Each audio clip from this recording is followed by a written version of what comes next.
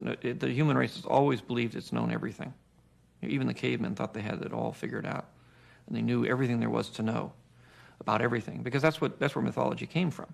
It's constructing some kind of context for the unknown. It's so dense. Every single image has so many things going on. It's irresistible. He's certainly the coolest, most rock and roll looking god that I have ever seen. I would have waited an eternity for this.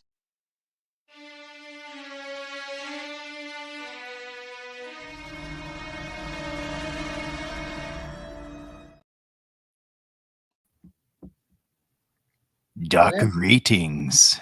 Dark greetings. How is everybody today? Doing great. Pretty good. We're doing all right. Back after a 2-week hiatus. Oh my God. I know, we're back. Well, today we are going to be covering on Superliterary Encounters as we get closer and closer to the end. We're actually, after today, we'll be 75% of the way through or more. Yeah, or through the planned streams for this. We are going to be covering chapters 73 to 75. And if you think that's not a lot, you wait. Just you wait, my sweet summer children. I'm joined here again by Maxine, Ken, and Al. And as you can see, we have Yuzhan Vong themed names, or Yuzhan Vong themed names, because that is what we're going to be talking about right out the gate tonight. Without getting into it too much, I'm just curious what everybody thought about these 3 chapters. We can start with Max and work our way down. All right. So these 3 chapters were some of the best in the book, if you ask me. I mean, it's all great, of course, but these were just such a blast to read. And I love, especially something like the Yuzhan Vong, because it's so prevalent in the expanded universe, because, the Yuzhan Vong War and everything, and New Jedi Order. So, and there's a lot of secrets to know and to learn about the Vong in those books. And we get those answers in here. So, questions that we've all had after reading the books and everything, and here are the answers. And then we have things that relate to the 100-Year Darkness and the Exiles, and we get some more long-awaited answers to those questions regarding that, and a lot of really cool insight onto the actual happenings of that war and everything that led up to the 12 Jedi Exiles. And it's all just fantastic stuff, and it was so well written, and it's just peak. Yeah, yes, I agree. How about you, Ken? What did you think? Ooh, the Vong stuff was absolutely fantastic. I thought it was really, really good. I actually have a tangent later, a historical tangent that I'm going to talk about later. All right, but cool. Really good stuff. As expected, Joe knocks it out of the park that he did with Abeloth. He makes the backstory stuff for the Vong work. And the 100-Year Darkness stuff was also excellent. Darth Dreadwar, I'm sure we're going to talk about him later down the line, but that was really, really interesting stuff.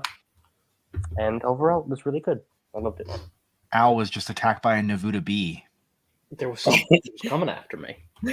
It just went, it was right here. It's like, you see me? Yeah. Anyway, sorry. How about you? Great as always. I am just starting the NJO. Yes, I know. I know, everyone. I'm massively behind. I think I'm a fast reader until I actually start reading. Then I realize I'm not. Anyway, it's all good everybody. stuff. Wait, sorry. Everybody gangster until they start reading the NJO. Yeah, pretty much. The Yuzhan Vong stuff is very well written. Loved reading it, but most of it was. I knew the very basic idea. I had it backwards. I thought they were chased out by the Abominor. I had that completely wrong. But yeah, in any case, very interesting stuff. Stuff I was more interested in, even before this, the 100-Year Darkness stuff. Ajunta Paul, I really like that character in Knights of the Old Republic. So it's good to see some character development pre-death. That's always good. And a new Sith character, Darth Dreadwar, the fedora tipper of Sith, if you will, the almighty Redditor Sith. We'll talk about that. That's an interesting perception that you have there. We have some people in the chats. Hello, Anakin Solo, good to see you. Hey. And hello, Harry, good to see you as well. I've got a Nominor here for all my figure. Yes, throw it up. I watched your action figure stream with Stevie, and I. Oh, and there's Stevie right Oh, there. wow. What's up, Stevie? I summoned him. Hello, good to see you. I've got sir. Nominor with me, so he's chilling since it's a very Yuzon Vong themed stream. He's gonna just chill in Shout the out to background there. shout out to Stevie, who reached out to me today just to check and does frequently to check in, and knows Hi, that I've been having a Stevie. rough January, and so thank you, sir, for reaching out. It's always appreciated. You're a good friend. I thought chapter 73 to 75 were really good. I wanted one thing out of supernatural encounters, but actually probably like two or three things, because I feel like I've said this in an earlier stream, but like one of them was I want to know the identities of the 12 exiles. I mean, we already knew several of them. We already knew Zozan, Swords of Sin, Ajunta Paul, Carnus Moore, and Remulus Strapa. I think those were the ones we knew. Yeah. But we didn't know the identities of the other ones. And now we do. So I thought that was great. It gave me exactly what I wanted, exactly what I expected, but in a good way. And then there's just one particular part that I'm excited to talk about today that just I've been thinking about ever since. So surreal and so weird. And you probably even know what I'm talking about. Maybe not. I don't know. But it has to do with Kuar Danner and a little person. A little gnomish type figure. Yeah. A gnomish type who talks backwards. That boggled my mind. So Yeah. I'm excited to get into that too. Good yeah. to see you, Darth Sidious. Welcome. Hey, And right back at you, man. you are too, So- Stevie. Yeah, I mean, we can get right into it. So chapter 73 starts off, it's called Kingdom of Nightmare. And it starts It off with the Yevithan, or Yevithan. I think it's Yevithan. Yevithan That's how I hegemony. You said Yeah. like the Yevithan people. I don't know. That's just how I've said it. Yeah. Ethan. But either way, they're the race Nilspar from the Black Fleet Crisis books by Michael P.Q. McDowell. I think those are pretty good. Those I love the Yavitha from those books. They're just so horrible and evil. Right? I do have an idea what happens to them, but I'm looking forward to it. I'll just say that. My first intro to them was in New Jedi Order. Where they get completely spoilers. Actually, Wiped. never mind. I know. I do know the gist, but yeah. I haven't read Black Fleet Crisis yet, but I knew the Yevitha from those books, and from what I read, I was like, "Damn, these guys are jerks." Yeah. You know? Yes, they are. They're not very nice. We're told that. Well, I mean, like early on, like we know that they're xenophobes, Yes. extreme xenophobes, even. But it says it starts off the chapter 73. From the end of the Indecta period to the Kaimudan era, rose the Hutt Empire and two others that would play a large role in modern history: the Yavithan hegemony and the Yuzon Vong. And we get like right into it. It says the Yavithan hegemony. This is on page 768, leading into 769. Inaugurated a pogrom to wipe the galaxy of the abomination of miscegenation, which was claimed to have been the cause of the cosmic wars, and sent out allies who agreed with their views, along with scores of Siringana, to planets that housed human hybrids. So they're after what, like humans and human hybrids? Mm, They basically want to wipe them all out. Yes, Yeah. they definitely do deserve each other. They do. They're very similar. It doesn't surprise me what happens with the Yavitha, but just from this bit, this lines up really well with Black Fleet Crisis. Sorry, because in that the first thing we're shown before we even get like the Luke and Leia stuff and all those characters is the Yavitha post Endor raiding.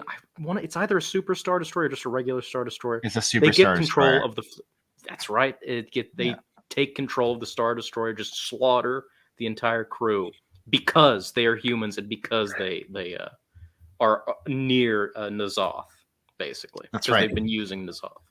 That's I right. just It's a great scene. connected the dots on something from NJO and what happens to the Yevitha. I'm like, and what we read in this, I'm like, it makes sense now.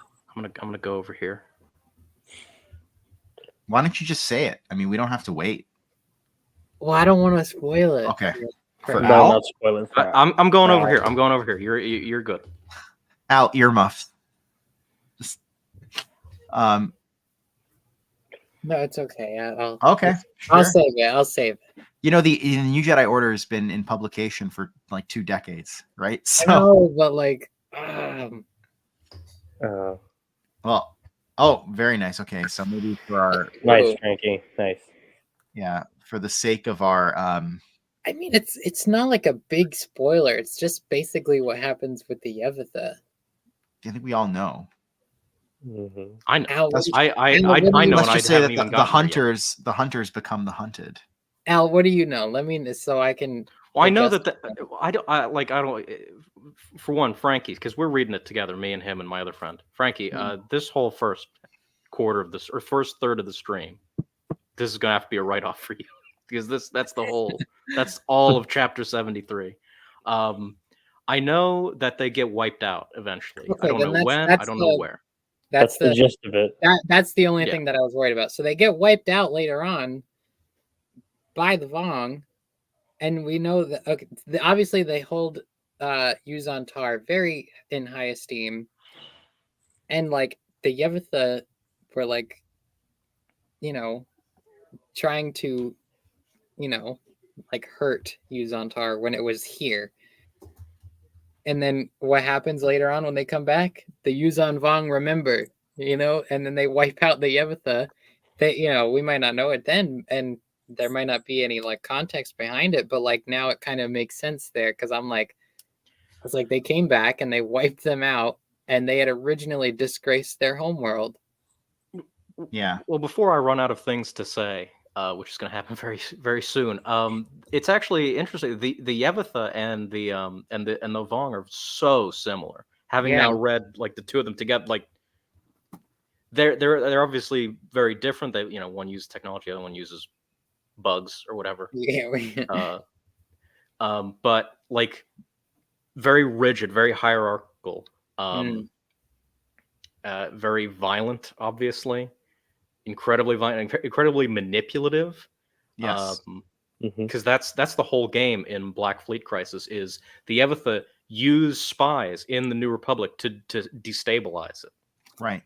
But correct me if I'm wrong, the Yevitha don't have like a religious fanaticism about them like the Yuzan Vong Not do. really. There's some kind of undercurrent of tradition and culture, but it's not specifically religious. Okay. Also, I'm going to apologize right now because I'm going to say Yuzan Vong, even though I think it's actually pronounced Yuzhan Vong, but I'm not going to say that just because I grew up saying Yuzan Vong. That's what I say. Yeah. It is. I just call them the Vong. I don't even bother. I know that's like an offensive thing to them, but like they're demons, so whatever. They're coming after you now because you didn't pronounce their name properly. But what I did want to say to Max's point is that the Yevitha are responsible in a way for the creation, if not directly for the creation of the Yuzan Vong, because we're told on page 769 that there's all these refugee races that kind of band together, right? We're told the Shev, the Shawl, the Taro, the Sannyasins, even some Yevitha who've been caught showing mercy, come and band together with humans, Galandan, and Boltrunians, and they are given shelter by the Mululians of Janguin. And so they establish home and adopt the Janguin tongue as their own. And then they start to explore the jungle world. And you'll recall this from a previous stream we talked about, but this is the one with like the Sith temples on it, Janguin, I think. Yeah. Yeah. But they had arrived, it says like they had having arrived after the Sith were driven from the planet. And then we get on page 770, the return of Aramis. 768. Was it Well, 768? for me it is, I guess. You're looking at it digitally, yeah? Yeah, I'm looking at there's the new version with updated page numbers. Oh, okay. Oh. Yeah. Because we're like earlier, you're like, oh yeah, on 769 they list all these other races, and I'm like, what? So my page numbers this stream might differ because I'm using the newest version that is on Joe's website, which I downloaded like last week. So you should all do that. But yeah, I'm not using the version that has that went to print. So if you're using your print version, it might be off by a couple. Not by much, just a few. We have the headline. Oh, sorry. Go ahead, Al. Oh no, I was just about to comment. That's good. Yeah. So the return of Aramis. We're told the living planet Aramis, the benevolent offspring of Coldan de Sign, had experienced several fascinating adventures over the long years and accomplished much good in that time. So Aramis gets attacked by Yavithan ships. Or at least, I think, yeah, he sees them massing at Janguin because they want to wipe out the refugees, right? Yeah. And then he engages them. He doesn't get attacked by them. He engages them, and they flee the scene, as I recall. Yeah. Right. And then he follows them all the way to Nazoth. Mm-hmm. Says, where he proceeded with a violent but precise expulsion of igneous fireballs to destroy all their shipyards, thereby ending their ability to leave their world. So Aramis really spared the Republic here. Big time. Big time.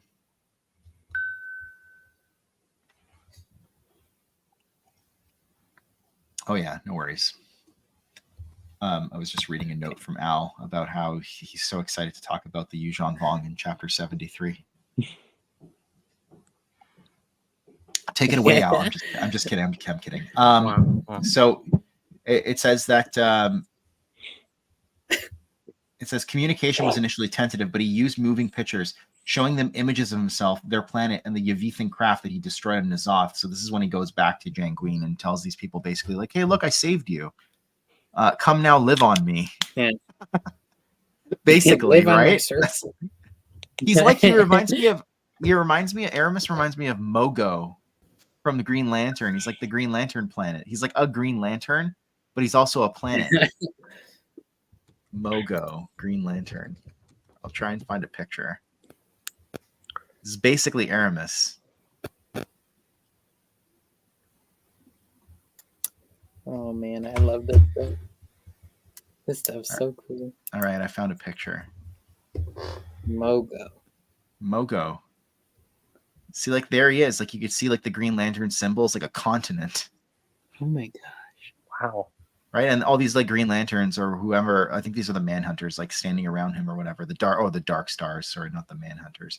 But in any event, he's a Green Lantern, but he's also a planet, and that's what Aramis is. The living planet. It's almost a caught in DC. So he basically says, like, come with me, come live on Aramis, and I will take care of you. And then we're told, disembarking on the lush green surface of Aramis, the Janguin were surprised to find so paradisic a terrain. Even more surprising was the greening party of domesticated but strange beasts made up of species they'd never seen before. Sounds like they got a pretty sweet deal out of this. So not only were there the Yavithans who were trying to wipe them out, completely neutered, essentially, right? They can't launch a space pogrom anymore against people. But now they get to live on a planet that's essentially going to take care of them. Yep. Right? And it's a moving planet too, so they're not going to get like raided. And then we see how they kind of like, spoilers, mess that up over time. But it's kind of like our planet if you think about it, because this planet is uniquely suited to sustain human life, and we have not been very kind to it. Yeah. Right? Like everything we need grows on this planet. The air is that we breathe is produced by the things that grow on this planet, and it's just like, wow, we've really done a number on it. Yeah. And also like Aramis and like the people, like the Janguin like refugees, like they make like a pact of peace, like with each other, like, you know, to be benevolent and peaceful. But obviously that doesn't last forever. Yeah, the Covenant of Peace, and we're told that these people are renamed the Aramal. In the Janguin tongue, the descendants of this people would rename Aramis Yuuzhan Tar, or Yuuzhan Tar, but that was yet long years ahead. So things are still pretty good now. And then we're told that he places an ice barrier around the world so to protect them from the rigors of hyperspace.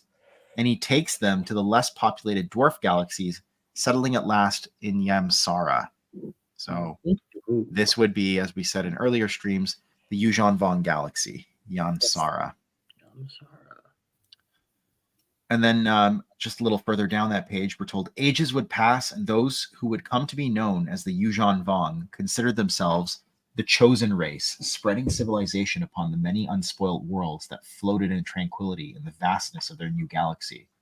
But as time would tell, peace was a principle that one must be watchful to protect, for it is easily robbed, sometimes by dark forces without, and sometimes from the shadow within.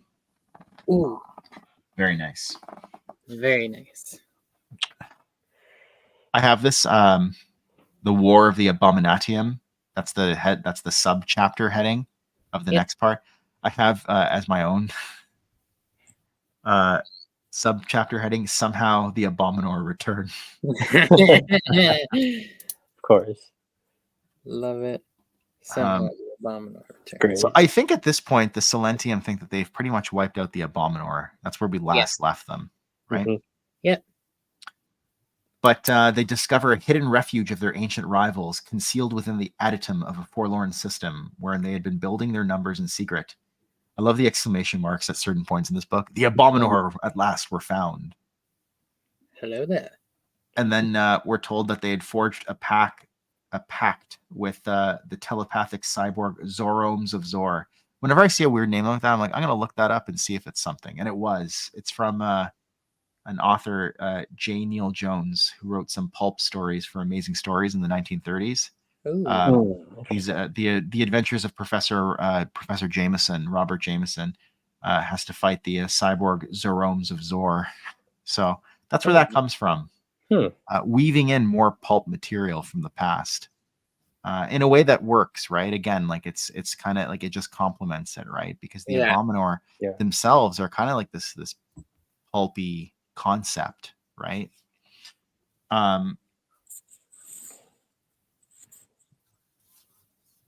And so the Abominor, of course, eventually come in to get me photos of Spider-Man. Yeah, exactly.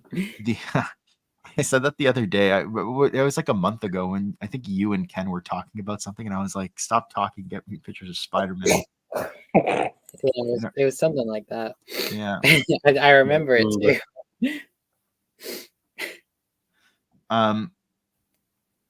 So of course the conflict between the Silentium and the Abominor is renewed. Oh wow! Look at that. I haven't read Vector Prime. Hey, it works. There you go. It's all connected. It's all connected. I mean, say what you will, but Joe did his homework in this book. He did. That's for sure. And the editors. I don't want to leave them out of that equation either. I'm going to throw up a part that I enjoyed reading.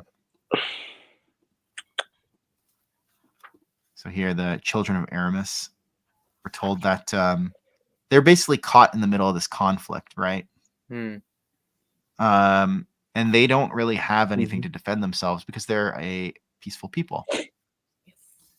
So Aramis is like, hey, I will give you biotechnological secrets. And you can use it to defend yourself. Which we, of course, the book doesn't go into detail about this, but we can infer from that Aramis is basically giving them the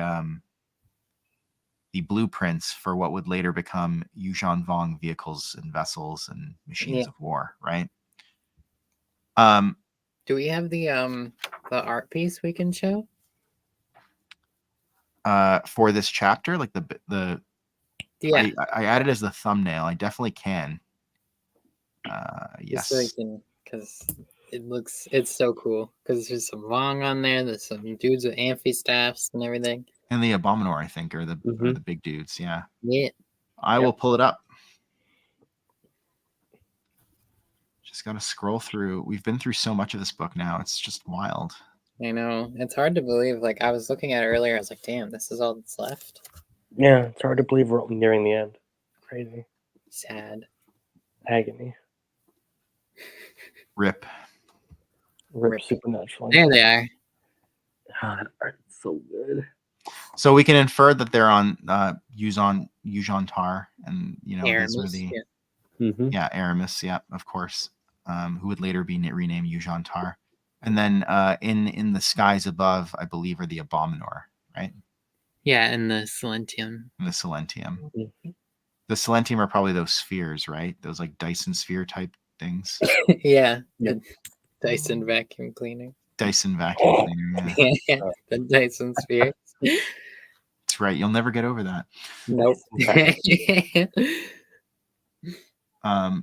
I really like there's this one line where it's like the effect of this kind of prolonged combat was already having an impact on the Aramals, right?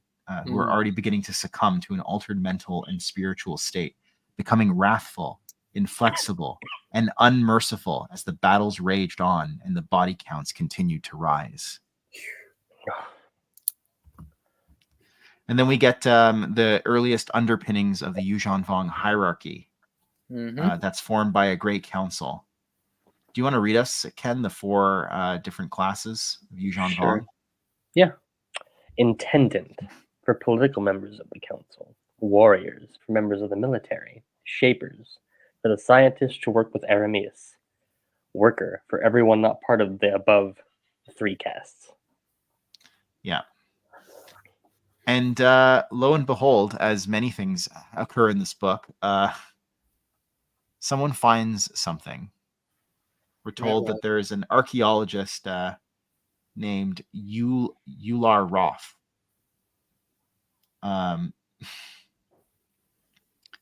Ular.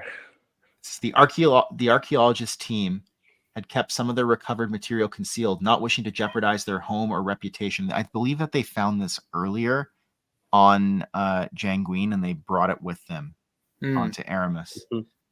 Given the Malulian ban on the acquisition of Sith artifacts and books, for the discovery of the priceless Thothnich manuscript, which I believe is like a play on the Voynich manuscript, which I own a copy of. Someone got me as a gift. Nice. Like, here's a coffee table book. I'm like, but no one can decipher this. What am I supposed to do with it? Just stare and go mad?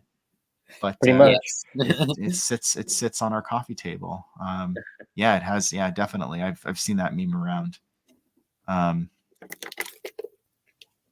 That's so funny. It's like Garfield also, Harry has a lot of cosmic horror type, I wouldn't say lore, but a lot of Just jokes memes. around that. Yeah, memes.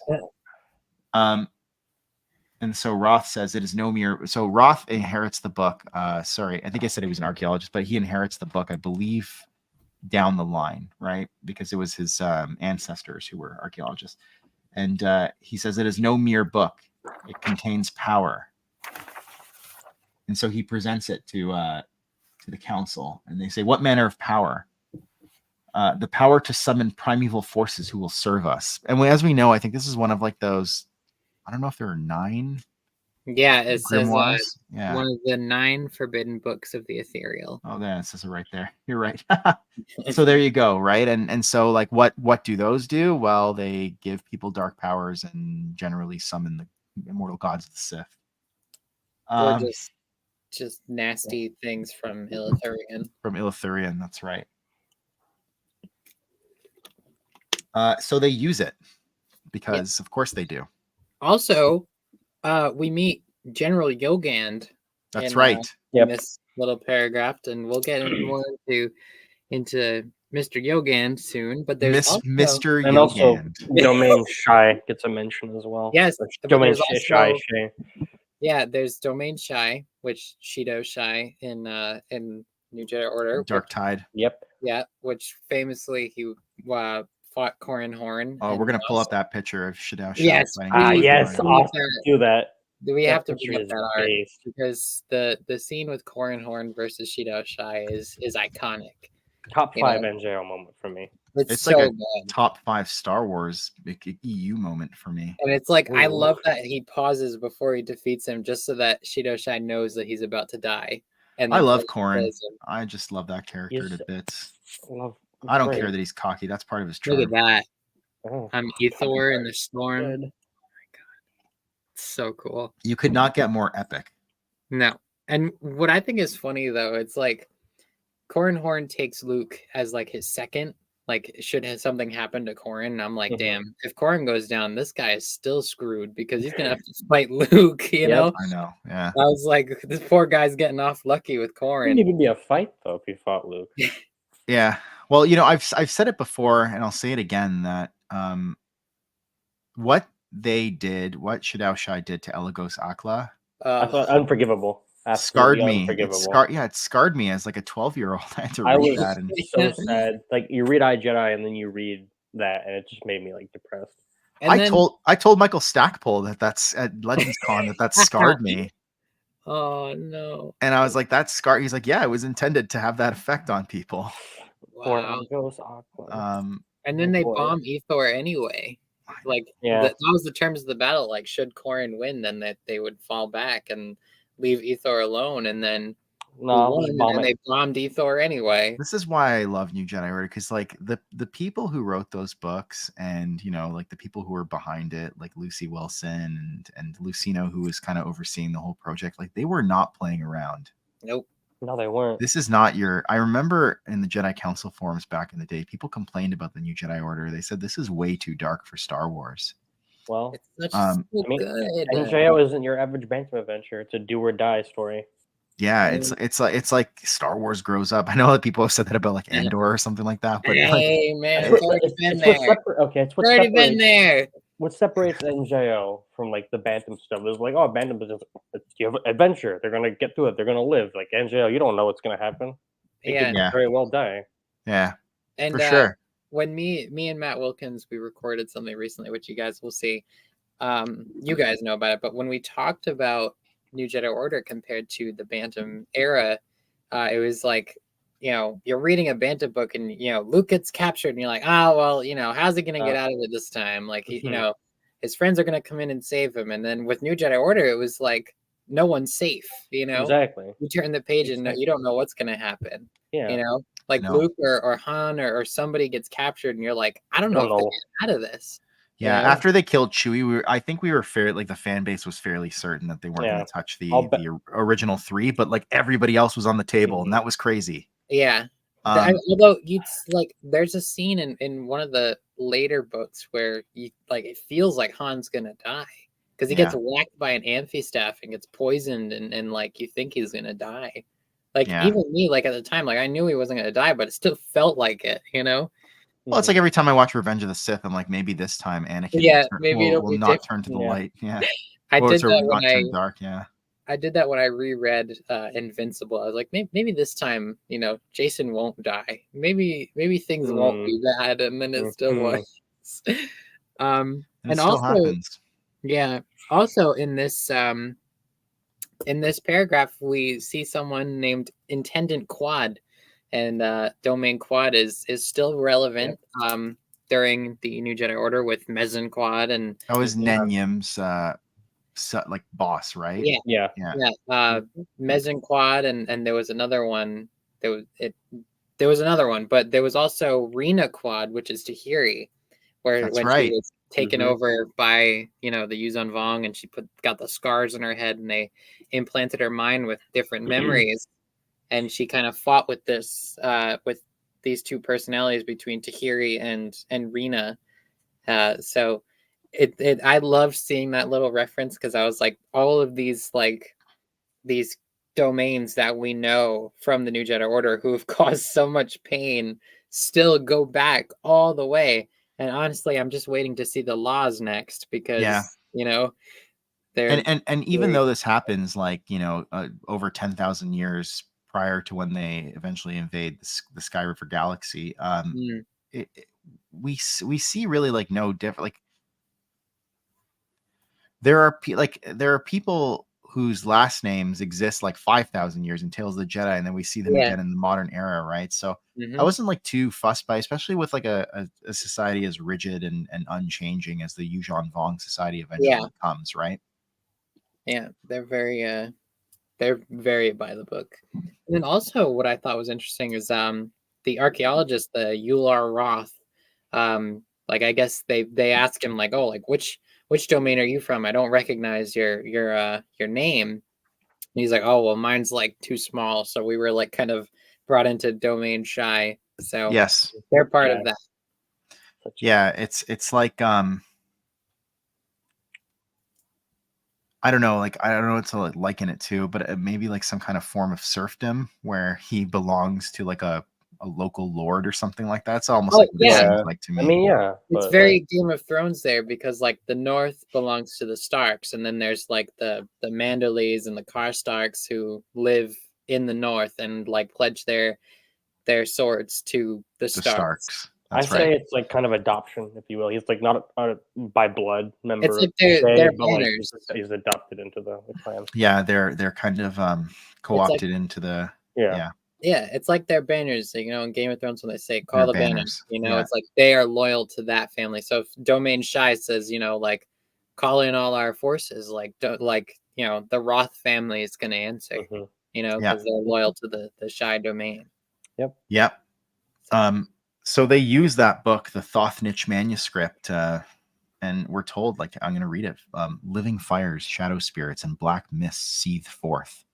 And from the sepulchral depths of the forsaking void did the great council come to the attention of those whom they would later deify as Yun Yamka, the slayer, and god of war, and Yun Harla, the cloaked one, and goddess of deception.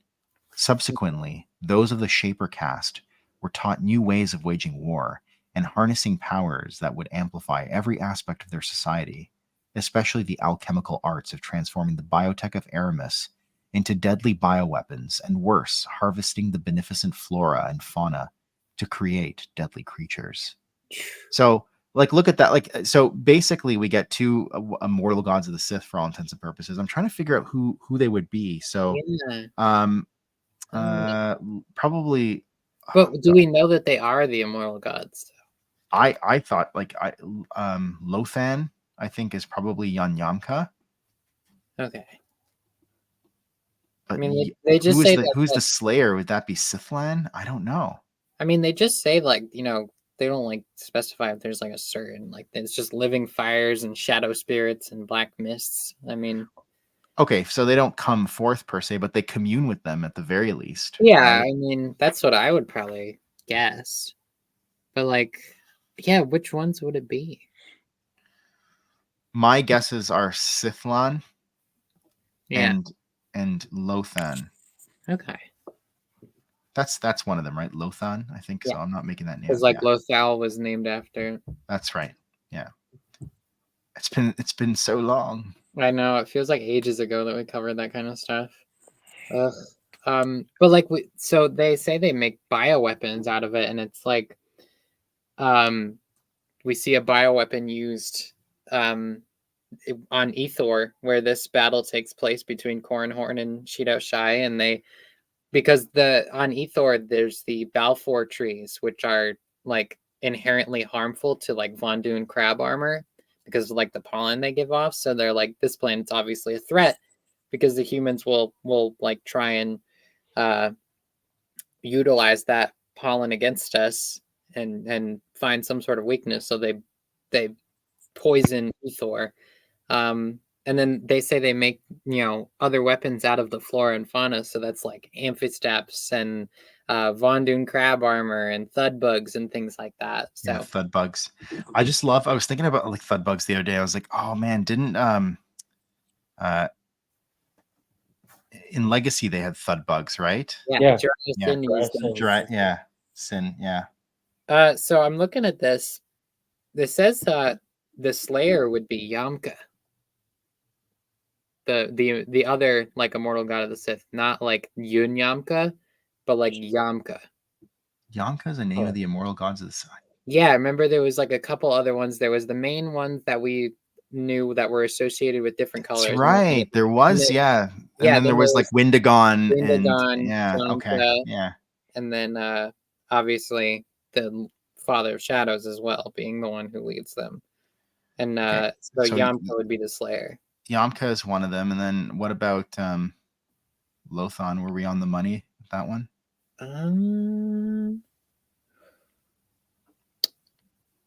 Don't think so. Well, maybe. Lothan. Maybe. No. Okay. We'll come back to it in a later stream. I'll get back to you on that. Yeah. It might be honestly Harla, but that's not like an immortal god. Because there is like Harla, who's like, but more that's more associated with the Night Sisters because like the Star Weird Empress and everything like that we talked about a while back. Yeah, that's Horla, right? Horla. Yeah, but it also Yeah. goes by Harla, so it's like I don't know. Maybe that. Yeah, maybe that's maybe It she's could the be. one. Who knows? But at least we have like Yamka would be. Regardless, we know that they're dark powers, and they are now basically tipping the scales. I mean, the Yuuzhan Vong were already heading this way in the first place. Yeah. You know, one thing that the book didn't cover, which I thought was very interesting because I would have expected to see it here, was an explanation as to when they first got into self-mutilation. It kind of does. Does it? Yep. Yeah, like more towards the end it does. Okay. I remember when I read about Maybe it. we'll get to it then. Yeah. But, so the Abominor are eventually defeated. Yeah. There is a and remnant of them that escapes. a remnant escapes. That's right. Some would go on to serve as spies, such as the one known as the Great Heap, which we see in the Droids cartoon. Others went into hiding, expanding, and awaiting the commands of the dark that issued from the rancid and rotting heart of the unknown regions. And things are not going well at home. Yuuzhan Tar is betrayed. So there are these like three giant. I kind of like envision them as like chasms, but they're like vents through which he communes with the people. Yeah. And they basically like plug them up so that he can't commune with them anymore. Yeah. They're instructed to block the cave mouths through which Aramis had for so long communicated with the Aramel loyal to him. Yeah. And then are we keeping the Thank you. Yeah. Were we keeping the picture up here? I don't know if you were. Hold on. Oh yeah, I can take it down. It's just so good. I just want to keep it It up. is. It's really good. Here, I'll put the other one back up for now. This was there. Both is good.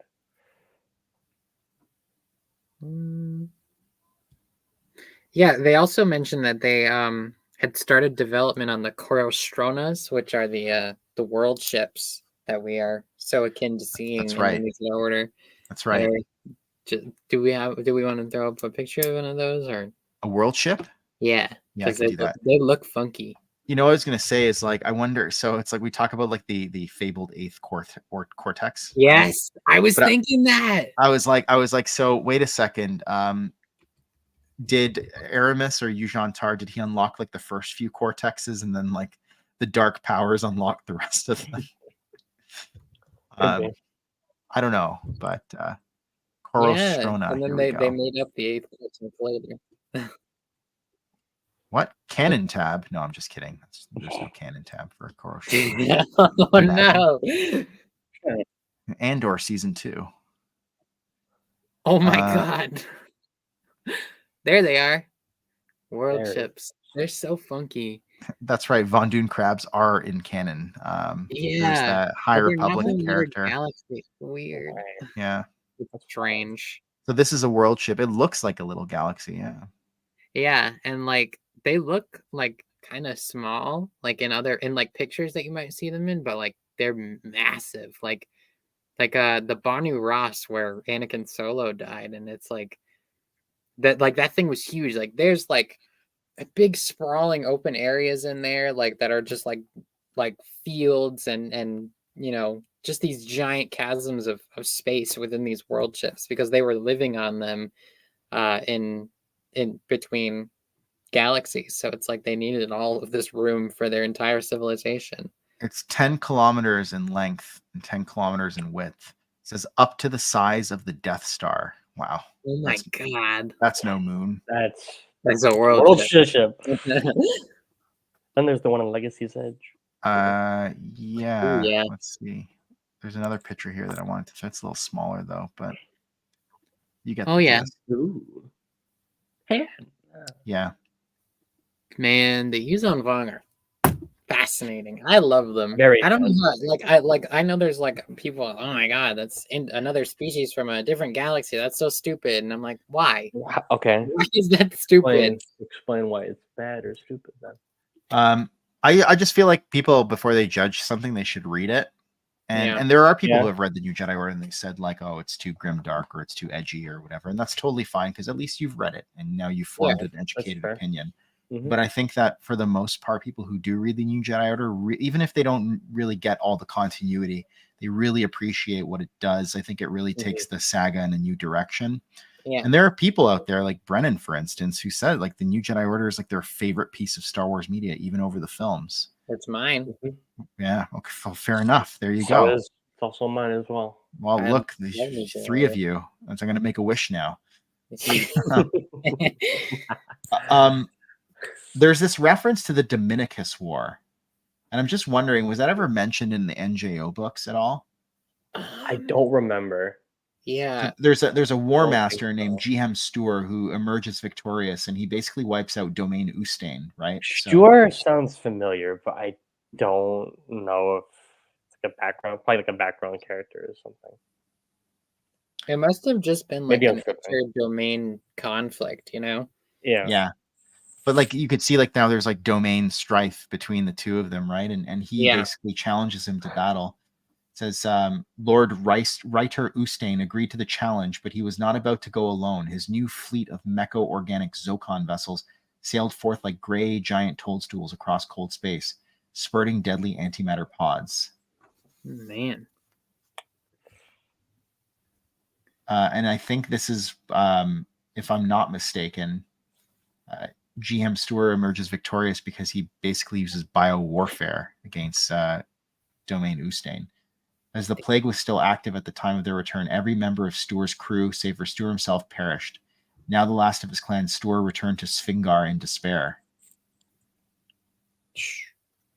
Rip. This is kind of rip here with neither justice nor retaliation a possibility. He headed into the void, and in the utter darkness of the vast empty space between galaxies, he spent long years searching for a place where there were no people, plagues, or war.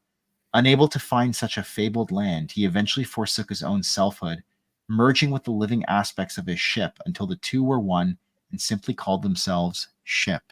Is that a reference to Nagasado's? No. I was thinking, I don't know. He's a sentient ship. Sith Well, ship. like, ship is a Sith meditation sphere. Well, what if it's the same? What if we get to Nagasado in this book and like that ship is this ship? What will you do? And then, you know, I'll eat my words and I'm down for it, but like I don't know. I'm calling it. It's the same ship. Oh, Jesse says it's the ship from the Marvel comics. Okay. All right, so it's not the ship that we all know. It's not ship. That's fine. Because ship is he's a Sith meditation sphere. So. I know, but I saw. Okay, look, it's the same conceit. They use just the word ship, and it's in italics. Okay? Yeah. Mm-hmm. No, because I thought the same thing at first. I was like, do they mean like the ship? But... So after this Dominicus War, the Yuuzhan Vong embark on their what I would call a machine crusade to destroy all the droids. Because they think that they're all possessed by the Abominor. Right. To save the galaxy and our souls from these abominations, they said, we must cleanse the galaxy of mechanical beings.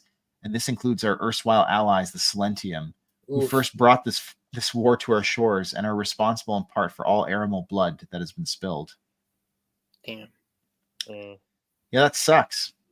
The Silentium were furious, and they refused to slaughter their former allies, so they departed companion crash, bitterly renaming it Yam Soro. Poor Goofy Raw. Bitterly renaming it Stinktown.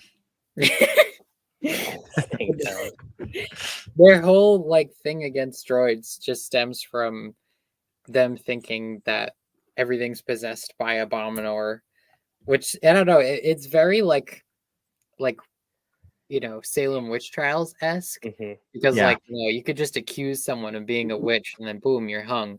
You know, so it's like this protocol droid's an Abominor and then disintegrate it. You know. So this person's an Abominor, pretending to be a human. So you could have like in that society just be like this guy's an Abominor, you know, massive witch hunt. Just kill him or something. So, and then I guess it just evolved into just being a part of their culture. Like, yes, mechanics suck, you know. Yeah. There's also an interesting reference here to one Silentium named Roto Magus took the opportunity to go off and explore on his own, and I didn't really understand like what it was getting at or where it was coming from. But it says that so he was basically, it says a voice. So he goes to a world known as Ronyards, which he felt oddly drawn. There, a voice that dwelt within addressed him. Startled, Rotomagus asked if it was the vile Abominor hiding underground, but receiving no response, he descended deep under the crust to find out. What he learned, none know. But ever after, he would take seriously his charge to look after the abandoned of Ronyards. So I assume that we'll learn the answer to that in Supernatural Encounters too. Yeah. Going out in 2025. Oh, wow. Yeah. So there you go. And this, of course, is the same ship that's in the Marvel comics, right, Harry? Cool. Yeah. That's an interesting connection. I'm slowly making my way through them. I'm on like issue 20 right now. So I still have quite a way to go, but I've been just so busy with work, so I haven't been able to read. Yeah. Okay, perfect. Thank you for the confirmation. So then we get after all this happens and they become more militaristic, now the religious fanaticism comes into play because they decide how are we going to control people? It says to overcome the problem of being constantly questioned at every turn, they establish a priest class selected from the Shaper and Attendant castes who delve deeper into the Thothnic manuscript. Isn't that crazy how like the Yuuzhan Vong's biotechnical biotechnical skills and information came from the Ancient Ones, essentially? Yeah, from a descendant of, or the offspring of Cold Dandasine and everything. It's a Star Wars religion, so we can be critical about it and hopefully still not insult anyone. If there's anyone in the real world who practices the Yuuzhan Vong religion, hit us up. I don't know that person. I want to meet that person. Oh man, and they also claim to speak for Aramis as well, and like our maker is angry at you, the priest announced, and will not again speak with you until you have completed the work assigned, namely the salvation of the galaxy, which is our mission as the children of Yuuzhan Tar. And this whole Children's Crusades, it says that in that way did they begin. Was that mentioned in the books, the Children's Crusades? I don't think so. It's interesting because there is like a crusade in the real world called like the Children's Crusades. I think that's a Marvel comic series too. Okay. Also, we get right after that. There's the origin of the Chazrak, which are like the foot soldiers, or the cannon fodder of the Yuuzhan Vong. Foot soldiers is a good slave term. soldiers, basically. Yeah, they're the ones that are usually like the ones that are first thrown at the good guys to kind of overwhelm them, and we see them a lot during the entire series. And I know like in one of their first offensives against the New Republic on Dantooine, and in the book Al just read, they had like a big whole bunch of them.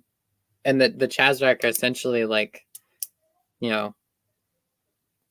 are slaves of the Yuuzhan Vong and everything, and they are the Sobek clan of Chask or Chash. Yeah, that's interesting how the Chazrak are basically Sobek. Because like Sobek is like the first reptilian race in Supernatural Encounter, one of the first that we're introduced to, and it's the one that Lord Eosphoros, I think our first introduction to him, where he first infiltrated and basically caused that whole Xylan Empire split, right? Yeah. And later got them to transfer all of their bodies into robot bodies or metallic bodies, right? And it's like they call them in the New Jedi Order like lizard people, or like the lizard soldiers, or the reptilian soldiers, Oh wow. That's the Children's Crusade. Interesting. But in New Jedi Order they call them like the lizard people and stuff. And I know Jason has like some compunctions about killing them and everything, but Anakin's just cutting through them. Meanwhile, I know Anakin was cutting through them like butter, and Jaina's blasting them in her X-wing and everything.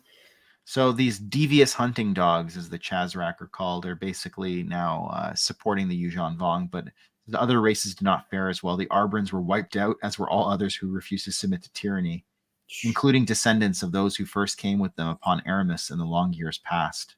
Damn. Eventually, though, Aramis speaks, right? Yeah. Do you want to read what he says, Ken? He says, "You have broken the covenant." 1 second, let me find it. I have no clue what page it's on, but for me, it's on page 779. So probably close to that. What was the first part of the It might paragraph? be embedded in a paragraph. Yeah. I'll look for it. Nick, can you actually put it up on the screen? I found it. I can try. Oh, okay. You found it?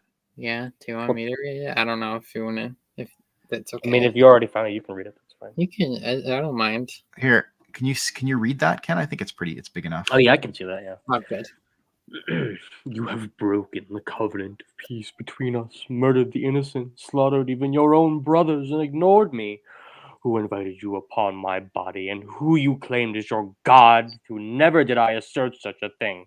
Since you have refused to cease your violence, abandon your evil gods, and destroy the weapons you have made against my will, I will depart and leave you on your vaunted world ships. For this is what I would have done long before, but for those amongst the blameless of the iniquities of your intendants, priests, and shapers. Now I will see the great council destroyed by means of my servants. Damn. Yeah. So he's not happy. Not happy. He is not. Let me see if I can actually pull up the book, so I can keep sharing the actual book itself.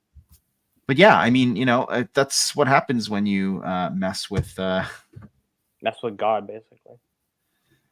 Mogo, the planet.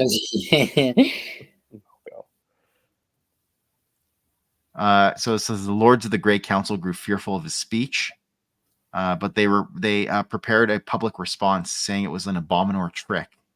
Fake news. Of course. Fake news. It's an abominable trick.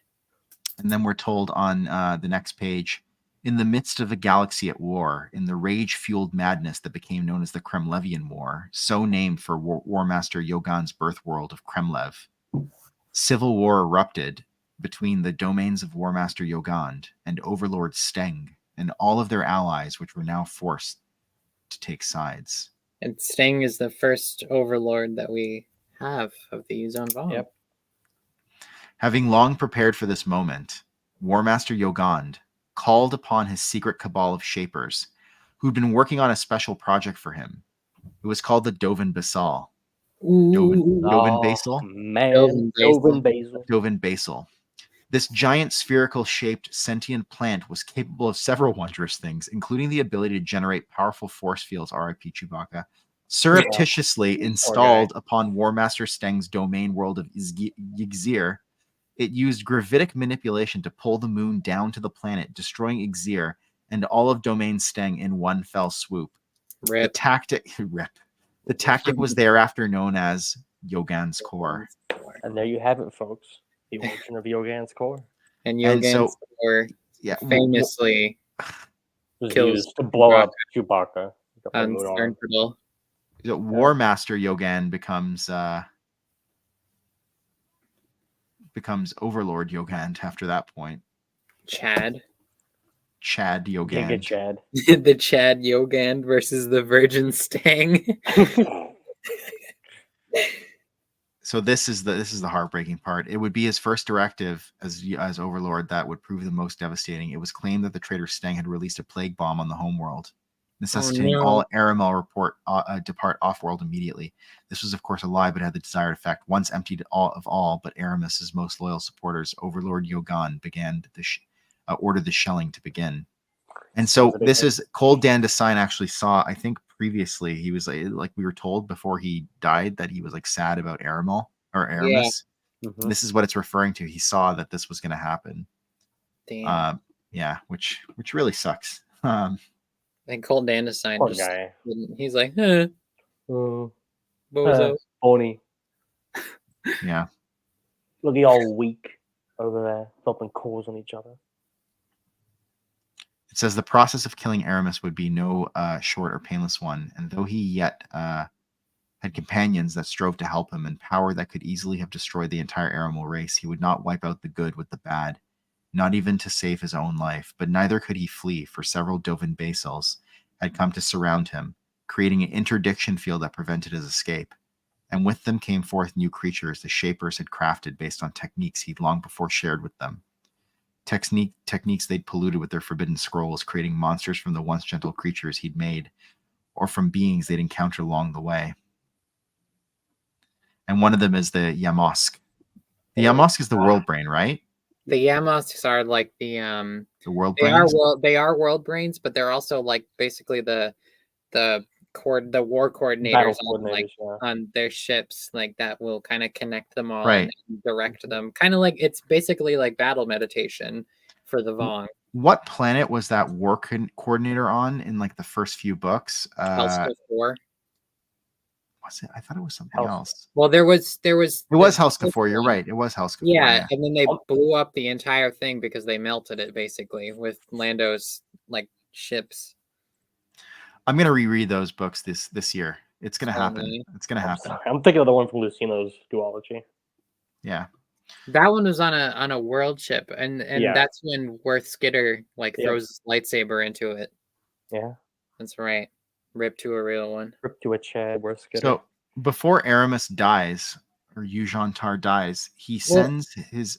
Oh, sorry. Did I skip something? We just missed something cool about like the Yamosks.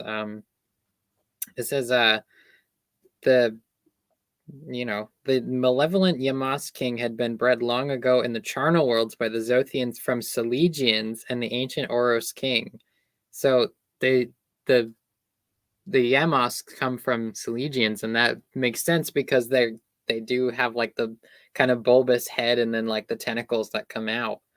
There are pictures of Yamosks if you want to pull one up, but that's up to you. Yeah, I do. Look who we have. Hey, look who it is, Alex. Is your name Mom Anor? Mom Anor. But it says the offspring race that the Yuuzhan Vong called Yamosk were spawned from the Sarmat king, the first and largest of which was named after Yunyamka, for it was he who had taken possession of this great one and came to Yamsoro to rule as a god. So this thing is nightmare fuel. Here, I'll pull up a picture.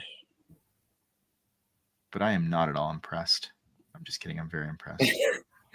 I remember I likened you to a there's a Yamosk right there. Yeah, you did liken me to a Yamosk. You said that I'm the world brain that brings us all together or something. Yeah, you were like the Odan of Super Lit Encounters.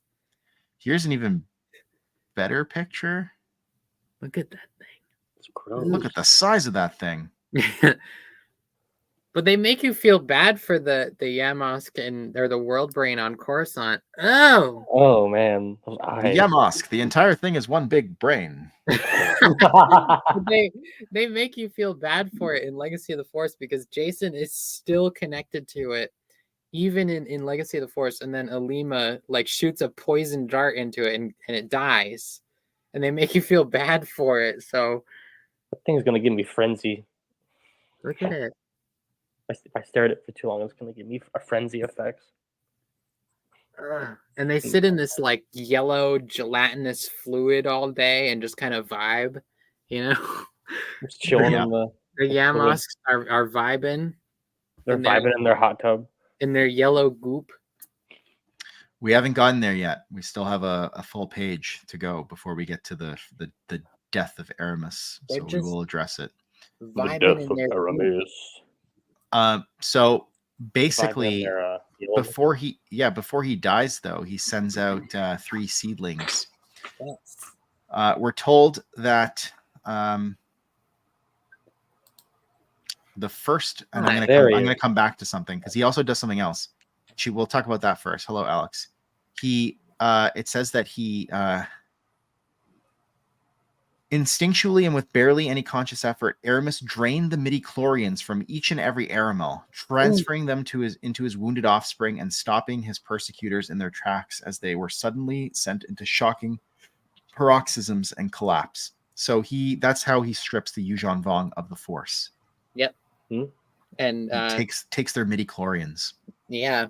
And it's so fascinating that they keep going after this, and we learn how as well, because midi-chlorians are like part of life's, part of making life in the universe. So it's like how they are animated is really cool. It's well, I read this line. It's I wrote it down here in my notes. For them, their transition to living voids was merely the final plunge into a dead sea of debasement, the black waters from which they'd long been dipping. They're They're no like longer the based. they're like the living dead. They're unbased.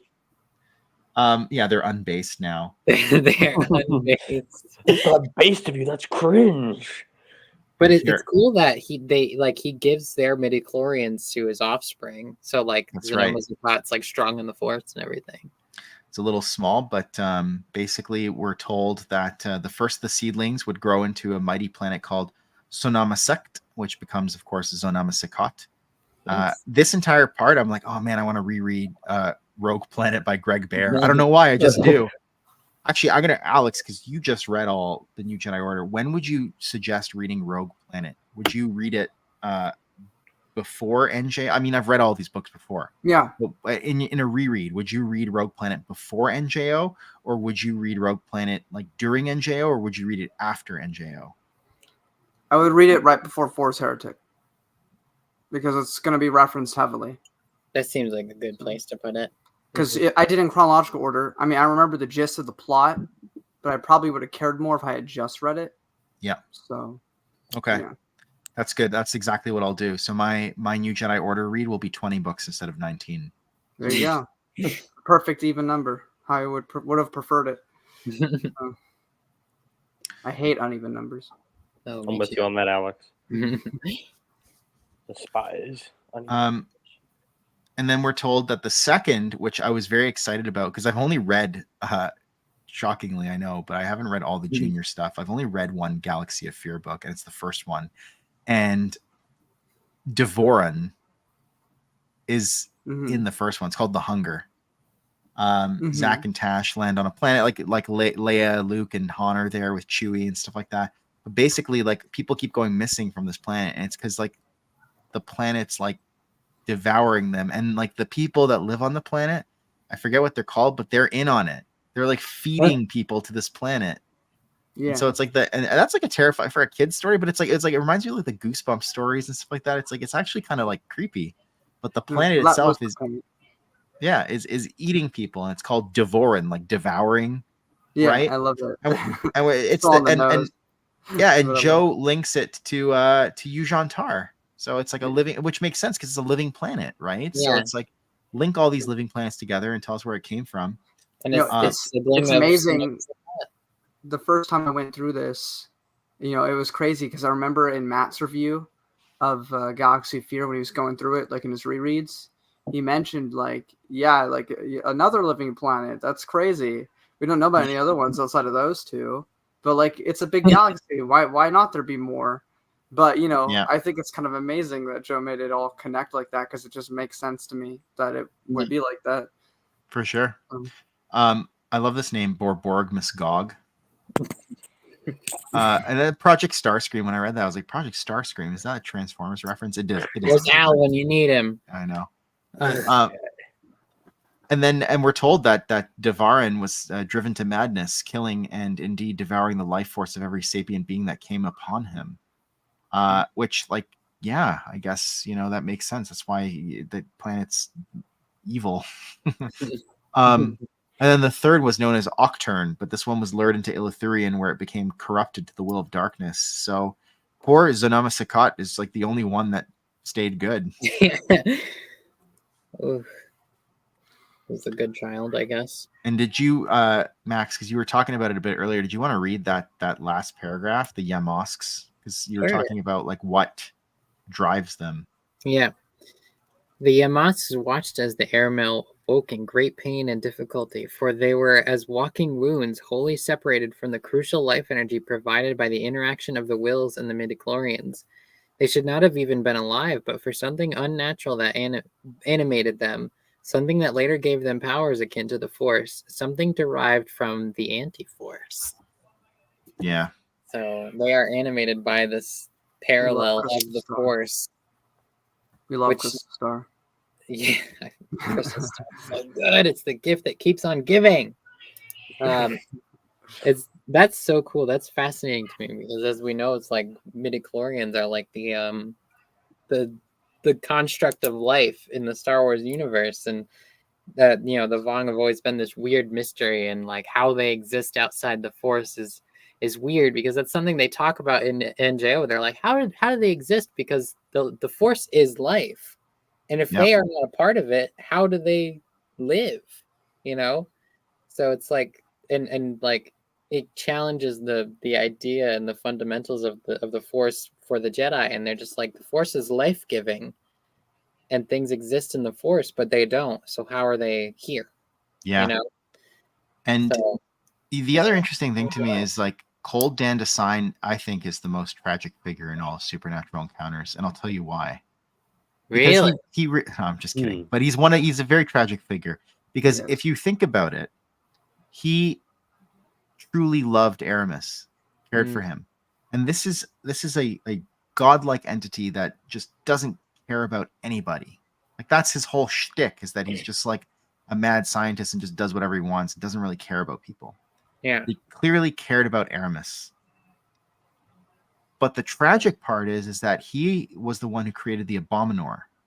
So he creates the conditions that destroys his only son, or not his only son, but like his only son that he maybe cared about. Yeah. Damn. Gog is the villain, in the Galaxy of Fear books. It kind of reminds me, without spoilers. Well, the other one's a lot more sadistic. I think Cold Anderson's very amoral, like completely doesn't care one way or the other.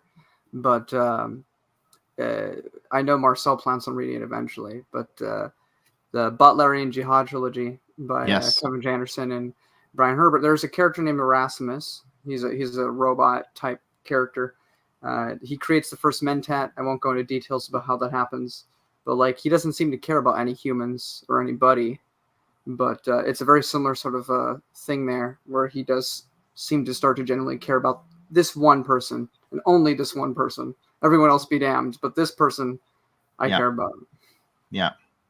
And so like that's, I don't know. I have a soft spot for people who at least show a bit of empathy to, even if it's just to one person, right? That's a step. That's a stepping stone. That person is redeemed. Like the same for Vader. He cared for Luke. Like it's like all you need. Like, that's why someone like the Emperor is probably irredeemable. Yeah. Not probably, but is, because he doesn't care about anybody. But if you're a bad guy or bad person and you care about at least one person, that's you can be redeemed. Yeah. Whereas with the Darth Plagueis novel, we have Sidious, and we get to see him in his early years, and there's like, other than him being abused by his family, or especially his dad, which sucks. That sucks. But he's kind of been terrible forever. He murders his family. Yeah. So he murders his family in cold blood, and like with the Force. And the other thing is like, he's run over people on the street too. I know. His dad was a jerk to him and didn't love him properly, but like he still lived. He lived in luxury. It's not like his dad like sold him into slavery or something like that. You know what I mean? Yeah. There are people who have like much more tragic backstories and rise to the occasion and become decent people. And then there's like a Sidious who like, literally is like a pampered aristocrat. And he was just always a jerk. He goes by Palpatine, the cognomen only. It's like, screw you. What are you like, Madonna? What are you, Madonna? That's why, like, I remember talking to Darth Sidious about this, but it's like the question was like what's his first name, and like Sheev in the Disney canon, but like what's his first name, or what was it supposed to be in Legends in the EU, and like there was the joke back in the day, like Cos dash it, because that was the original character, or like Cosmo Palpatine was like another thing that I had heard back in the day. And it's like, but like all the Cosmo, like all those. Have a girlfriend named Wanda. But it almost like I know, it almost makes sense though, because it's like Cosmo Kramer. It makes sense though in a way. I was like, it's a Seinfeld reference. But it makes sense though in a way, because think about it. If his name was Cos something, that's why he wants to, because his dad's name is Kosinga, and so he doesn't want it. He doesn't want to. He hates his father, and so he doesn't. That's why he only goes by his last name. Yeah. That's my little rant. Like Bazinga. I did Bazinga. Bazinga. Bazinga.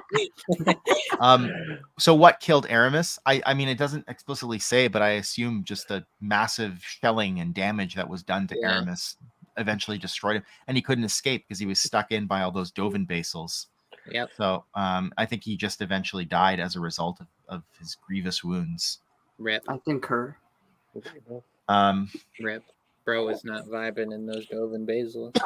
No, and then in the last page we get a discussion about the Yuuzhan Vong pantheon. Mhm. And I say the last page, I mean the last page of the chapter. Yes. So it says that this pantheon called the Great Ones and was brought forth to placate not only the people, but the dark spirits that continued to whisper to them.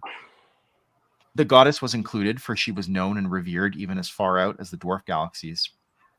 Others would be added as required. But he had also been elevated and is known now as Yun Yuuzhan, while we, his dutiful people, will be the Yuuzhan Vong. So that's when they get their name. Roll credits. Of his offspring, there are the twin gods, Yun Harla, the trickster, who will test us, and Yun Yamka, the slayer, who will strengthen us through conquest.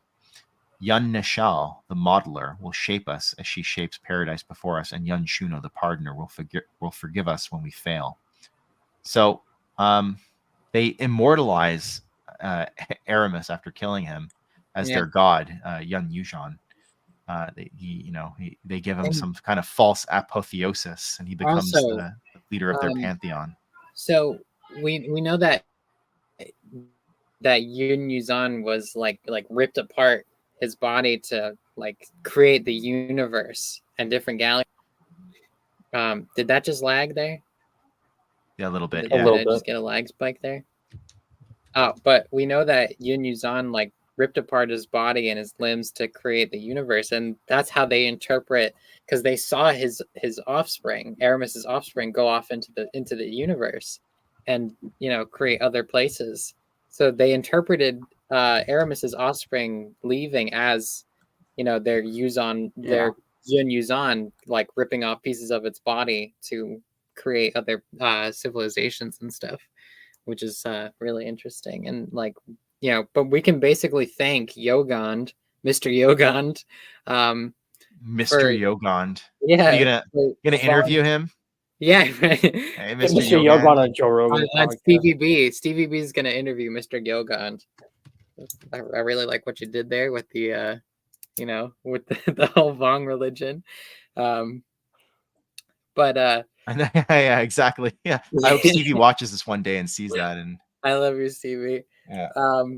But But can I just segue for a second? I watched like 5. I was doing some other stuff like chores and watching my kids and like playing video games and stuff. But I watched 5 hours of Stevie on Sunday.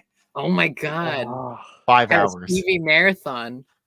5 hours, and then Brennan interviews him, and I'm like, I don't have the strength to listen to any. I love the guy, but like 5 hours of him just interviewing, because I got caught up on a bunch of his interviews. So, hours.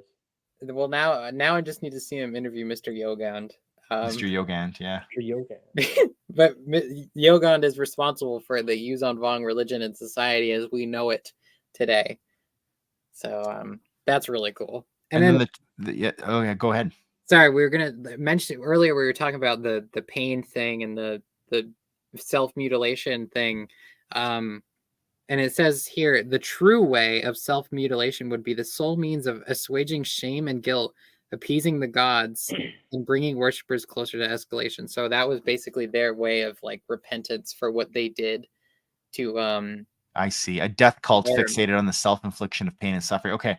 That paragraph must have totally like gone right past me, because I don't remember reading that at all. And I was like, wait, maybe it's because I skipped to I didn't skip anything, but my eyes must have skipped right to the end of the chapter, because like there was some really great stuff there with the Korostrona world ships and stuff like that. But like I was like, oh, why didn't it address that? No, it did. It did. So, that's like every like issue that I have with this book is like, because I either haven't been paying attention or I don't understand the reference. Yeah, so they I guess they still harbored some guilt for what they did to their home world. And then obviously just covered it up with he sacrificed himself for us. And who's gonna know, So they're like, all right, so in place of this this treachery that we had, put on our homeworld, they would mutilate themselves to kind of appease those gods. That's right. And then to finish off the chapter, so we're told right at the end, a succession of constant and devastating wars, along with the appropriation of resources by which the Shapers created their biological horrors, completed the stripping of the galaxy's mineral wealth that the Abominor had started in Yamsoro. It was time to find another galaxy. Upon finishing their Korostrono world ships, they sent out their Slivolith scouts and departed. For many millennia, they would be lost in the intergalactic void, and there they would have remained had not Wutsek been captured. For what few know is that what happened to the Yuuzhan Vong was no accident of history, but part of a concealed and unfolding pattern of the ever-lengthening shadow. So I wonder, does that mean that Belot has something to do with bringing them back? I don't know, but it says would have remained had not Wutsek been captured. Well, I think like it was like a whole plan, like by the dark powers that we cannot see, so like the Father of Shadows and his minions, Mr. Yogand created the Yuuzhan Vong Society as we know it, formed the pantheon of gods as we know, and kind of created a false religion upon their heinous acts that they did, which they will eventually uncover later on, and bring new gods. Good Lord. Ken, are you okay there? Yeah, I'm fine. The violent sneeze. Forced sneeze. He's forced sneeze. But the mute button exists. Yeah, exactly, for a reason. Sorry about that, guys. You just killed Aramis with that sneeze. Yeah. Sneeze but these dark powers, they influence the Yuuzhan Vong Society, and like with the Thothnich manuscript and everything, and so those dark powers were like the dark powers who kind of set them on this path to self-destruction and betrayal and ruthlessness. So obviously there was some plan in place for them by these dark powers that be, and obviously Wutsek would have kept them in the void, but he was captured. So yeah, that's fair. That's probably what it was getting at. That's just what I interpreted it as. Yeah. I just had wondered because I remember like Belot had reached out to Wutsek, but he never answered, right? Yeah. So, Alex, are you around? Because I was going to ask you to read the first paragraph of, or the first two paragraphs. No, the first paragraph of chapter 74. We got to get Al back in here. Can you, Al, come back. Do you mind sharing it on screen? I have my Vong tangent, but I'll do that at the end of the stream. Final thoughts. I'll save that for the final thoughts. Sure. I don't want to delay this any longer. We need to get Al back for the next chapter. So just this, just the highlighted part? Yeah, just the top part that I highlighted. Alrighty. Concentrated in 12 stellar clusters of the Nihil retreat, where billions suffered under the daimonical despotism of the sorcerers of Rand. Thaumaturgs, how do I say that? Thaumaturges. Of tons and nameless monstrosities that have come to dwell there. The true Sith Empire's deathly tendrils continue to expand outwards, reaching to the many glittering gems in the firmament, from the edge of the galaxy to the deep core. The true Sith Empire. And indeed, he was a Yuuzhan Vong himself. Yep. Yogand. Yeah, he was. My boy. Also, welcome back, Al. Welcome back, Al. Welcome back, Al. I wanted to say, I did pop in very briefly, like 15 minutes ago. You guys were talking about the Kosinga Sheev debate. I 100% agree with Marcel. I popped in for like 2 seconds. I heard Marcel's like, well, his name should be Kosinga. I was like, yes, correct. Oh my God. I read the entirety of Stray Dogs in the during the break. This is actually really good. If you like horror comics and like dogs, maybe if you don't like dogs, it's maybe not a good. But it's okay, Al. One day comic. When you're done reading New Jedi Order, you can come back and watch this part of the stream. Yep. I'm gonna try. So this entire I would say the next few chapters does so much heavy lifting in terms of fixing all these little disparate references, and you can read the endnotes to kind of get a better sense of it. But all these little disparate references in the continuity about Sith existing within the galaxy prior to 7,000 BBY when the exiles landed on Korriban, or prior to 5,000 BBY when the Great Hyperspace War broke out. Like there's these examples, because like at that time we're told that they were kind of locked away in the Stygian caldera, right? Well, it's like, but that as the continuity, even putting its supernatural encounters aside, shows, then how do we get this Sith library on Arcania? How do we get this, like these Sith ruins on Malachor 5? How do we get, like all these different things that are seeded through like Ambria, right? Yeah. How does all that happen? Well, now we find out, right? So we're told that using preemptive strikes and uprisings, they kept the Republic, who assumed that they were pirates, from learning the truth. And this is the true Sith Empire. The Jedi, not killed outright, were corrupted into a schismatic dark path cult that settled on neighboring Dromund Kaas. When a much larger Jedi contingent was sent out to investigate, Creuss II was abandoned, leaving only the Great Library Temple with the spirits of embedded sorcerers to ensnare anyone poking around in search of knowledge. So this is what occurs in the Indecta period, where some Jedi are sent out to Creuss II to try and investigate stuff. They end up being corrupted, turned to the dark path. Oh, look, we have some people. Hello. Brennan. Hi, Brennan. Hello. Yeah, I mean, Kosinga makes sense. Like, it makes sense that he was called whatever his father was, because he would not like that, not want to be called that. I mean, I understand the argument. He doesn't want to be called Sheev because it's Sheev. But I would have to call him Sheev, so no. Kosinga is actually like a decent name. So I know what people don't like. Like, people are like, oh, Sheev, whatever. I don't like that name, but I kind of like it.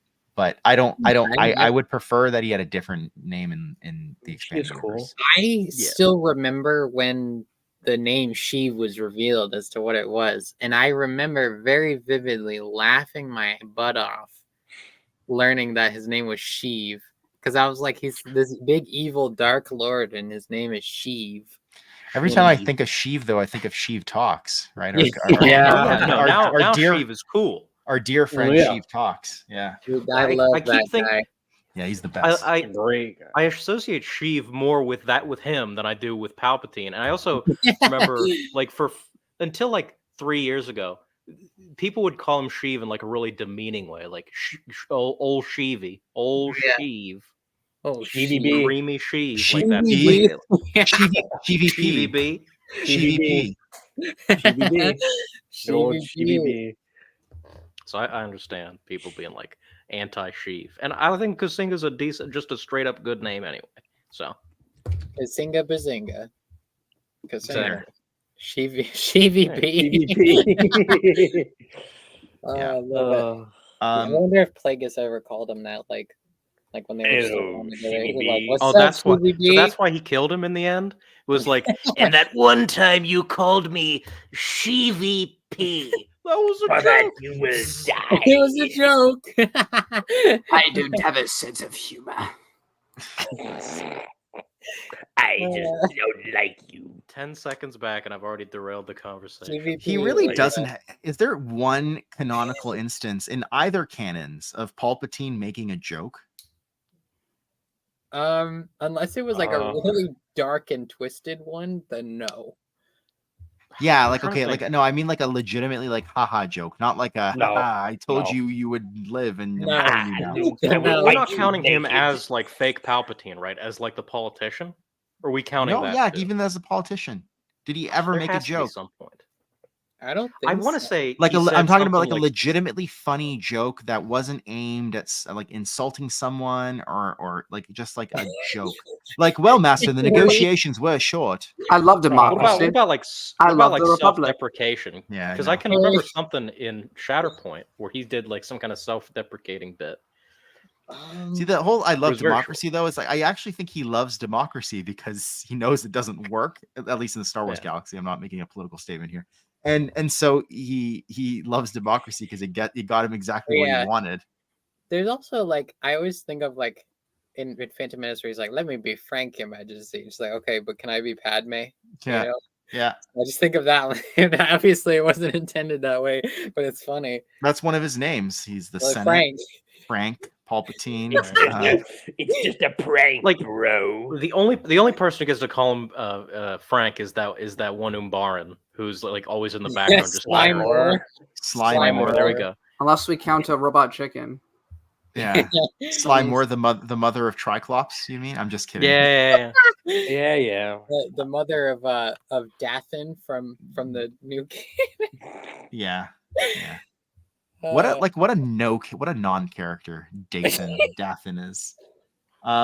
So we're told that the true Sith have to withdraw even further, and they abandon, their homeworlds plus Malachor 5 and Doen because the Republic starts to branch outwards, right? And that's a Darth Bane reference, though. Doen? Yeah. Don't you remember from Dynasty of Evil? Was that Dynasty of Evil? No. The Princess That was the planet. Doen? Yeah, I remember. Yeah, I love it. Took me a second. Because like there's like a Malachor ancient castle there, and there's these underground catacombs and stuff, and there it is. The true Sith existed on Doen, and Darth Bane didn't even know it. And we're told that the true Sith are basically like waging their own wars. They advance on fiercely independent civilizations, isolated from the wider galaxy. Basically, it says supplying technology to the Waymancy, radicalizing the Bithavrian, the Hittitian, the Mugari, who later became known as the Vigari, and ushering in conflicts that allowed the daughter of Telotny to once more escape the Maw. So they kept another one. Yeah, and that's the whole thing. It's like Abeloth comes during like times of great conflict, right? Yeah. Oh, hello. I think that was our first. Good to see you, Corey. Oh, hey, what's up? Hi. I think that was our first outbound flight / Survivor's Quest connection. I think I can't remember any happening for the Vigari. Yeah, I think that's where they're from. If not, I thought they were from Vision of the Future or something. They're an outbound flight. They might have been mentioned. Oh, outbound flight? Okay, yeah. I don't know. But they are from. They might be in Survivor's Quest. I don't remember. Oh no, they are. They are. That's like the ending. Okay. Is like they're in that, and they're in outbound flight. I love these. Oh yeah, this allowed Abeloth to escape, and I'm like, I'm here for it. Give it to me. Like I need to know every time she escaped. Like, it says like a cat. She just keeps getting out. I know. Yeah. But they say like I guess the true Sith might have started the Pius Dea Crusades, so it's like she probably got out then too. Well, it says by the end of the Pius Dea Crusades, the Jedi had sullied themselves in the events that culminated in their sanguinary battle against the Order of the Terrible Glare. That sounds crazy. 5,000 years after the defeat of Dread Ruhr, the Black Cauldron was stirred again, first by a client race of the old enemy, then by another Kashi descendant, then living on Alsaken. We will then meet that guy. Yeah. Another Kashi descendant. Going to become very important. And then we get to like heavy SWTOR references here. Yeah, I had to look this one up because it sounded so familiar, and I was like, "Where is that?" And then I had to look it up. We get some backstory on the Jokath sending their Eternal Fleet to terrorize neighboring worlds. That Eternal Fleet is later used by Zakul, the Emperor of Zakul, who's Valkorian, who's an incarnation of Vitiate. Yeah, so I had I saw the Eternal Fleet and I was like, okay, that's probably the Eternal Empire. But then there was this other thing that comes up, which we'll talk about in a minute, that I had to look up, and I was like, Zildrog. Yeah. This isn't from the two expansions, Knights of the Fallen Empire, Knights of the Eternal Throne, Kotfi and Kotet. Oh. And the cutscenes in both of the, so I wasn't a huge fan of those expansions because they were very railroady, and you just all you do is just fight sky troopers endlessly through both of those expansions. But they have some of the best cutscenes in all of Star Wars. The Vong talk is done. Yeah, you're good, Franklin. We just finished up like a minute ago. Forgot the text. Yeah. Sorry about so essentially, the gravestone is this giant ship, and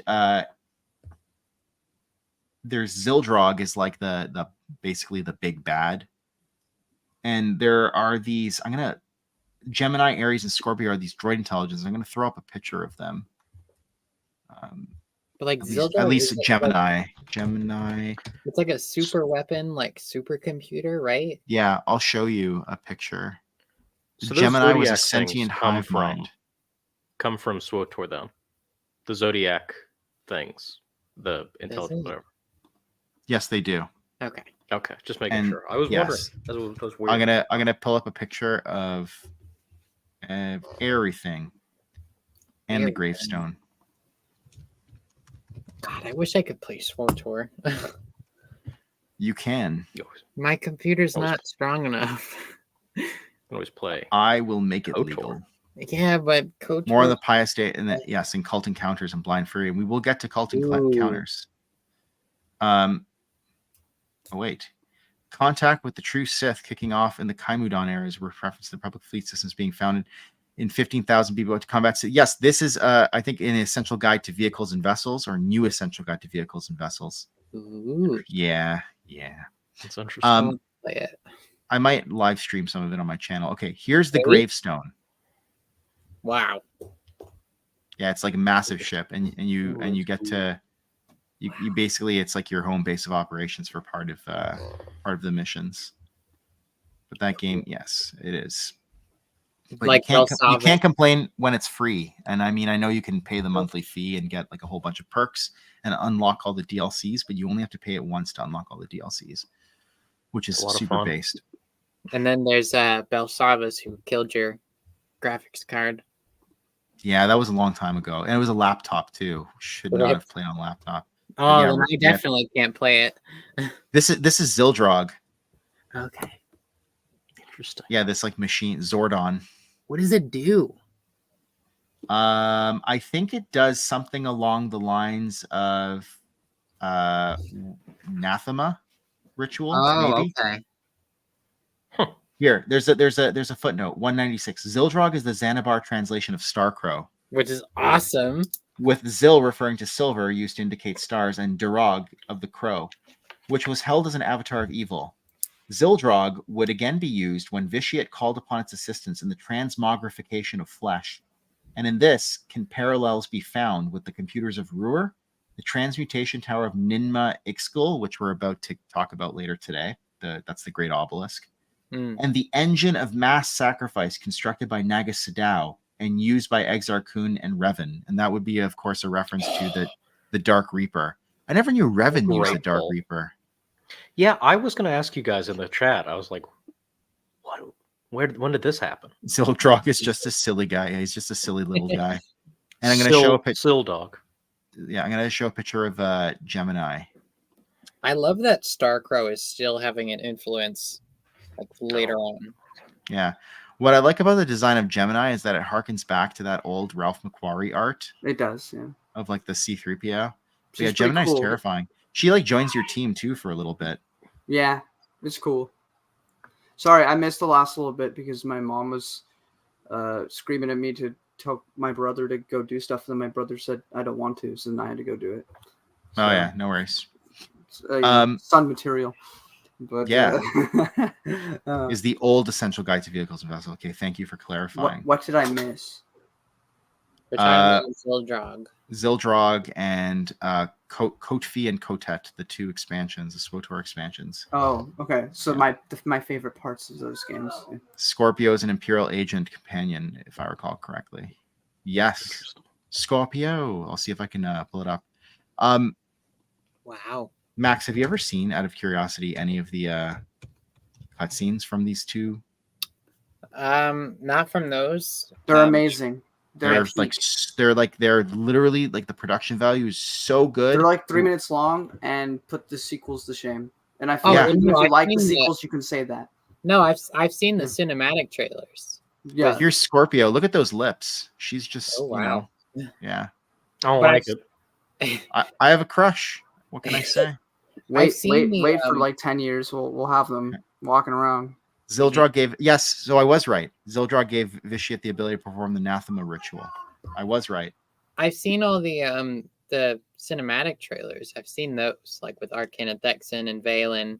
Yes, okay, that's what I'm talking about. That's what yeah, I'm no, talking then about. yeah, I've seen those. I thought you were talking about like the actual cutscenes from the game. No, the I cutscene was like, no, I haven't seen those. that's just regular graphics. But no, I've seen all the cinematic trailers you're talking about. So I know, Arcane, Thexan, Valen, and Valkorion and Senya and all them. So there was an interesting footnote here at 195. It says, in a vault beneath Medrias, that would be, I think, Nathema, right? Same planet. A caprine-headed idol of the left-handed god was erected and flanked by statues of Typhagim. In the Sith tome Komorompo, penetrating the breach, it was said to have imparted a defiling spirit to a young Tenebrae. So I wonder, like, was he possessed? Was he Tenebrae, who later becomes Vitiate, who later becomes Valkorion? I don't know if he was possessed. I got the feeling he was more influenced, which I think causes the same sort of effect, regardless. Exactly. And like Palpatine, Tenebrae was just always a jerk. I don't think he was as bad. No, nobody's as bad as him. Well, I think he definitely could have gone a different direction if the start of his life was different. But Alex, since you're here and you weren't here earlier, I got a question for you. Yeah. Is Palpatine redeemable? No. I think what? Anybody is, kind of question but is I that? think the way that Palpatine is written that he's not. But I'd say even he could be, but he doesn't want to be. And because of my he views, doesn't love anyone. and because of my views of the you're good. Because of my views of the Force, on top of the fact that I think he's already kind of a scumbag from the get-go. Yeah. I think the dark side corrupts. I think that's clear in most of the EU, if not the films themselves, with Episode 3 being a very clear-cut example of that, with the gold eyes.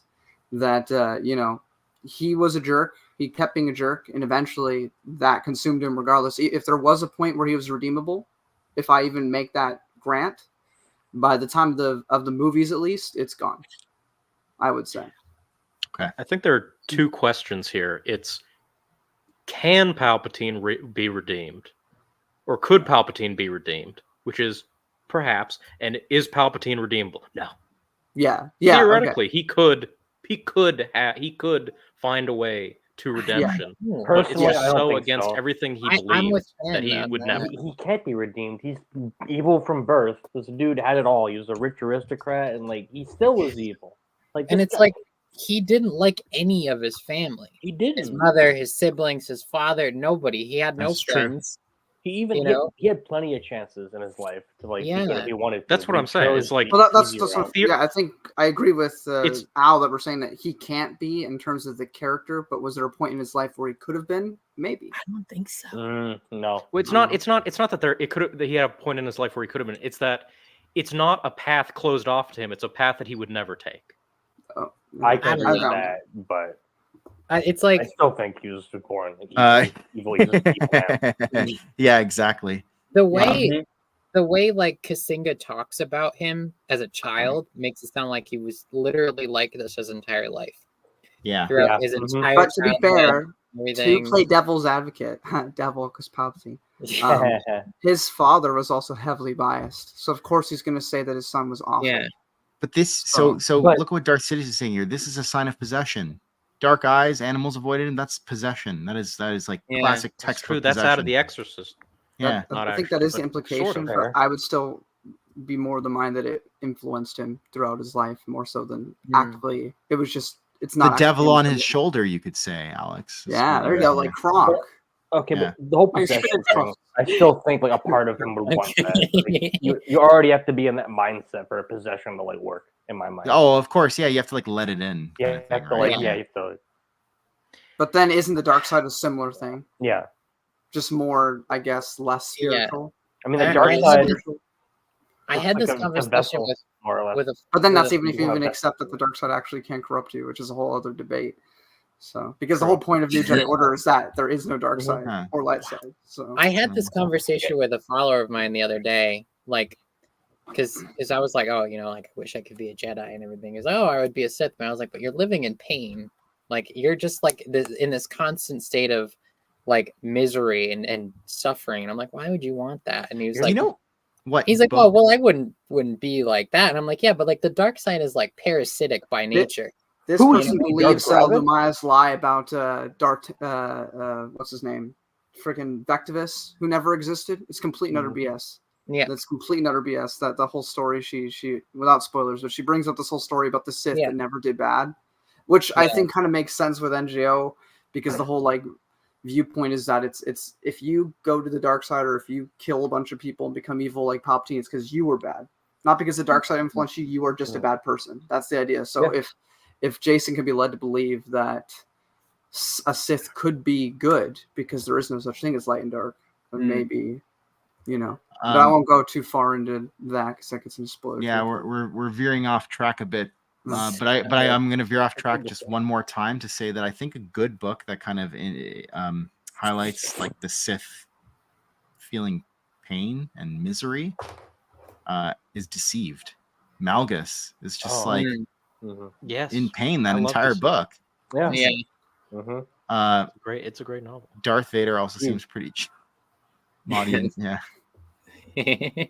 Maudie choked on his spoon shortly after, and then he helped him out. Vader, Tarkin's like, Vader, release him, and he released him from his suffering, right? So Yeah, he did the Heimlich on him. But he's okay, so we're about to go now into the part that I'm most excited to talk about, but I'm going to require a beverage for this. So I mean, maybe one of you can launch us right into the Goblin Horde of Alsaken, and I'll be back in like 1 second. Okay. I'll be back as well. I'll do Right. something. So we meet this geneticist and astrographer. Jeez, astrographer. Kokui Tanar, who is a professor of science and a man of extraordinary intelligence, hampered by equal amounts of impatience toward his students, arrogance toward the faculty, and disdain for the galactic religions and their practitioners. And it says in 7106 BBY, a strange circumstance led him to work on an excavation in a recently discovered underground network into the tunnels of Alsakan.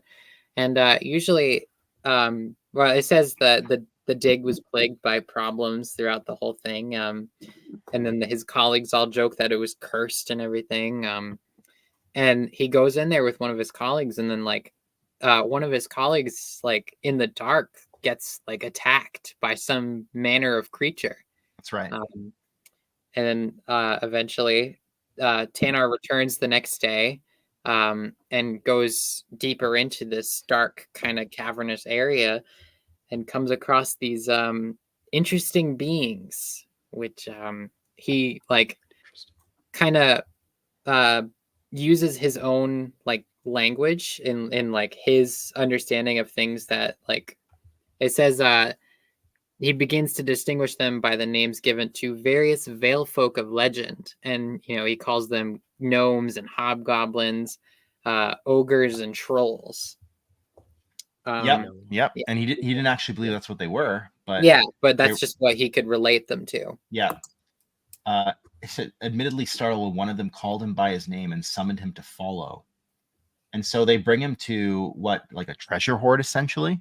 Yeah, and they say that various troglodyte races, which a certain green man is also of such. Yeah. Apart from a sparkling mound of ornately carved jewels, cups, coins, and swords, there were the remains of several skeletons in the far corner, and judging by the odd lengths of their femur and tibia bones, as well as the shapes of their skulls, Tanar presumed them to be of the same mixed races who'd come to lead him to the hoard. Digging into the sparkling gems and coins, one of the short, long-eared creatures he called a gnome. Short, long-eared creature. Yes. Yeah. Oh, wait, there's more. Pulled out a cache of scroll tubes, costly ones by the look of them, designed to preserve their contents from the deleterious effects of atmosphere and age. One of the larger lumbering beings, whom Tanar had reckoned a troll, began placing them in a large sack along with a hefty portion of gems and coins. Another bestial being that he called a kobold was already filling a second sack while another filled a third. Hold on, sorry, Franklin. Even keel, that's right. That's true. We didn't think about that. Maybe he's the hobgoblin. It's Evan Peel. He's the Roderick Kingsley to Yoda's Norman Osborn. Oh, Man, Oh, I'm so good. Mark Hamill in the '90s show, There you go. basically playing the Joker again. Evan Peel. Can I share something with you? I think someone shared on Joe's server the other day when we were talking about this. It might have been Logan or Jesse or someone, but here. Ooh. Do you know what this? Do you know what this is? That's No. Minch. Huh? That's got to be Minch, right? That's the concept art of Yoda. Oh. Oh, no. Please. Minch. Cursed, but yeah, even Peel. He's got a nice hat, though. Well, like that's the thing is like he has like a fantastical bent to him. He looks like a gnome. He even has like a little gnomish cap, like a gnomish, like that's a gnomish cap. Okay. I do want to steal one of these. Bro looked like he stepped out of Romeo and Juliet. Romeo and Juliet. What a reference. Romeo and Juliet is canon to Supernatural Encounters. Just like always, Paw always Patrol. has been. Always has been. It is more required watching now. You have to watch Romeo and Juliet to get this part of Supernatural. You'll never understand Supernatural Encounters if you don't watch Paw Patrol and This is my ongoing apology to Marcel for bringing up Paw Patrol in that one episode. I will That's an never. offhanded I will joke. never forgive you. In that one episode. Look, it's Romeo and Juliet. And it's Paw Patrol. And the annals of fascism. This is interesting, though. It says they seemed almost anxious to get rid of their horde. Mayhaps it's cursed. I don't know, but they seemed, which seemed absurd even for primitives as these. The only thing the gnome would say is something like, "Yours if you want it." I'm sorry. My God. I don't know if he sounds like that, but it was like I just imagine him in like a "yours if you want it." Oh yeah, you like come a on. Yoda voice, yeah. And then they have a little exchange, which can I be Tanar? Who wants to be the I want to gnome? be the Yoda. Let me Okay. be the Yoda. Yeah, I'll do it. He says, "Okay, are you with me? You with me, Al? yeah, Do you have it in front of you? Okay. Yeah, I've got it. Got it ready to go. You're giving me this?" Henner asked before the small gnome could retreat into his hole. The creature stopped looking at him. "Why would you do that?" No gift this is, Replied but the a small curse. Oh, sorry. Replied the small gnome in basic. The accent was difficult to place, but the sour expression was unmistakable. Let's just skip the descriptions. We'll just do the dialogue. So, it is payment for some service? What do you want from me? Nothing.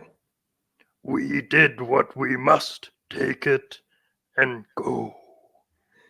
This makes no sense. Why would you give a complete stranger a fortune? On a path you have been put. Dark will it be. No more will I say. Superstition, he thought to himself. Fine, I am grateful nonetheless. What manner of being are you? Oh, know this already, you do. How could you know what I know? Wise you deem yourself, but foolish you are, and barbarous your true nature. No more will I say. Wait, I concede that you have more intelligence than I first gave you credit for, but I will not deny I have a curious mind, and yes, a foul temper. You have given me this curse, as you call it. So be it. Consider this a way to balance the scales. Answer some questions so that I don't return later to ask again. And I'm just gonna read this part. It was said politely, but the threat was apparent, yet the squat creature didn't seem concerned. If anything, he looked even more smug. I just thought that was important. Go ahead. What answer would you give me? Have you me give? You have me give. I asked you before what manner of being you and your people are. You're what? A gnome? Is that what you mean? No. Nonsense. No such things exist. Know this how? Science. And its spokesperson you are. Have your people always lived in these tunnels, or were you once above ground dwellers? A short tale I will grant you. Though believe it, you will not. After this, no more will I say. Powers there are, greater than you or I. More our people from different worlds came. More nonsense. I see. Probably hitched a ride aboard a star cruiser. Is that where the treasure came from? See you do not. No rides did we hitch. Impossible. You have no technology.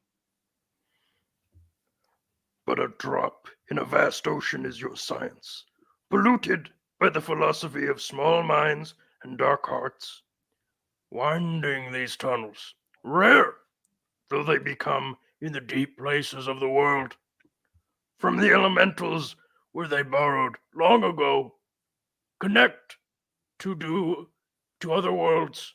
My own sires, led by the Bog King, found one such in the dark forest of our world, deep below the roots of the mountain and secret underground passages. Others found them as well. Doors from Anduin to Muarab, from Thera to Gabin, from Vajun to Sagar, from the Satana to Wodan, and many more besides.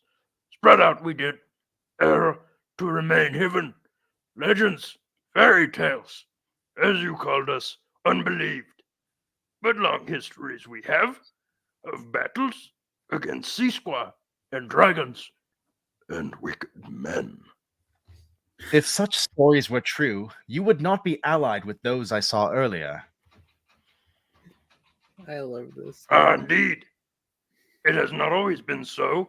Great battles were fought against the troll kings and their hordes. For all times evil work in this way, when ignorance to foolishness turned, foolishness to violence, all guided by the voice of false wisdom. Thousands were the heads of the goblins we smashed, but only when the kings were destroyed, their bodies burned, their ashes scattered to the four winds, did we find peace. And then Tanar thinks to himself, duplicitous vermin. You're right. I don't believe you. Think you I care? That was so good. I have not finished with my questions. Tanar strode forward angrily to prevent him to escape. When he was slammed against an invisible force, falling to the ground, panic set in when he realized he couldn't move or speak. The last thing he saw before he blacked out was the gnome's wizened face glaring down mercilessly at him. Give it up for Al, people. That Give it up for great, Frank Oz. man. That was so fucking. good. That was Perfect. Excuse me. That was bad. That was hard. Yeah, I could see your voice was straining. You're like, forever sleep. You know, I'm gonna need a little bit you of know what this. this little scene reminded me of more than Yoda for some reason? Yeah. I just kept, instead of seeing the little gnome guy I'm supposed to be seeing, I just kept seeing Al as the Rock from A Neverending Story. You know that sounds nothing like that, Yeah. but that's what I kept like feeling between interaction. But it was You mean the still, rock? like, You mean the rock biter? Yes. The rock wizard. Do you mean the Yeah. Rock Wizard, sir? Are you Yeah. comparing me to a Rock scan? What did he say? He's like these strong hands. Yeah. But for some Thank you, reason, it Al. just gave me the same vibe. I don't know. Okay, let's. Hey, Lance. Hello. Oh, you just missed it. You missed missed it. the Go, just ball, go, man. go back a few minutes and watch the last few minutes of the stream. Just go back and come. So this Let's was talk like, about this. This was the most so cool. fascinating part of the entire like 3 chapters we read today, but maybe one of the most fascinating parts of the book, because this person obviously is described like one of Yoda's species, obviously speaks like Yoda, but what are their motivations? Why give Tanar this hoard that he can basically use now to fund his projects and, I don't know, further go down this dark path that he's been set on? Like, he's already not a good guy, right? Like, he's described as arrogant, like venal, whatever, and now he's actually been given the funds to kind of. But we also learned the scrolls he's been given though belong to a certain Killick. That's right. That's right. Yes. That comes in the next part, right? Yeah. Right. think Many were composed by someone named Dorethosaurus, and we know that Dorethosaurus was on Alsacan, I believe, right? So it makes sense that his that his scrolls would be there, right? Yeah. One even included the name of Soros's lieutenants on Alsacan, reflecting the lineage of numerous noblemen running throughout the last 20 millennia in Archaeus' royal history, including the Previlles and the Bindelins. That's interesting. These scrolls were mainly religious in nature, dealing with the worship of entities with unpronounceable names. So, like some. Wow. Same voice actor for the record. I want to say at least I was close. Yeah. Al has. Yeah, I'm sure he Oh, does. please do it. Do it. Well, it's just a nastier Janeway. So, do like, Janeway a pig?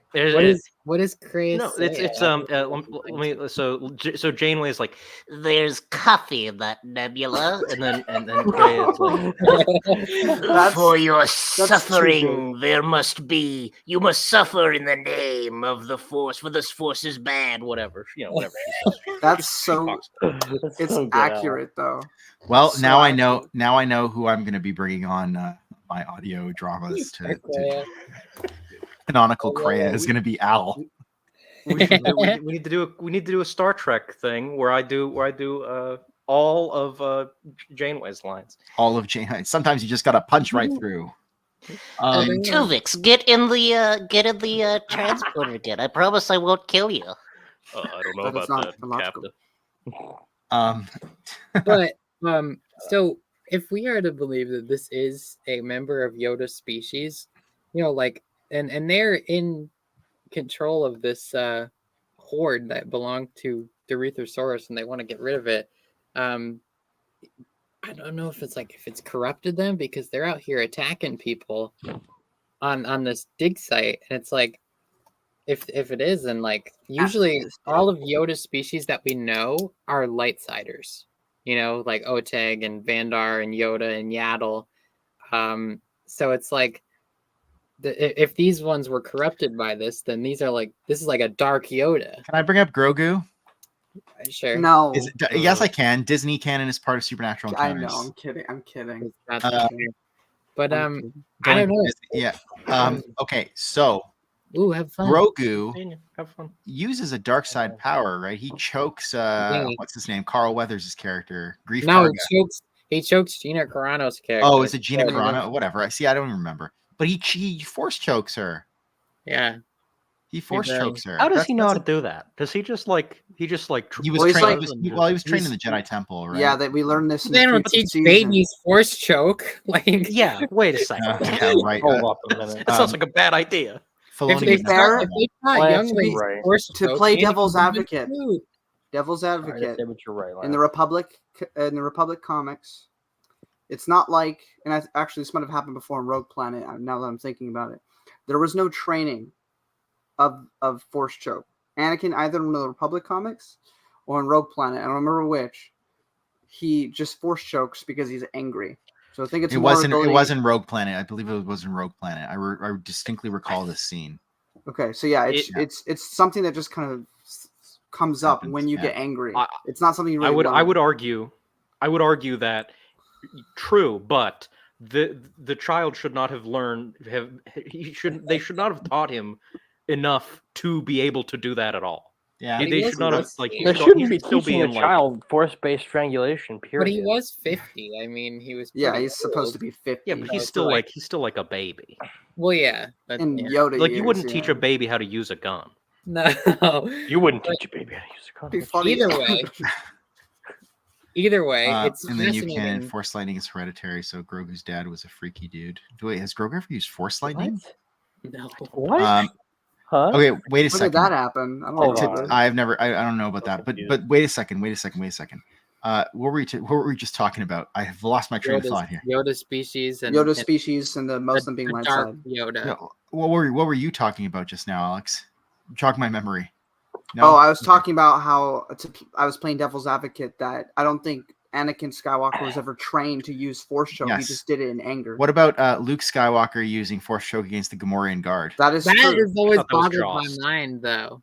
I think that was Jost officially. Like they said that. Well, I about think it the this thing was way- is that the whole thing was that he was wearing the black because we didn't know if he was going to go bad by the end of the movie. That was the whole thing. So like he was using the dark side, but he also wasn't like a proper Jedi yet. Like he was a step above where he was in Episode 5. Like he definitely learned a bunch of skills, but he didn't know what he could and couldn't use yet. Yeah, or what he should and shouldn't be using. Alex, the movie's called Return of the Jedi. Well, I know, but about this idea of specific force powers being hereditary. What about the Kifar? Right? Don't they have like psychometry? Psychometry. But that doesn't matter anymore because Cal Kestis uses psychometry, and so does that's Rey. fine. That's in Disney though. I'm that's talking over about there. like in the EU. Well, yeah, then Isn't it like a racial trait? That's not the I don't think it's ancestral lineage. I don't know. I don't think it's I wouldn't say it is. necessarily. I don't think it's a racial think it's trait. all I think it's something that their people like came Have up with. But cultivated anyone can over learn time? it. Okay, yeah, okay. But isn't it anyone just can like- learn it. Isn't it just like Clan Voss has kind of like a proclivity with it? Like I think that sounds right to me. Yeah, because I remember I read this not too long ago where it's like Well, yeah, he where does it all the Dooku- time in TCW, but I meant in, like the actual. Yeah, like Dooku and Quinlan and like his other Dark Jedi go to like Kifar and then like they're like, oh yeah, like Quinlan, like they killed your parents and stuff, and then there was like other people from Clan Voss that used like his aunt or something that used like psychometry or something. It's probably like how Corrin and his family are not good with Does she? telepathy. Well, yeah, Not with telepathy, like telekinesis. telekinesis, yeah. Wait, is this true? She uses psychometry now? Yes, actually, it is. What? Oh. Yeah. Okay. As usual. Anyways, let's moving on. The Yoda stuff, like One last thing with Yoda, because I mean, the guy was speaking all like wisdom like, but was still mostly speaking fluent sentences. Yeah, Yaddle speaks fluent sentences. The guy from the SWOTOR talks in fluent sentences. Yeah. And the only other one that might not is the one from KOTOR. I don't remember if he speaks in proper sentences. he does. or not. He does. does, yeah. Vandar speaks in proper So sentences. I have It's to just reiterate Yoda that it's doing only Yoda. He's doing this Still on Interman. purpose. Bye, Franklin. He's doing this on purpose to mess with everyone. Yeah, no, Yoda just sucks. So is this guy. There's no reason So for it. I had the opportunity to talk to Edward Dodds about this and Joe's Discord, and I was basically saying how I've always wanted to see a dark side member of Yoda's race. I've always wanted to see this, and just 'cause they're so strong in the Force. Minch kind of comes close in the Tales comics because he has like that dark side freak out in the Dagobah cave, but still, it doesn't turn to the dark. So but how fascinating would it be? But then like Edward, I think points out, he basically says that this guy's warning him, so it doesn't necessarily mean he's a bad guy, right? Yeah. But he's warning him. But I was like, what are his motivations? Why give him this treasure? Like yours if you want it. Why is he tempting him at this level? And then we said he passed out. He wakes back in his home, not knowing how he got there, with the treasure intact upon the study floor, having no memory of returning from the cave. So it's like there are larger forces at work here. Yeah. And I just wonder, how did he end up? Why did they give him this? Why were they just divesting themselves of some evil curse they were passing along to him? And why did that Yoda creature have that smug grin when he's basically like he had him all figured out? Because it doesn't sound like they were tempting him or testing him. Because if he had him, he wouldn't have given him a smug grin if he had him all figured out already, right? And they tell him you have a dark path ahead of you, So they obviously knew something about what this treasure hoard was going to do to it. I mean, if there's an entire species of these people that we've only seen a handful of, I mean, it's safe to assume that some of them were probably of the dark side. And it would only make Dark Rendezvous a little bit more poignant in the fact that, Yoda reminisces about the fact that, imagine me going down that path, what I could become. Well, maybe he had ancestors that did. I had this theory of a couple years ago. So how the Sith species are generally bad. They have kind of a tendency towards bad emotions. The Rakata is a good example of that. Then too, yeah. They just have this proclivity towards hate and violence and anger. What if Yoda's species is the opposite of that? Where they are more inclined towards the light aspect of things, because every Yoda species But we've why? seen, yeah. So well, why are the Sith like that? You know, they're Yeah, just yeah. their species is just naturally that way, I guess. Yeah. So it's like, what if the Yoda species were the opposite, like side of the coin? You know, where they are more inclined to the light and more like that, because all of the species of him that we've seen have all been Jedi, and Yeah. have all been generally light side users. So I was like, what if there's there's other species out there that are just more inclined to the good, just like there is to the bad. What about the That's true. the snout? What are they called? Elegos Ocla is one of them. I forget what Yeah, they're the called. the Kamasi. Kamasi, yeah. Kamasi, yes. Yeah. I could not, yeah. even though it's from my favorite of the Star Wars books. Well, one of my favorite Star Wars books. Yeah. Yeah. And then I mean- you know, like Ithorians are just naturally good too. They're just they vibe, you know. Some of them have been Yeah, bit more there's like been, Han like, Solo, bounty though, hunters like in and KOTOR. Or there's the Mumo brothers, right? I love them. They're so great. They're not bad. They're just No, goofy. yeah, but it's that's fair. also But they're like criminals. Yeah, they are criminals. They're like minor criminals. Yeah. I wonder They're like if- criminals in like the same way Killer Moth is a criminal. They're like Like bit time criminals. They're like Team Rocket. Yeah. They're like real criminals. But I wonder if Yoda's species was one of the elder races, you know, because they say That's true. We don't have all them named. They say they fought against dragons and wicked men. So I'd imagine they might have fought against like those. What is that? That offshoot of star dragons that were evil and that That's were kind right. of and obviously Wasn't that the I climax would of like Star that. Trek? Yeah. But I Yeah. hope that we never get an actual. I didn't mean to interrupt Yeah. you, Al. I just hope I never get an actual answer, because I do like that Yoda's like the one Yeah. mystery we never actually get resolved. Yeah, It's just and- him and him alone. So, But it is cool to think that they might have been one of the elder races that fought against Starcrow and fought against these dragons. seems likely to me. Yeah, look at him. He literally looks like my grandfather did. I vowed to talk my- backwards in honor of you, master. In honor of you, Master, I vow to talk backwards. Maybe what's his name? Nakata Del Gormo. I think that's his name. Yeah. He got him onto the talking backwards train. It's like, Yeah. Once you talk backwards, you stop Forever like will that. abominate your speech. Once you talk back, there's no going back. But and then he just dies. He just and then Nakata Del Gormo's species are in this book too, the Hextrophons, and they were an elder Saurians, race. yeah. But yeah, look at him. He's vibing. Yoda's So- vibing. in Dagobah.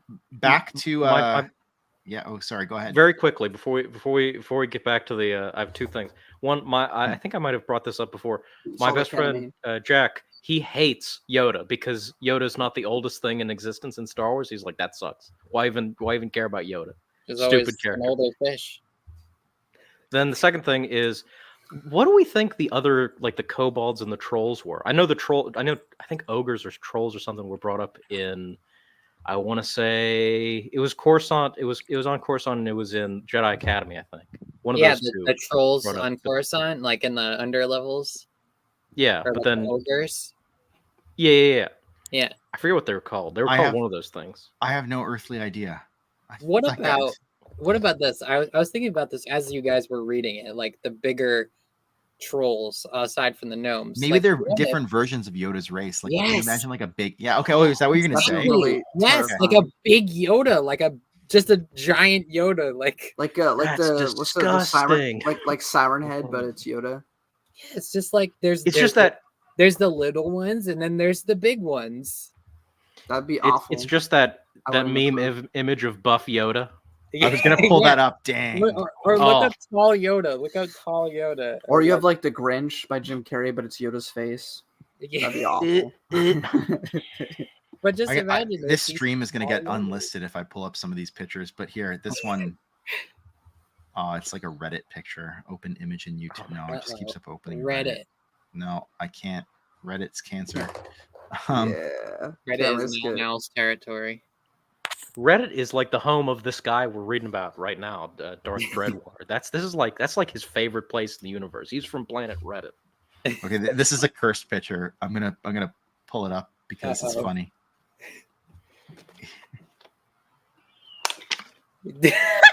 Oh my god!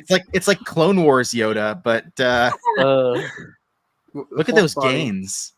Oh my god! Take yeah, No wonder he could pick up like Guys walking 20,000 pounds of gold and just put it on a thing. He's like, Judge me by my size, Charles do Cannon you? now. He just picks up the X-wing and like pulls it out of the lake. he pulls the Get on your exercise regimen and you can do what I do. Go to the gym, you must. Luke's trying to like He carry gets him on- on his back. Dies. It's like that Size one guy I matters, kept yeah. sharing with you guys that looks like Christopher Nelson, but it's Yoda instead. Oh, Go my to the God. gym. Go to the gym. Go to the gym. Go to the gym. Lock in, you must. You know. So, anything more to say about the Goblin Horde of Alsaken? I feel like we've kind of Yeah, we've think we've we've covered pretty them much got pretty well. it's just a mystery, and it's such a surreal part of the book. It almost It's feels like fascinating. it feels like a fairy tale, which really obviously cool. makes sense because. Yeah.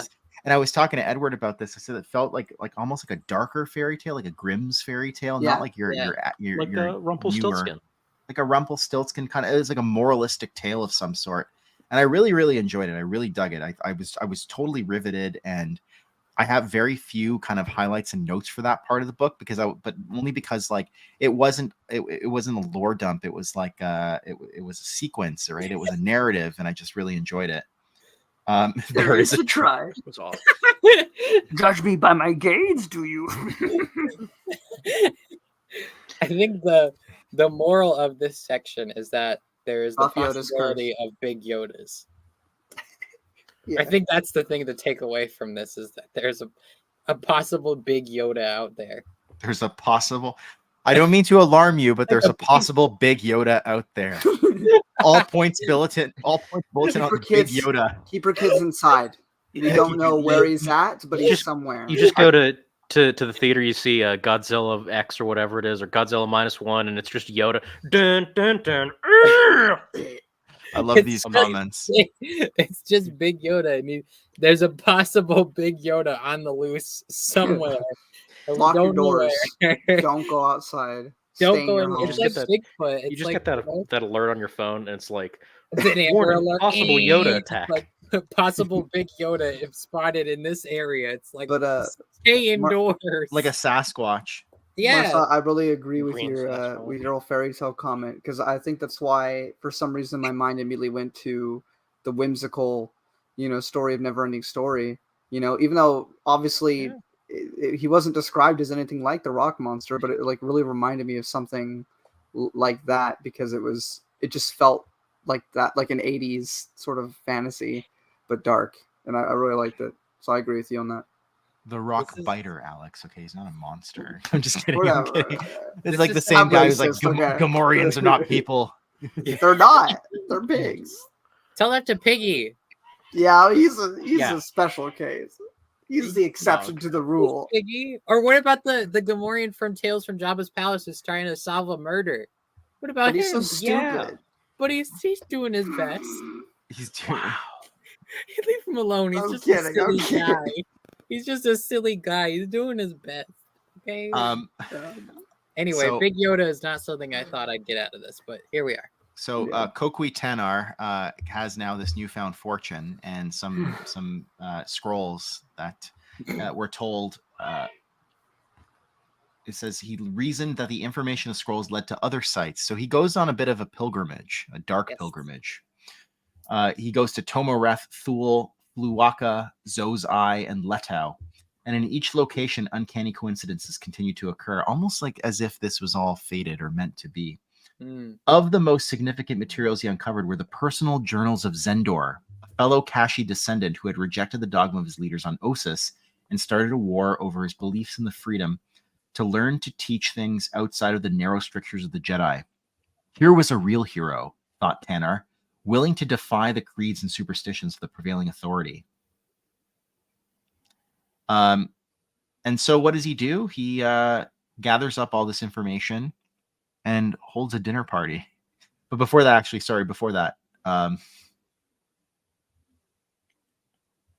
holds a dinner party. He invites a bunch of people over and he wants to show off his newfound powers. And he starts reading from a manuscript. He says, "Give it a minute." According to the manuscript Tanar offered, this experiment was first pioneered by the iniquitous sorcerer Zelashiel the Blasphemer. And remember, that was like one of like the original Shadow Council people, I remember who that. first used it on members of his court who betrayed him. Certainly, I have no concerns in that area. None of my own friends would go behind my back and report that I was illegally collecting artifacts. By the time his guests started to protest that they would never do such a thing, they were feeling intense body aches. When paralysis set in, they grew alarmed. What followed was a nightmare. By the completion of the hex, after the soul-wrenching screams of his former associates had finally ceased and only their smoking skeletons remained, Professor Kokui Tanner gathered up his important belongings, set fire to his home, and said goodbye to Alsaken. So he basically destroys all of his associates, but I guess because they had been ratting him out for stealing artifacts. He basically just destroys his old life. It reminds me, this is not quite the same thing, but it reminds me the imagery of Batman 89, where Joker holds the meeting with all the gangsters, and the guy at the end of the table is like, "And what if we don't accept?" And Joker gets up and he's like, "Well then, Tony, I guess we're just gonna have to shake hands, and that'll be that." So that'll be that. And they start shaking hands, and he zaps him into a skeleton. And at the end of the scene, he's like, "I'm glad you're dead," which is one of my favorite in that whole movie. But So funny. It reminds me like that imagery of just like of them, because it says they get turned to skeletons. I think. Yeah, it does. Do you know who Kokui Tanner reminds me of a bit? Like, just kind of like, it's like he's like an evil archaeologist. He's like Belloc. He's not like Indiana. He's Belloc. He's like, that's a good pull. Right? He's just like, I guess actually not even, because Belloc is more like he just wants money and women and stuff like that. They call him Belloc, right? But Kokui Tanner wants like power, right? He wants like he's like that guy Donovan in the 30 Indiana Jones film, kind of. Yeah, that's even better. Isn't that General Veers in Empire Strikes Back? I believe it is. It is. Yep, the same. And Grand Master Pycelle in Game of Thrones.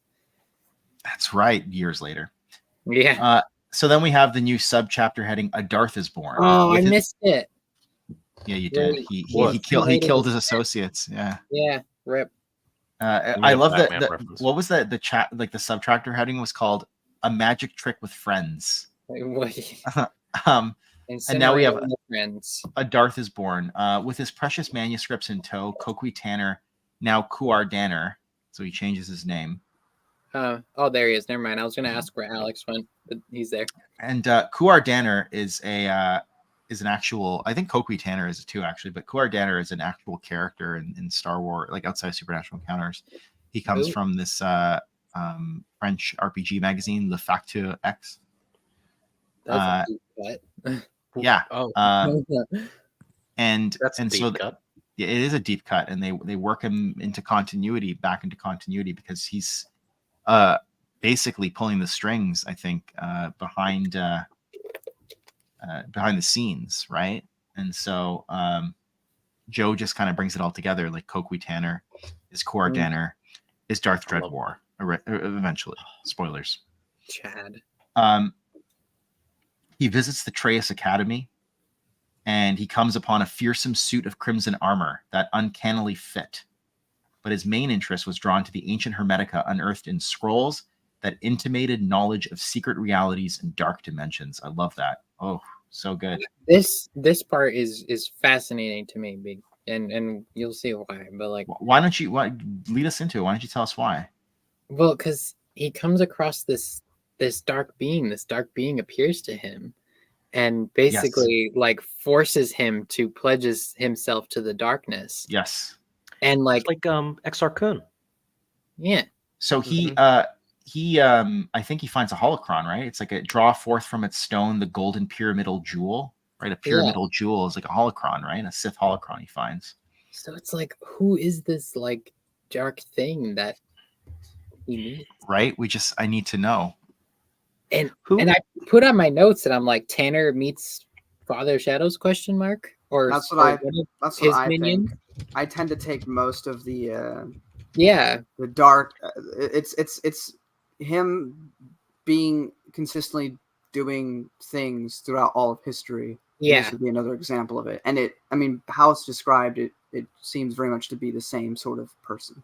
Yeah, and it says it's not necessarily, but that's would make the most sense to me. And Danar asks us, "Who are you? By what name do I call you?" He says, "It matters not what names I bore in the long ages past, only that I am he who turns brother against brother, nation against nation, planet against planet. I am the star who came not at the appointed time, the mountain that burns in the darkest pits. I am he before whom thou shalt kneel when all turns to ash at the end of time." So wait, is the Father of Shadows, or That's what we think. That's what we Okay. think. Yeah. There's no confirmation in the text, but Can that's I what me throw- and Maxine believe. Can I Yeah. throw just this up really quickly? This is from the Wook. Oh wow! It's like the article is like titled like unidentified Sith red armor Sith or whatever. But it's like this is Kuar Danner. This is Darth Dreadwar here, like, right? Yeah. Wow, he looks badass. awesome. And that's from Tales of the Jedi. An individual was a member of the Jedi Order by 6900 BBY, around the time of the Exiles, right? Becoming a Dark Jedi, they fought against the Jedi Order during the 100-year darkness, at the conclusion of which they were among the group of Dark Jedi exiled from known space, right? So, wow, it's so dense. It's so dense. Where did he show up? I believe in one of the flashbacks in Tales of the Jedi. I don't know. Darth Sidious might know. I don't know exactly. So, You know, I don't mean to be the annoying one. Amazing. Good to see you, man.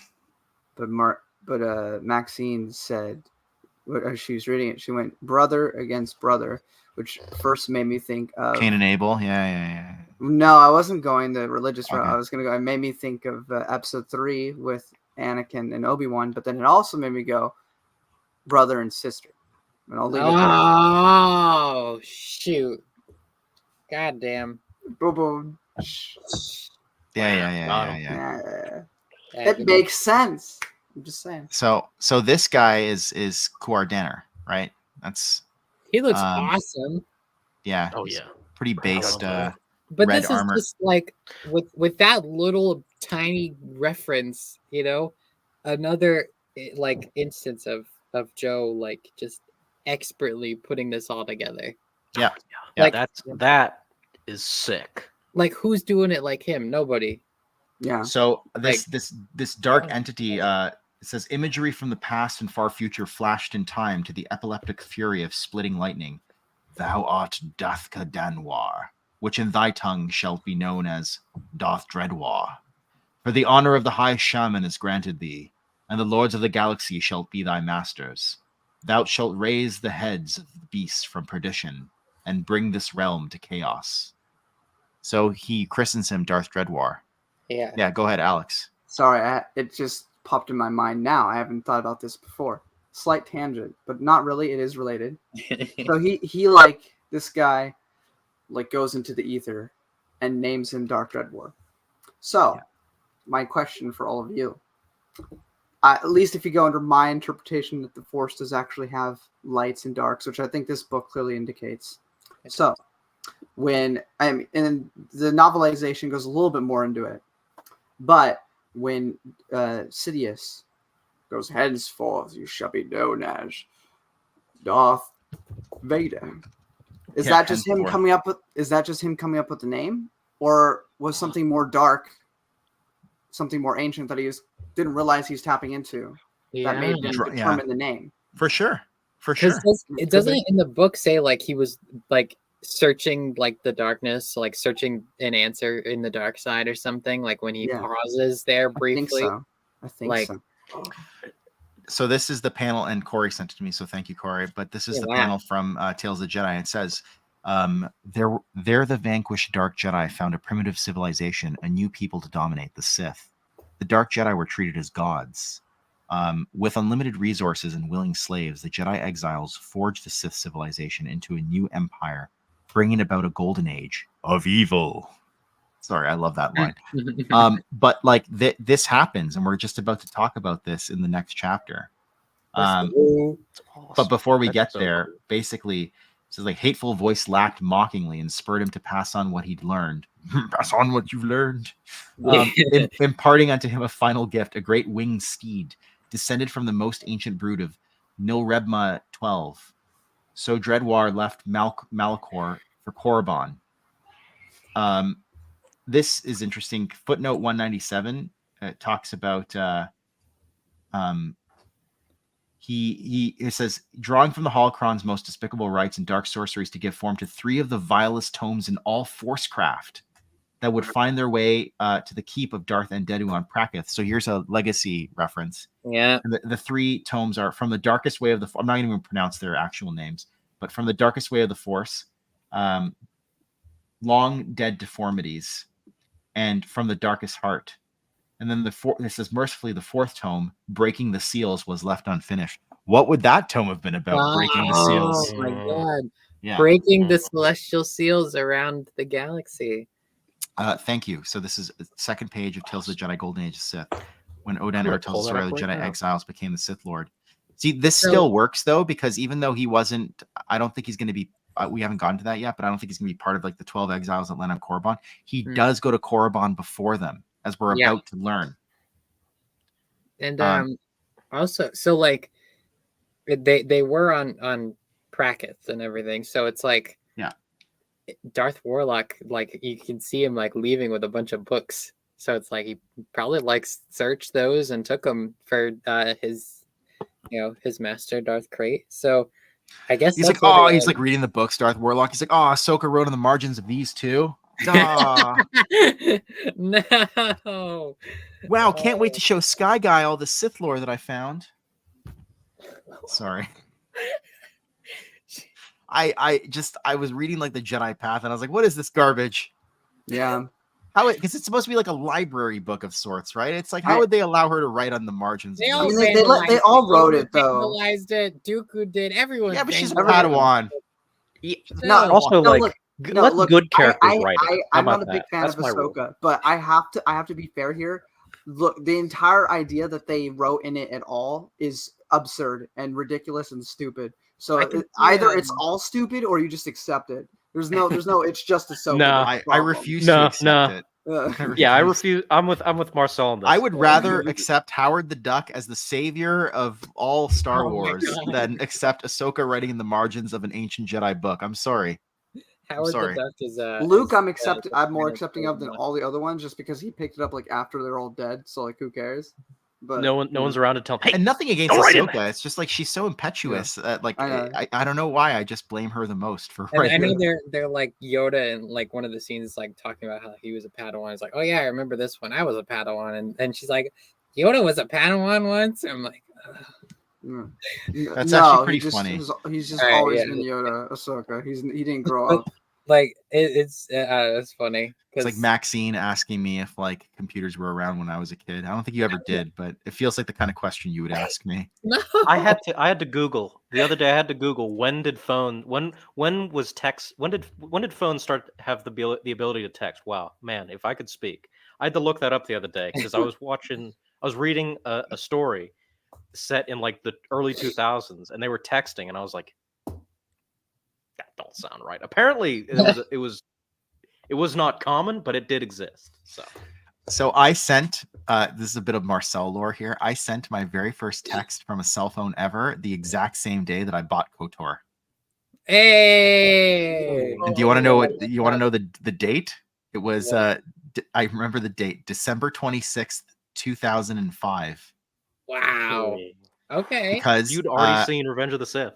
I had already seen Revenge of the Sith. It was in my first year of university. I'm dating myself there, but it was my first year of university, and I started dating a girl at the time, like a couple months earlier. But like over the Christmas break, she's like, "You got to get a cell phone so we can text each other," because she is going home for the break, right? Like abroad. And so I went to Best Buy. You guys have Best Buy in the States, right? Yeah.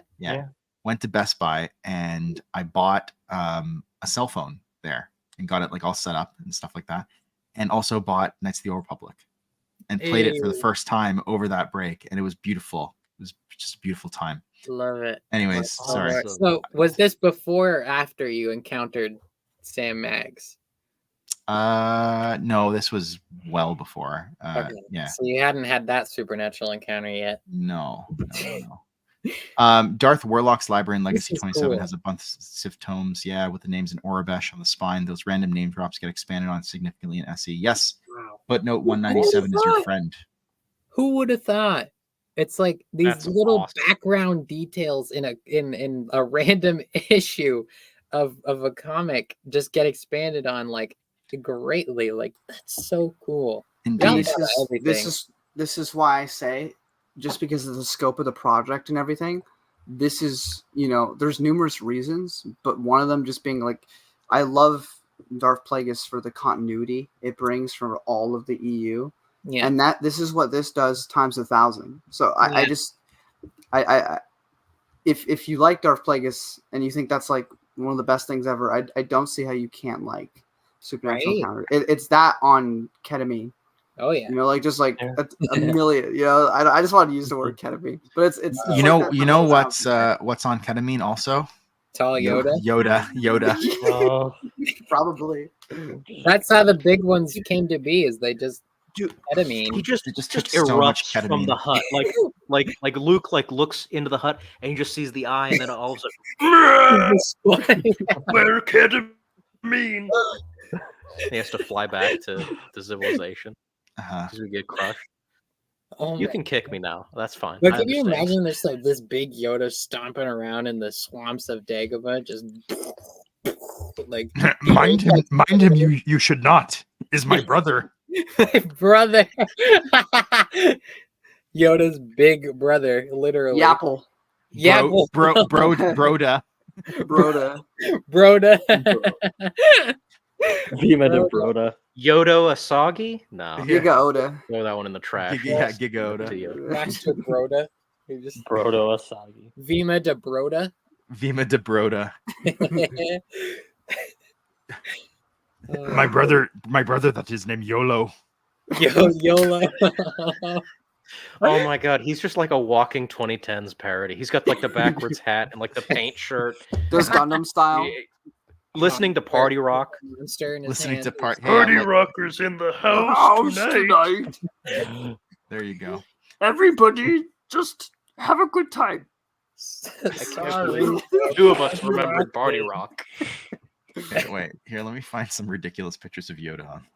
Sorry for party rocking. Hey, you're going too far now. You brought up a different LMFAO song. That's bad. You get the one. We get the one. Okay, but like, what does he eat? Like, what does Broda eat? Like on Dagobah, does he get chicken and rice? What does he not? But you know the He's giant, the you know apex the predator. You know the big snake that takes R2 into the water? It's like he just picks those up and just like eats them like a bite-sized snack, Or like there's giant spiders on Dagobah, but he just kind of like cracks it open like a clam or something. And he's oh yeah, insides, like a crab and just goes. Yeah, and he's just like yum, like it's just Broda's casual diet, or he's just like squatting down in like the swamp water and just like kicking around all the weird. He cleared a bog of all the water and all the plant life, and he just mixes protein in that bog. Master Broda and Emperor Creatine was lit. Yeah, I just found this actually, Pico. Oh, it's too small, but there is a picture where it's like Qui-Gon Jinn. Qui-Gon, yeah, Pal Protein, Newt Gunshow, and Broda. Awesome. Admiral Squat Bar. The Admiral Squat Bar. I was just thinking that. I was like, wasn't there Admiral one Squat Bar? Yeah. Darth Sidious also mentions, on a serious note for a second, that in one of the books of Darth Warlock has in Legacy 27 says that Tanner is the author. That's right, and this is actually mentioned. This is actually mentioned in the end notes, Darth Sidious, and which you probably already know, actually. Cool. But it's Joe was mentioning in the end notes how it's eerily similar to Kuar Danar, and so it just made sense to make them the same character and attribute these books to it, and it works. It works. It does. That's going to be like my Supernatural Encounters review. It works. It works. It just works. It just works. That's been one of my favorite things about it. It just takes these random things that are like there would just be like just random elements like the immortal god is Vila or whatever, and it ties it back into other elements, make it more cohesive, more understandable. less weird. Yeah, well, also maybe. more weird, but still. I like there's the less and less more. etymological links, right? It's like when the words sound the same or are spelled the same. We were talking about this earlier with the Dai Ben doing the Ing T months and the Jedi, right? And like what that means. The Darth title, where that came from. Legacy 27 is a fantastic issue. I'm going to go reread it this week. Yeah, and then also I like the physiological like not upgrades, but like connections between things, like the Selegians and the Yamos that we talked about earlier. And then there was that other thing in a previous stream about like the Kravaki and like a different species that were the space jockeys, the Malak. Yeah. And then I mean, I guess we can infer that the Coneheads are related to the Sarians. No, they were, right? Yeah, they were. Yeah. They were. They were. I love that kind of stuff, like seeing like the evolution of these species and like where they come from and like for sure like how they came to be. Yeah. We are now in chapter 75. Eidolon of the Heresiarch conspiracy. I love that word, Heresiarch. Yeah, that's a nice word. And that's basically the title that Supernatural Encounters gives to the 12 Jedi exiles, the Heresiarchs, right? Because they're heretics, so the Heresiarchs. But it starts with Darth Dreadwar coming to Korriban, and that's probably like that scene that I threw up earlier. If I still have it, I don't. I just have this picture of Broda. But he goes to Korriban. Yeah, sorry. Go ahead. He like descends, and it says he descends towards equatorial Golg atop his great pterosaur, like Vodin, whose outspread wings blotted out the sun. So can you just imagine this guy in crimson armor just coming down on this giant creature just from the sky? Like, oh my god! With like the heavy metal soundtrack playing in the background, or like a Doom soundtrack, like. There he meets a lower caste magician named Drow Grouch. Now that last name might sound familiar because there is a king of the Sith named Hakagram Grouch, who turns out to be Drow Grouch's son, who's not yet born. But this happens later. But Drow Grouch basically is this lower caste magician. Dreadwar takes him under his wing, finds him to be a capable and loyal student. Unencumbered by the baser morality of lesser beings and reverent of his master. He teaches them the high galactic tongue and basic standard, and then he basically brought him before the royals of Korriban, and he helps Drow Grouch take control. The royals are hurling insults at him while his guards rush forward, pikes outstretched to capture or kill. They suddenly find themselves feeling frail and flaccid. Dreadwar smiled at Grouch as they wove Orksfrum, siphoning their life energies and harnessing them so that their own lives would extend beyond their normal spans. Right? Yeah. So that's how Drow Grouch basically comes to power on Korriban. And then Drow Grouch uses Saiwanaka Hoyakut, another hideous curse to basically raise these dead royals from the dead. This is like own necromantic army. Awesome. What if I give too much and they remember who they were? Drow Grouch asks. Impossible, Dreadwar informed him.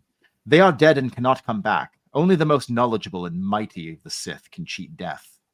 Well, really. There's a power. Only for a time, though, as we know, right? They can't cheat it forever.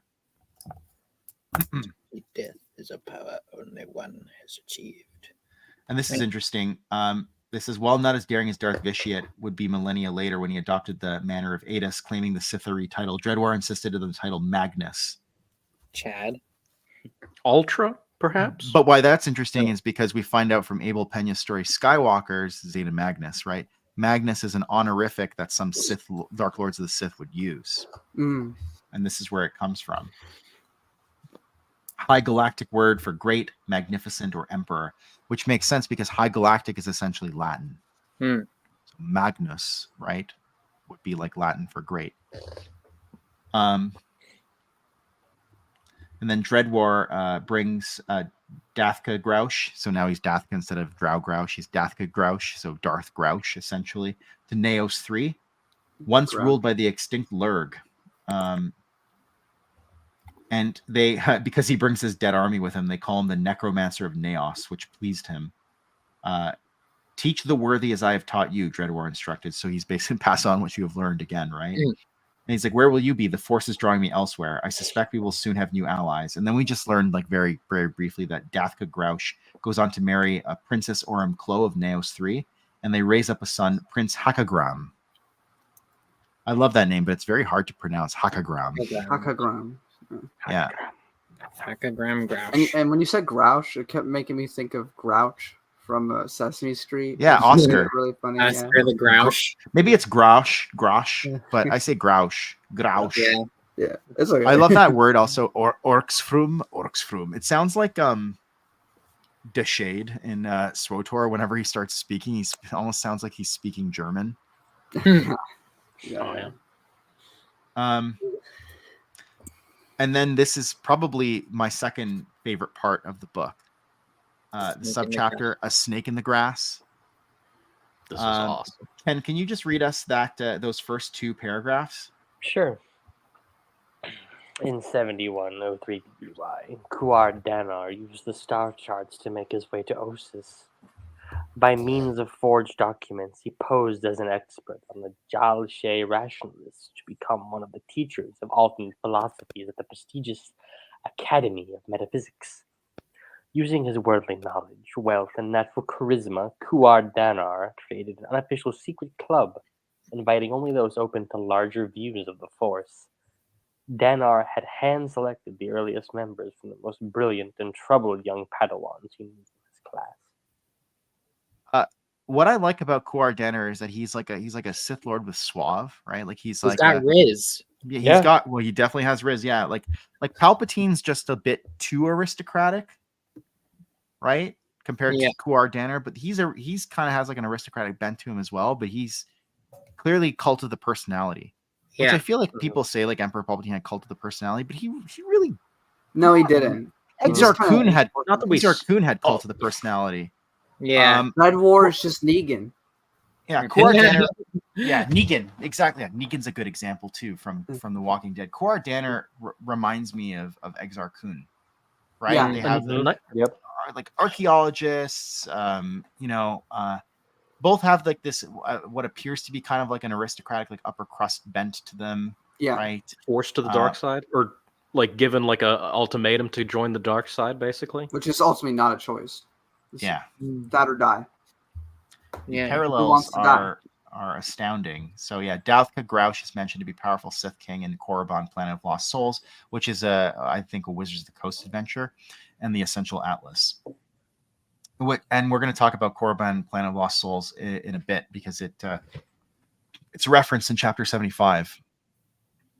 Book of Sith named the Sith King who Ajunta Paul met as Hakagram Grouch. Yes, and I think Book of Sith also indicates that Ajunta Paul beheads him. Sorry, spoilers. Yeah, he does, I'm pretty sure. Yeah, there's another weird anachronism from SWTOR that SE makes work. And our archaeology mission mentions that Dathka Grouch had a fortress on Naos, on the opposite side of the galaxy from Sith space. I know that bothered me, and that's actually mentioned in the endnotes as well. And it's just like, but as we know, the Sith are going all around the galaxy. Right. A good trick here. This is sort of an aside, but a good trick is specifically here. They say Kuar Danar and not Darth Dreadwar. For one, so you don't conjure the image of the big red guy coming in to the Jedi meeting. He swoops down into Osis and his giant Woden just blocks out the sun. I am here to teach. Your religion is wrong. He's just screaming at people in the big red armor, and he's like, he's got the Redditor, he's got the Reddit symbol on his chest, and he's like, "You're all wrong." No, it's just a person. I don't want to kill you, people. I want you to work for me. That's the There it is. I just wanted my Negan for a second. Thank you for indulging me. No, it was good. It was a really good impression. You do a great Negan. Let me ask you a question. Do they explain at any point in time how Darth Dreadwar gets to Korriban. I guess he finds the way through like the manuscripts and stuff like that, but like the Stygian caldera is supposed to like close the hyper routes at a certain point, which is why it's cut off. Yeah. I don't know. It just seemed like I don't know if it was explained and maybe I missed it, or if it was a blind spot in the text. And I don't need that explained or anything like that. But like, so you could use the card of force astrogation. The dark side guided him back to Korriban because Yeah, he I'd was using imagine. it. Yeah, like the dark power that recruited him probably led him there. I mean, then again, we have the whole thing with we were just talking about the whole Yoda section, how he was transported all the way back to his home. How? We're not told. It could have been a similar thing with this. We don't know. Let me ask you a question. A more fundamental question. I'm going to throw it out to everybody. The question is this. Do you like it more that the exiles randomly stumble on the Sith locked away in the Stygian caldera?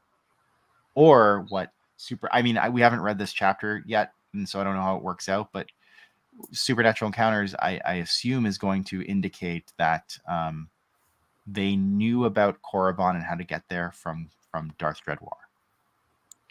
So which one do you like more? I'm just curious. To play devil's advocate, I suppose that in Star Wars nothing is ever truly random, and it was the will of the Force for those people to find Korriban. Sure, whatever. We're putting that away because I hate that. I hate that that's always the answer. It's so lazy. I think, especially since we have a backlog of Sith stuff from like before they found the Sith species. If it was they found the Sith species and that's when the Sith began, I'd be like, oh, perfect. Yeah. But there's all this stuff over here from before that we found through Supernatural Encounters and that was just existed beforehand. That sucks. We got to get rid of that. So no, I actually do much prefer Supernatural Encounters in that regard. Okay, that's a good point. I'm of the same mind as Al. I have nothing further to add. I'm good with either of them. Honestly, I like both tellings of it. I think it's more likely that they would like go there deliberately knowing like what was there. That's true. It's true as well. You know, and like because like if you're gonna like you get exiled and it's like they just picked a random place and there's all right, and then they end up here. It's like we've seen that before with like the Daragons. Like they literally just out of desperation went, all right, we're going, and then ended up there. So it's like, I don't know. I feel like it like there was some sort of plan here. Oh yeah, no, for sure. Like this is the case. Like yeah, I agree with that part. That's not the part that I have issue with. It's more just like I'm trying to think like narratively what I like better. That they kind of the exiles just randomly stumble on there. I guess the more I think about it, the more it doesn't really make sense that the exiles of all people would just randomly stumble on the Sith. That's the other thing. Civilization, right? Like, what are the odds? It just can't happen that way. Even if it was the will of the Force, that's too like Al said, tongue in cheek and stuff like that. If there's a more overt reason, I think it makes more sense. Yeah. So you've all convinced me. I was a little on the fence about it, and that's why I asked the question. But I think you've all made a convincing argument as to why this is kind of makes more sense narratively.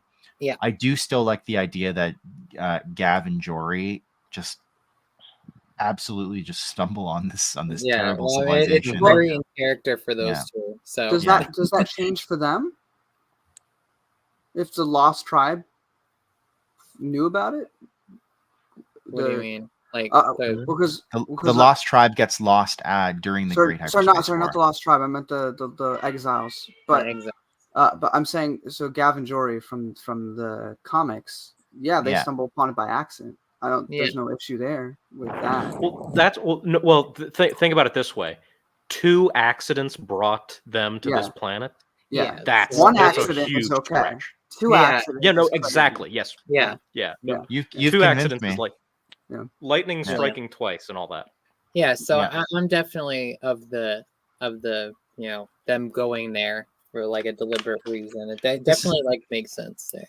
This is why I love this book club, because I just like you get these different perspectives and it's like things that I may eventually consider on my own, but you've helped fast track that thought process for me, and so now I'm able to I forever sleep in peace. Wow. So Darth Dreadwar, sorry, Kuar Danner, they call him again now, as Al pointed out, because he's not descending. He's not wearing the armor. On his he's got that pterosaur. packed away. Yeah, It's like he's in his Negan outfit right now. Yeah, he becomes a professor at OSIS, the academy there, and we can see that his cult of personality has already attracted some students. We're told Zozan, who's like the leader of the Black Legions later on or whatever, right? Like Zozan is She's the one that trains Crate, right? Yep. Yeah. Sorza Sin, the skinny young Etresian who preferred her science textbooks and terrible poetry to people, and the development of social She's skills. an introvert. Yeah. Remulus Drapa, the bored, short-tempered son of wealthy parents who was more interested in sports than becoming a Jedi. A feeling that irked He's teachers. in the Lost Spiral comics. Yeah, Lost Tribe of the Sith Spiral. Carnus Moore, of course, of like legacy fame. Legacy, KOTOR, everything. Everything, yeah, exactly. And Carnus Moore he's a teacher there. He's a professor. Yeah, he's a professor. That's sick. I was hoping we'd find out his speech. it doesn't say in the text, and maybe it says later on. It does. I was talking to Darth Sidious about this. He has in Legacy comics. You can see he has pointy ears. Carnus Moore. Yeah. So he's clearly probably a he's a troll. He's a troll or a goblin or a I was gonna say he's like maybe half Sephi or something like that. Oh, maybe. Yeah. Maybe. He's got. In Book of Sith, it's mentioned that exiles knew about and were looking for Korriban. Yeah, I remember that as well. Hello, good to see you, sir. This gentleman just finished Junior Jedi Knights on this channel. Are you going to be doing Young Jedi Knights? Yeah, I think like there's 6 junior novels that you could probably read in like one sitting, all 6 of them, and they spent like nearly 10 hours or over 10 hours talking about these books because they're that good. So they are. I love Junior Jedi Knights so much. Yeah. They were so much fun. That Vitiate pulled the Daragons towards Korriban. It certainly that actually is an interesting speculation. It certainly would make a certain sense because I would like to see that played out. I don't know if I would 100% agree with it, but I would like to see sort of that worked out into a story. I think that would be very interesting. Yeah. I'm gonna look up Paladuvin real quickly because I just want a visual to throw up if I can. Paladuvin. Of course, Aura Singh. Oh, okay. Right. Was one of I don't remember species names very well, so that's cool. I don't think I even recognized that the first time. Neither did I. Apparently, there's new canon. There's a character in Resistance. You could see like the facial tattoos, right? That's mentioned in Supernatural Encounters. Learned her heritage with face tattoos. Yeah, of course. I was going to pull that up next, but I just wanted to first have that for Jade reference. Light's reading Shadow Academy right now. Let's go. We were talking about that the other day. Shadow Academy is based. Shadow Academy rocks. Baracus. Is that the one where Zek is at the dinner and he eats the plant? And Leia forces Han to eat the plant to make. This looks like AI art, but it's absolutely terrifying, and I'm just gonna feature it because it's absolutely terrifying. That's Zozan. Oh my god! And that's Darth Crate's master as well. Yeah, I'll show the legacy version of her. That's the thumbnail I used for Book of Sith review. Was it this? Yeah. The Marchi on it. The realistic looking one, yeah. Wow. Freaky. Yeah, I wanted something freaky for Book of the Sith, and I want to use the boring cover. That's cool. I just me and Tuck West, we just finished reading the Lost Ones like a month ago. Here, Zozan from Legacy. There she is. She looks more attractive in that one than she does the other one, where she looks like. Well, everyone looks more attractive in Legacy. So that's true. It's like everybody. Jan Drusima bump. Yeah, yeah. Like literally everyone. There's like not an ugly person in that comic. Like everyone, like even like the elderly people are still like jacked. Like Trey seemed like they're all just big. Unrealistic body standards in that comic. Except for Bantha. Bantha's always he's got a belly. But he's still like what he lacks in the well, he's got a dad bod, but Hey, half the charm of that comic is the unrealistic body standards. I would love to have a body like K. Crook. It's not going to happen. Okay, it's never going to happen. Give me that. Give me that. Raw. Oh man. Did we talk about Tulak? Wait, actually, have you ever seen like those like old comic ads, like Mr. Atlas? You'd like mail in or something like that, and you get like some body supplements in like the 50s and 60s, and you'd be like Mr. What? Atlas. I was looking at one of those earlier because I was reading an issue of Action Comics from the 70s. Yeah. Here, I'll Charles Atlas ads. Okay, yes. when you say Atlas, I just think about Atlas Shrugged. No. Here, these are so like. Sorry, it's like I want to say misogynistic, but I'm gonna throw it up there. It's like Somebody insult did a that made video a man on out of Mac. It's like he gets bullied at the. God. Yeah, he gets like bullied at the beach when he's like there with his like sweetheart or whatever, and then he just like it's like I'm gonna send in for Mr. Atlas, and then he goes and he gets all buff and goes back and like clocks the guy. Like, let me prove I can make you a new man. These used to be in like all the comics back in the day, and so I was just thinking like for Legacy, why don't they have like you can write in and be like you could be K. Crook. Oh my god! Someone did a video. I can't remember if it was Rock. Casually Comics or Comic Tropes who did a video on specifically on Atlas Fitness, or whatever it was called, Atlas Gains. Yeah, Charles Atlas, the strongest man in the world. Rhoda did Atlas, bro. Rhoda did Atlas. Rhoda did Atlas. That's right. It's how it all comes around. I can stop eating right now. At the bottom of the pit of protein shake, there is a single Atlas steroid, and he's like, I want my precious. So we mentioned Zozan, the Paladuvan, the Source of Sin, Remulus Drapa, Carnus Moore, and then they said their unlikely ringleader, Ajunta Paul. Paul was handsome, popular, and idealistic, but dissatisfied and troubled by something as he went to some lengths to conceal. Danar was aware that Paul had joined only to spy on them, which meant that someone in the faculty, probably Paul's master, had heard that they were skirting the edge. And then we're told, interestingly, that two Jedi instructors joined as well. The professor of ancient studies and philosophy, Carnus Moore, and the Runian swordmaster, Tulak Horde. Chad, I love Tulak Horde. So Tulak Horde is one of the, which is interesting. He's one of the 12 Jedi exiles, which I don't think was ever confirmed before. No, like I feel like it's always been like a up in the air kind of thing. Like when Tulak Horde. We've had a lot of trouble, placing Tulak Horde, right? Yeah. In the timeline. We don't have like a lot of information on him in general outside of like what we see. That's what Tulak Horde looks like. Well, that's a Runian. That's a Runian. That's Pantoran. That's Runian. Because that's Chairman Papanoida's daughter, and they're Pantorans.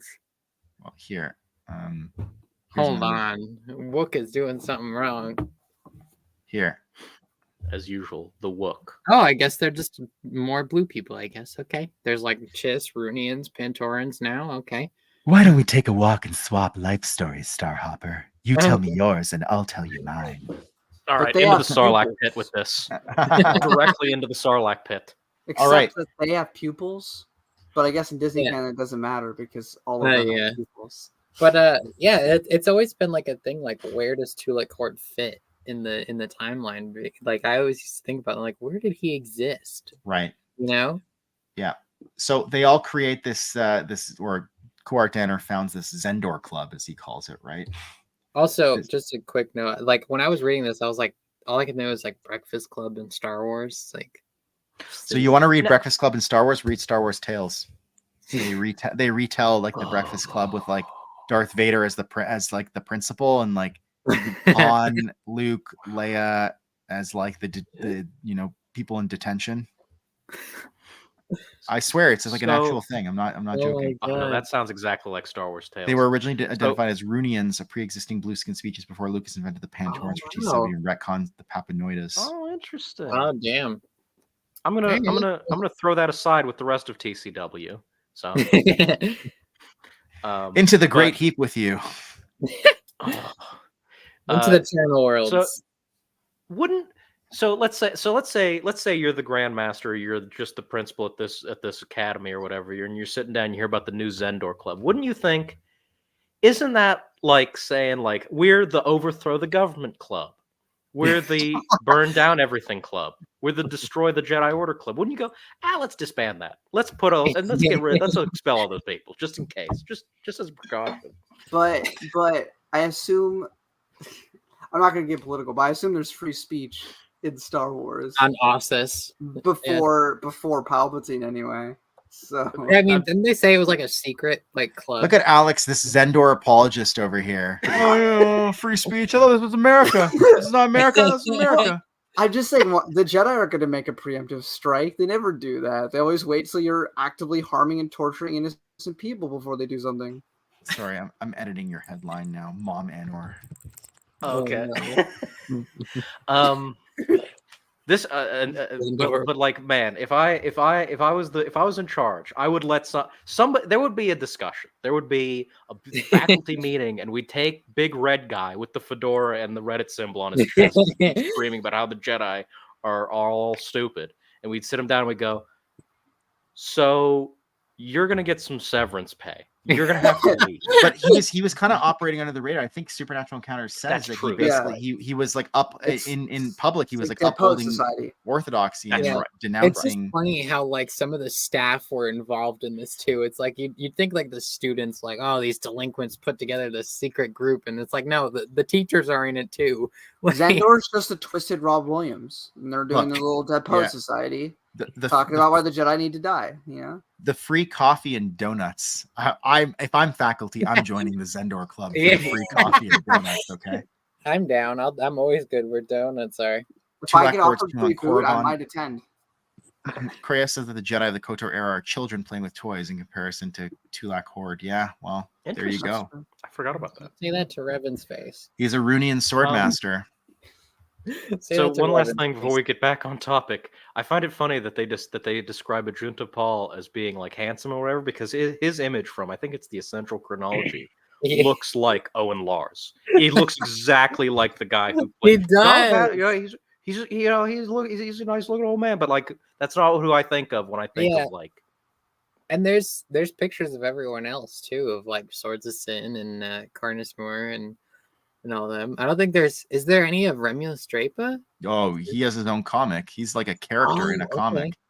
Yeah. Here's a Junta Paul. We also have his picture in we also have what he looks like very badly in the actual KOTOR game, but bro is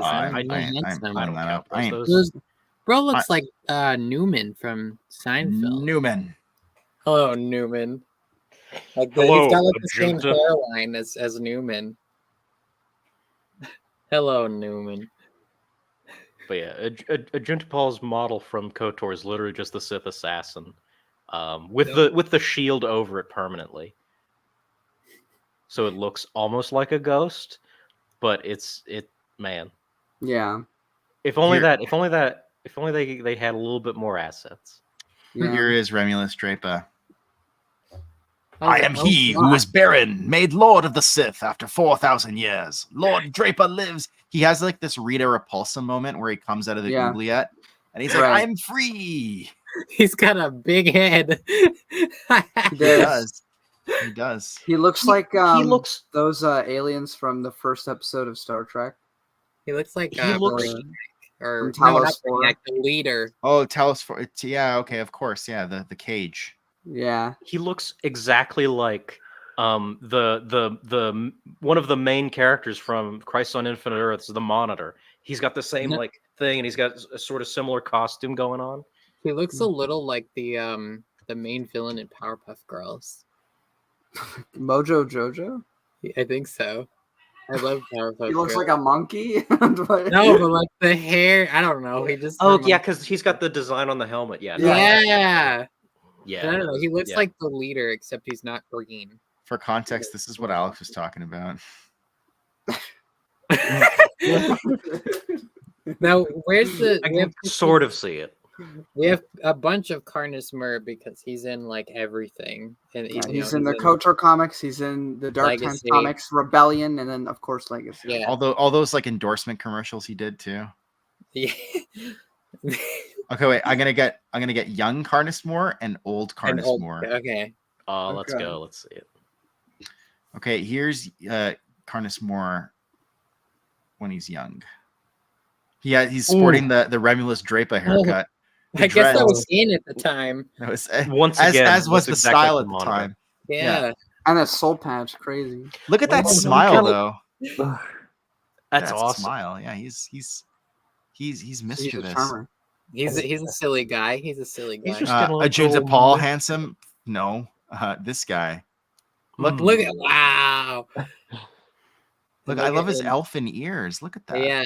Yeah. And he was vibing with Celeste Morn for like eons. I don't know if they were So, vibing. all right. but I think we. All right. Wait a second. I think I figured it out. Zeltron Sephi. oh my god. 'Cause I'm he's okay with so that. I'm beautiful. okay with that, Al. Because he's so beautiful. Should have sent a poet. He's just And so there's a picture of Swords of Sin too, no? I will pull up Swords of Sin. Calm yourself. Calm yourself. No, I'm just kidding. It's good. You're excited. I love he- this stuff. Here's Swords of Sin. She's the Etresian. Mm. Would that would still be human, would it not? Etresians. Oh, right? I'm Yeah. not sure. The creator Etresia. of the Leviathan. What was the Terrestrial- name of? Excuse me. What was the name of the thing that we were getting excited about last time? He was a Jedi Master, but he was like a weird species Jedi Master. He was like a Jabba's palace weirdo.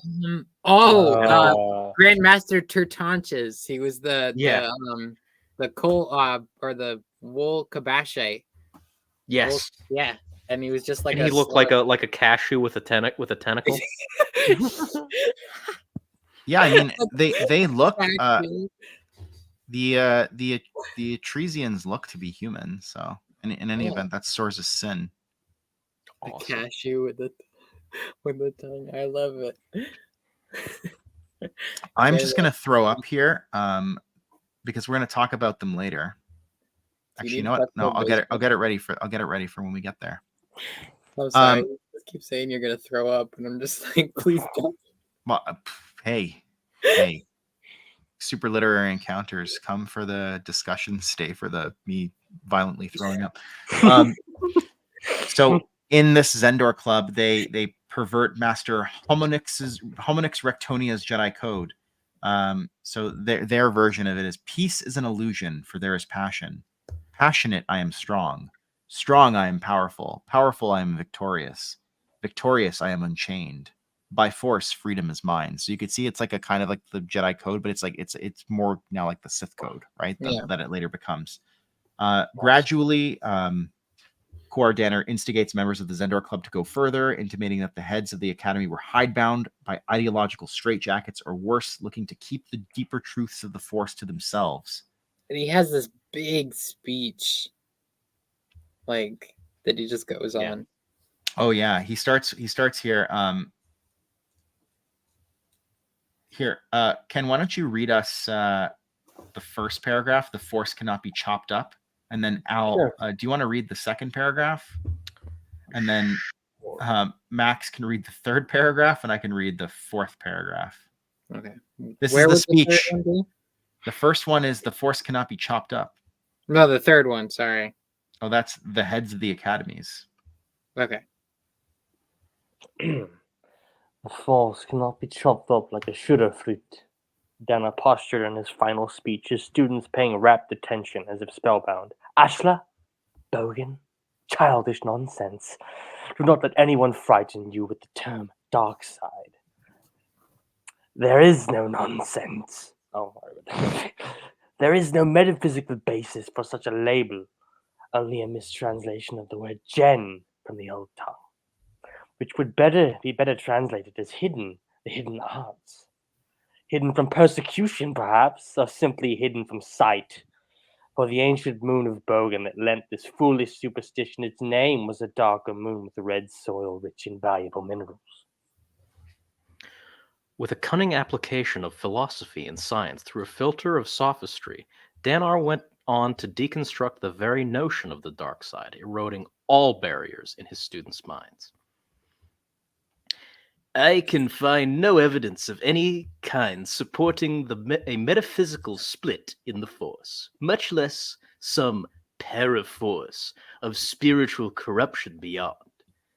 Though it may be that localized areas echo with the psychic footprints of Force users who once lived there, but two sides, one of peace and serenity, the other of anger and hate. How does such an extraordinary claim, devoid of the extraordinary evidence required to justify it, make any conceptual sense? Why is there not a plethora of sides for the ineffable emotions we all possess, to which neither side makes claim, like joy or curiosity or love? No, there's only one Force, my students. And it is the same Force. The Chaitos Academy might claim to understand its origins, but like many ill-versed in the arts of empiricism, they confuse correlation for causation. Midichlorians are nothing more than microbial parasites that evolved into symbiotic organelles feeding on Force energy. The Force is more likely to be the artificial construct of some long-vanished precursor race, and is certainly not supernatural, for the very term is meaningless, as any verifiable phenomenon to which supernatural concepts are attached is inevitably subsumed by an expansion in our scientific understanding. The Force is merely poorly understood physical phenomena that we must tame to our will, just as we have gravity and hyperspace. The heads of the academies tell you to limit frivolous use of the Force simply because they fear the effects of overexposure as Luddites of old feared electricity. Many understand what I learned long ago, that what they call the Bogan is simply the unrestrained Force, the Force, when not deliberately limited through tiring esoteric aspects of asceticism. They tell you to follow the will of the Force rather than impose your will upon it, knowing you will follow nothing but a reflection of your own precognition, perhaps guiding you in ways oft mistaken for luck, as if you are unlikely heroes in a play, but with no greater metaphysical meaning than birds following their instinctive attunement to weather patterns. They desire to contain the Force, suppress it, limit it, perhaps even kill it. Why do you think histories of old tell tales of Jedi heroes bearing powers beyond our ken? Clear evidence that our knowledge of the Force has declined over millennia. Why is it that some of the most reactionary orthodoxists have begun to encourage restrictions on romance and reproduction when such a thing would conveniently stem the spread of Force sensitivity, and even now press upon the Republic to mandate by law that sensitive children be stolen from their parents to be indoctrinated in the ways that stifle the Force? Why do they tell us that the death is a natural part of life and croon about an afterlife no one has ever seen, when our loved ones could be saved through Forcecraft and science? Why should Jedi Watchmen not govern their star systems using their precognition to steer markets and politics in ways that will bring about the greatest happiness for the greatest number of people? Our resources are wasted on menial peacekeeping missions and creating new Jedi cloisters to breed more useless knights to ape the parts of heroes, when if only we applied the scientific method and experimented with using the Force to its fullest, we could create infinite resources and unimaginable technology using the old force-fueled forges the ancient races knew how to build, destroy the great evils of death and disease, and usher in a new age of eternal utopia, free of all mortal suffering. And so that long speech just completely perverts the idea of there being a light side, a dark side. You know, it's like, I know like there's this controversy about Vergier and like how, you know, she's a Sith or whatever. I personally tend to disagree with that interpretation of Vergier.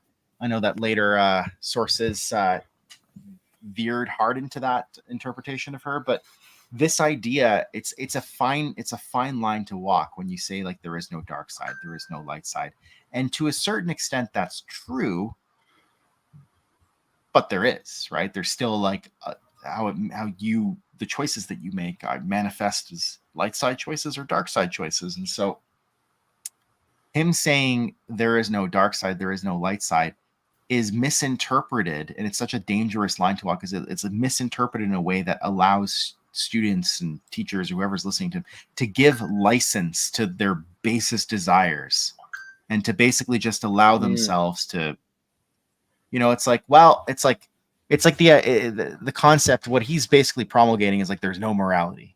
Do what, like, you know, Aleister Crowley says, like the whole of the law is do what thou will, right? Like that's essentially what he's intimating here and perverting their Jedi teachings. And it's so interesting how he's like he downplays midichlorians, he downplays the Force itself by basically just saying it's a physical phenomenon.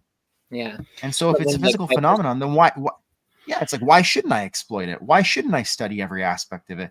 It's just a physical phenomenon. It's a part of the natural world. And that's I've made my piece for several videos, but that's essentially why, as you mentioned, Vajir, like that's, I think her intentions were all the best, but I think the same thing with this. It's just the natural conclusion that a lot of people are going to draw from that sort of talk, and I think that's why it's a problem. So, my favorite part of that whole speech is like he goes over like, oh, the Force. People will just assume the things about the Force, and then he makes this giant assumption about the Force. That he just made. He's like, he has unsubstantiated claims, and then he makes the biggest, most ridiculous unsubstantiated claims, like, oh, that was created by some elder race. Like, where's your proof of that, buddy? And he managed to sway all of these students. He's like, any student and teachers. And teachers, hadn't already been swayed, was now convinced that only he could show them the correct path to the Force. And soon enough, he was teaching them, you know, Force abilities that they could practice, darker arts. Before the year was out, a scandal emerged when it was discovered that a group of students was using the Force in disturbing ways and betting on which summoned entity, the Pit Horror, Howler, or Shambler, would win in a fight. And they think that they're like conjuring these up out of thin air, but as we know from an earlier chapter, they're just literally like drawing them forth from Illithurian. Yeah. Believing that they had created them ex nihilo, out of nothing, basically, is what that means. Out of their imaginations, right? From nothing, out of their imaginations, ex nihilo. And so he feigns like a hardline stance. He's like, you know what? Like in the company of like his colleagues and stuff, he denounces these types of activities, but he's the one teaching them behind the scenes. It's wild. And then we're told that there was this piqued the interest of one member who up until now had remained in the background. His name was Orton Kella, or Sella. Yeah, I've always just Orton Sella.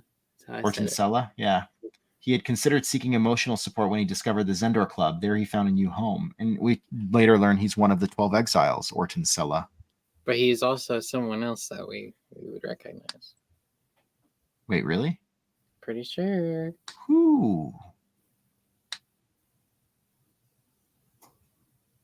Don't give me that look. Just tell me. Hold on. I just Is this something I got to mute for? No. I just want to make sure I'm right on this first. Okay, well, she looks that up. I'll explain the rest of the subchapter. These students... No, I'm right.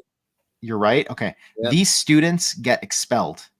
They get expelled. Finally. And Danar makes a big show of quitting the Osis Academy in solidarity with them. You know, how dare you expel these students? This is not academic freedom. And so his Zendor Club becomes the Zendor Academy on Alsaken. He goes back to that planet and opens up his own school in much the same way that Zendor did thousands of years previously, right? Like 15,000, was it not 15? 24,500 minus whatever. So did you want me to tell you who he is? 17,000 years earlier. Or, yeah. I mean, we haven't technically read it yet, but I kind of like looked ahead. But like, do you want me to tell you? If we didn't read it yet. No, don't tell me if we didn't read it yet. We'll next week. Next week.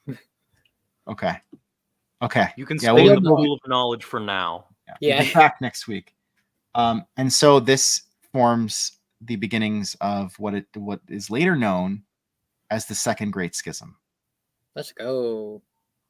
Yeah. Yeah, that's not a good thing, but I'm excited. It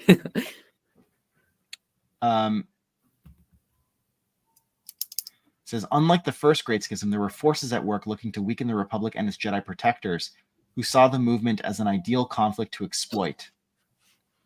And the second Great Schism is like 100-year war, right? That's why they call it the 100-year darkness. And that's technically a canon thing too now. Yes. Isn't it? I'm pretty sure it was referenced a few times. I think it's sort of taking the place of the Great Hyperspace War, right? Or it's taking the place of something. I think like it's not just the same. It's also taking the place of something. Yeah. And yeah, Darth Sidious or Tansella is mentioned in SWTOR, but he's expanded on even more in this. Okay. So. Ajunta Paul kills Master Rectonia. He uses, called upon the dark side to hurl him away, causing the steward's head to strike a cherished objet d'art that hung on the back wall. Harmonix Rectonia was dead because he gets into an argument with him, right, over the righteous. He believes in the righteousness of his cause. And isn't that sort of what happens with Freedon Nad? He gets into an argument with his master and then he kills him. Yeah, he her. does. Yeah, he kills his master. Great Jedi swords mistress. I forget her name. I narrated that on my channel, The Tale of Freedon Nad. You should listen to it. I'm very proud of that one, actually. It's a good story, too. So Ajunta Paul has taken his first steps into a much larger world, the dark side. The dank side. The dank side. Oh, From wow. Broga. We are going back in time with the word dank. Wow. 2017. Oh, his master's Was that name a was long time ago? Mata Tremaine, by the way.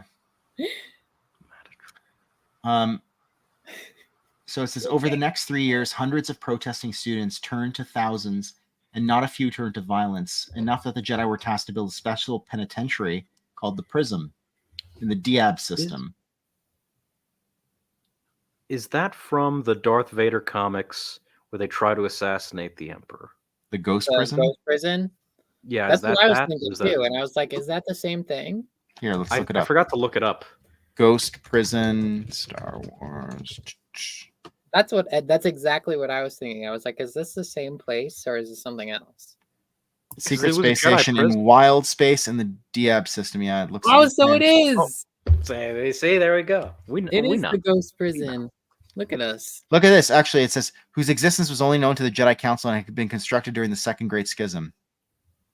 And there it is. And there it is, folks. Awesome. My work here is done. Got that one reference. Let's go. So I think it says Ajunta Paul had been jailed there after killing the Jedi Master, and he was broken out. The mysterious deaths of the prisoners. So Ajunta Paul and several others have been broken out a day before it happened. So this is basically what happened with the Prism. Was he saw to it that a malfunction would open all. This is Quar Danner did this. That a malfunction would open all the hatches in the outer hull, venting the oxygen and killing the prisoners. So he takes his chosen out beforehand, and then causes this mass death. Damn. And it says, referred to in various times and places as the 100-Year Darkness, the Black War, the 13th Alsacan conflict. Now I don't want to know about the other 12. The Second Great Schism. The conflict was sparked by increasing violence on both sides, culminating in the Republic's declaration of war against those who were termed the Heresiarchs.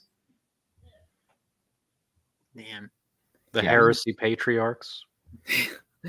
Yeah. Them Alsacani people were just fighting. Few would learn the truth that it was Master Danar, Darth Dreadwar, who had orchestrated it behind the scenes. The war gave the Sith Lord a useful cover for his actions as the Republic borders drew back in the face of the Heresiarch Jedi and the monstrosities they had raised. He teaches them forbidden lore. He ordered the construction of the Great Library of Vicious Tuan in the frozen Arcanian wastelands. So that's how we get a great Sith library in Arcania. And the name Vicious Tuan sounds a little like Visas. Al. I know you like Visas more. This is like Vicious, so it sounded like Visas more. But Literally as I'm we gonna speak. look something. I'm gonna look something up actually. Tale from the Dark Side. That was so there's a thing that's said at the end. Taka zich matoka duaj. Okay, no, it's not the same. Sorry. I actually saying that I might have just summoned a dark entity into my house. But so yeah, he creates that library on Arcania, delivered scores of forbidden lore along with the best master geneticists of his time. It says they secretly performed crossbreeding tests with the Arcanians. This is how they created the offshoots. Yeah, In a way that they had the Quirmian been engineered from the Zexto, and did the blood of the Arcania run Sith red.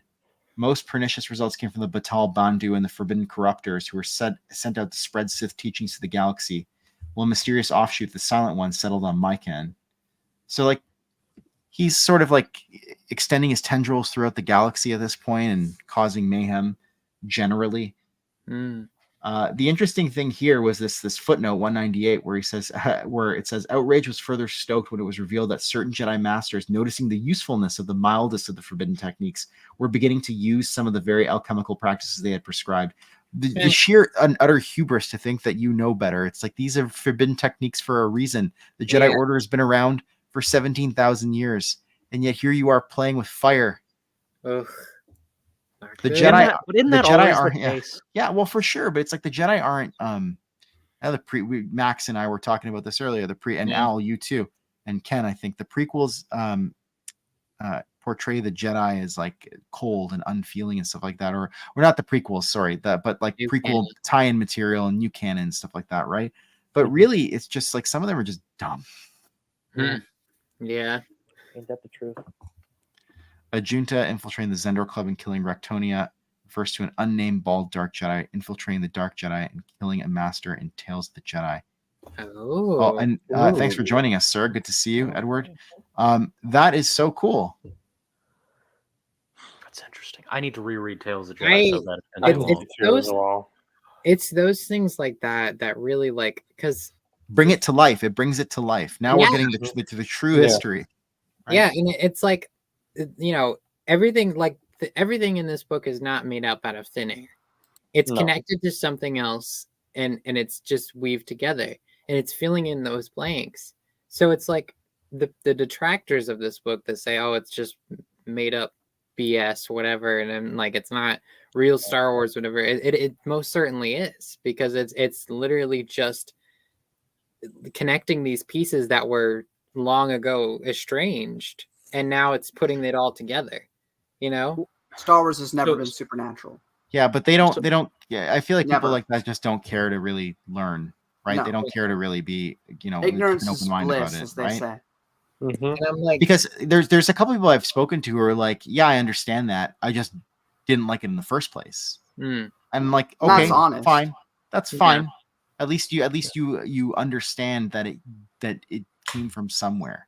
Yeah. Right. It's like all of these little connections, like earlier we were talking about the books in the Legacy comic, like just in the background, like all of these little like characters, like Darth Dreadwar is not someone made up, like just out of thin air. Like this is a person that exists already in the Star Wars lore.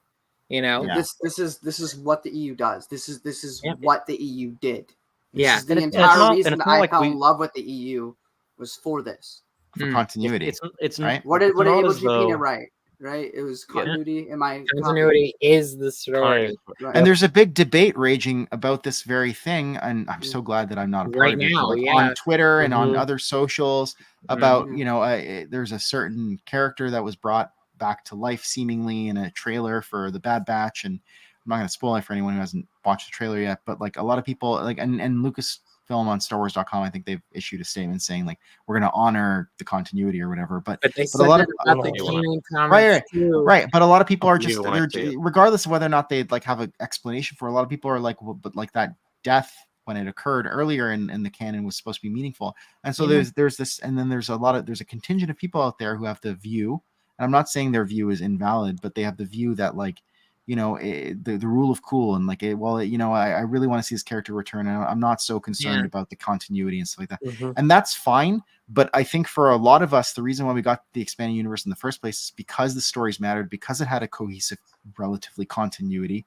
Yeah. And it's like the same individual who has not honored that.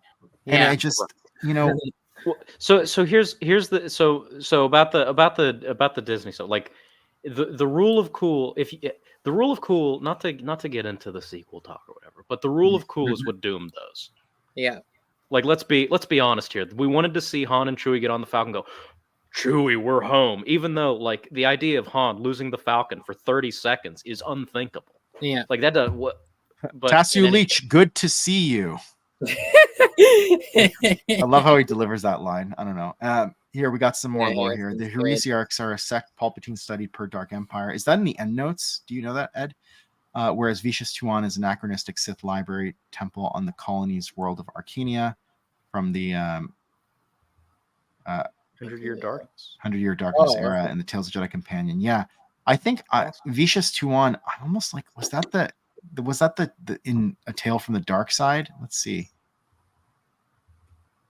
And then he's got another comment here. Oh yeah, this is about the French thing, I think. Oh, Le Facteur X. Facteur X. Or maybe it's Le Facteur 10. Yes, we had mentioned this earlier, Ed. Kor Danner being a Dark Lord Sith who discovered Korriban prior to the schism and manipulating the 100-Year Darkness is from Le Facteur X. And I recently got a translated copy of that, and I'm going to try and read through it. It's not long. It's not long. So I don't like those detractors. Like, this is like the realest Star Wars you're gonna get. Not to circle back around to something. Outside of anything else that I don't want to get into right now, I think just in terms of, if we're talking about what do we have in the EU and trying to make that all fit and connect like an actual EU book does, if we're just going about that criteria of like what every other EU book did and how well it's actually connecting things, is it just coming up with BS? Is it just making things up on the spot? Or is these logical conclusions that someone could make and fleshing that out into a story? Because it's basically what the EU always did anyway. That's what Plagueis does by connecting thousands upon thousands of things into one book. He didn't need to do that. No one asked him to. Look, we have the answer. Sorry. No, you're good. I was very excited about this. This is how we got to Korriban. Oh. Atreus Core imparting the map in a psionic blast, referencing the Atreus Core, showing Revan the same per Kreia. Sorry, Alex, I totally cut you short. I'm so sorry. I don't even remember what I was going to finish it off. So you're good. You were saying like this is what the EU did, right? You were saying like that was my spiel. It's what the EU did. So regardless of canonicity, which I don't want to talk about here because we've talked about it in other places. It ultimately doesn't matter to me. Is it doing what the EU always did, and shouldn't that be the thing that matters the most? And this is actually in this bad area of the expanded universe. This part of the EU is that's not even explored. Basically garbage. There's so many different things, and then none of them line up. We've had to Darth Sidious been very helpful, been throwing out like, oh, this comes from this comes from that. But like it's so disconnected, and it's all so bad. Like it doesn't make any sense. How is this going? But then this comes in and makes sense of all of it. Smooths it. And let me just say, like, the chat, like, you guys are so helpful. Like, you are part of Superliterary Encounters as much as we are. Darth Sidious, the chat, and even people on Joe's Discord who we talked to about this. Yeah, stuff, right? like everybody. you are, like, we are all super lit. Yeah, we're all the Jedi. Doctor, I want to highlight Dr. Royce's comment because that's the EU. There's a lot of established canon that Joe and the team didn't like, or created so many headaches that would have been easier to ignore it. But that cuts completely against the ethos of the EU, which is that even if something sucks and you don't like it, it happened. Make an interesting story around it. I was explaining that to my friend Jack the other day, and I told him about the new Droid Rebellion video game and how Count Dooku is killed by Anakin at the end of that before Episode 3. He's a clone. And I was like, yeah, he's a clone, but like I was like, if I was in charge of the EU, that would have went directly in the trash. I'd be like, no, don't even bother. It sucks. But then Sean Stewart, Game Boy Advance game. Sean Stewart later mentions it. Came in and later mentions it in Yoda Dark Rendezvous. There's like a part where like Anakin and Obi-Wan are like, oh my god, like Dooku clones, like what do we have to like put up with all this like crazy stuff? And you're like, Dooku awesome. clone, and it's like reference to the new droid army. So this is interesting. So Sorza Sin, Ajunta Paul, Remulus Drapa, Karnas Moor, Zozan, Tulak Horde, and other leaders all sort of converge on Arcania, Alsakan, and they're given like communication amulets, and they're given dark lore. And Sorza Sin learns how to invoke the fell brood of El Shadem. Of course, it's Telotny, which he later became, to create leviathans. Oh wait, it was not long after that Danar presented a peculiar conical soul snare carved in the horror of the great logician Apotham, which is obviously like splendid cool. Yeah. So these leviathans says that they can they're herring monsters called leviathans, which drunk the spirits of slaughtered Jedi and stored them in their blasphemous blister pods. Oh. And I had a picture of. Oh yeah, here it is. Okay, let me just throw it up we've on screen. like seen, like we can actually see what these brood of El Shadem look like with the leviathans. You know, look at that. Oh my god. So like Telotny like gave birth to those things. And Telotny turns into something like that. Yeah. It's probably a million times bigger and worse than that. Sith worms and worms with a WYRMS. Yeah. And then there's the sea leviathan that the one Sith like make in Legacy. So like they found a way to bring like to conjure these brood of El Shadem, and then they turned it into a sea version of that. Yeah.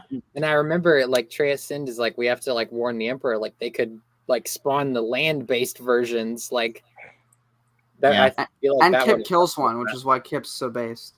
Yeah, no, Kip Duran kills one. Like he does in Leviathan. Yeah, that's right. Ooh. So, which is a great comic, by the way. People should read it. Oh yeah. So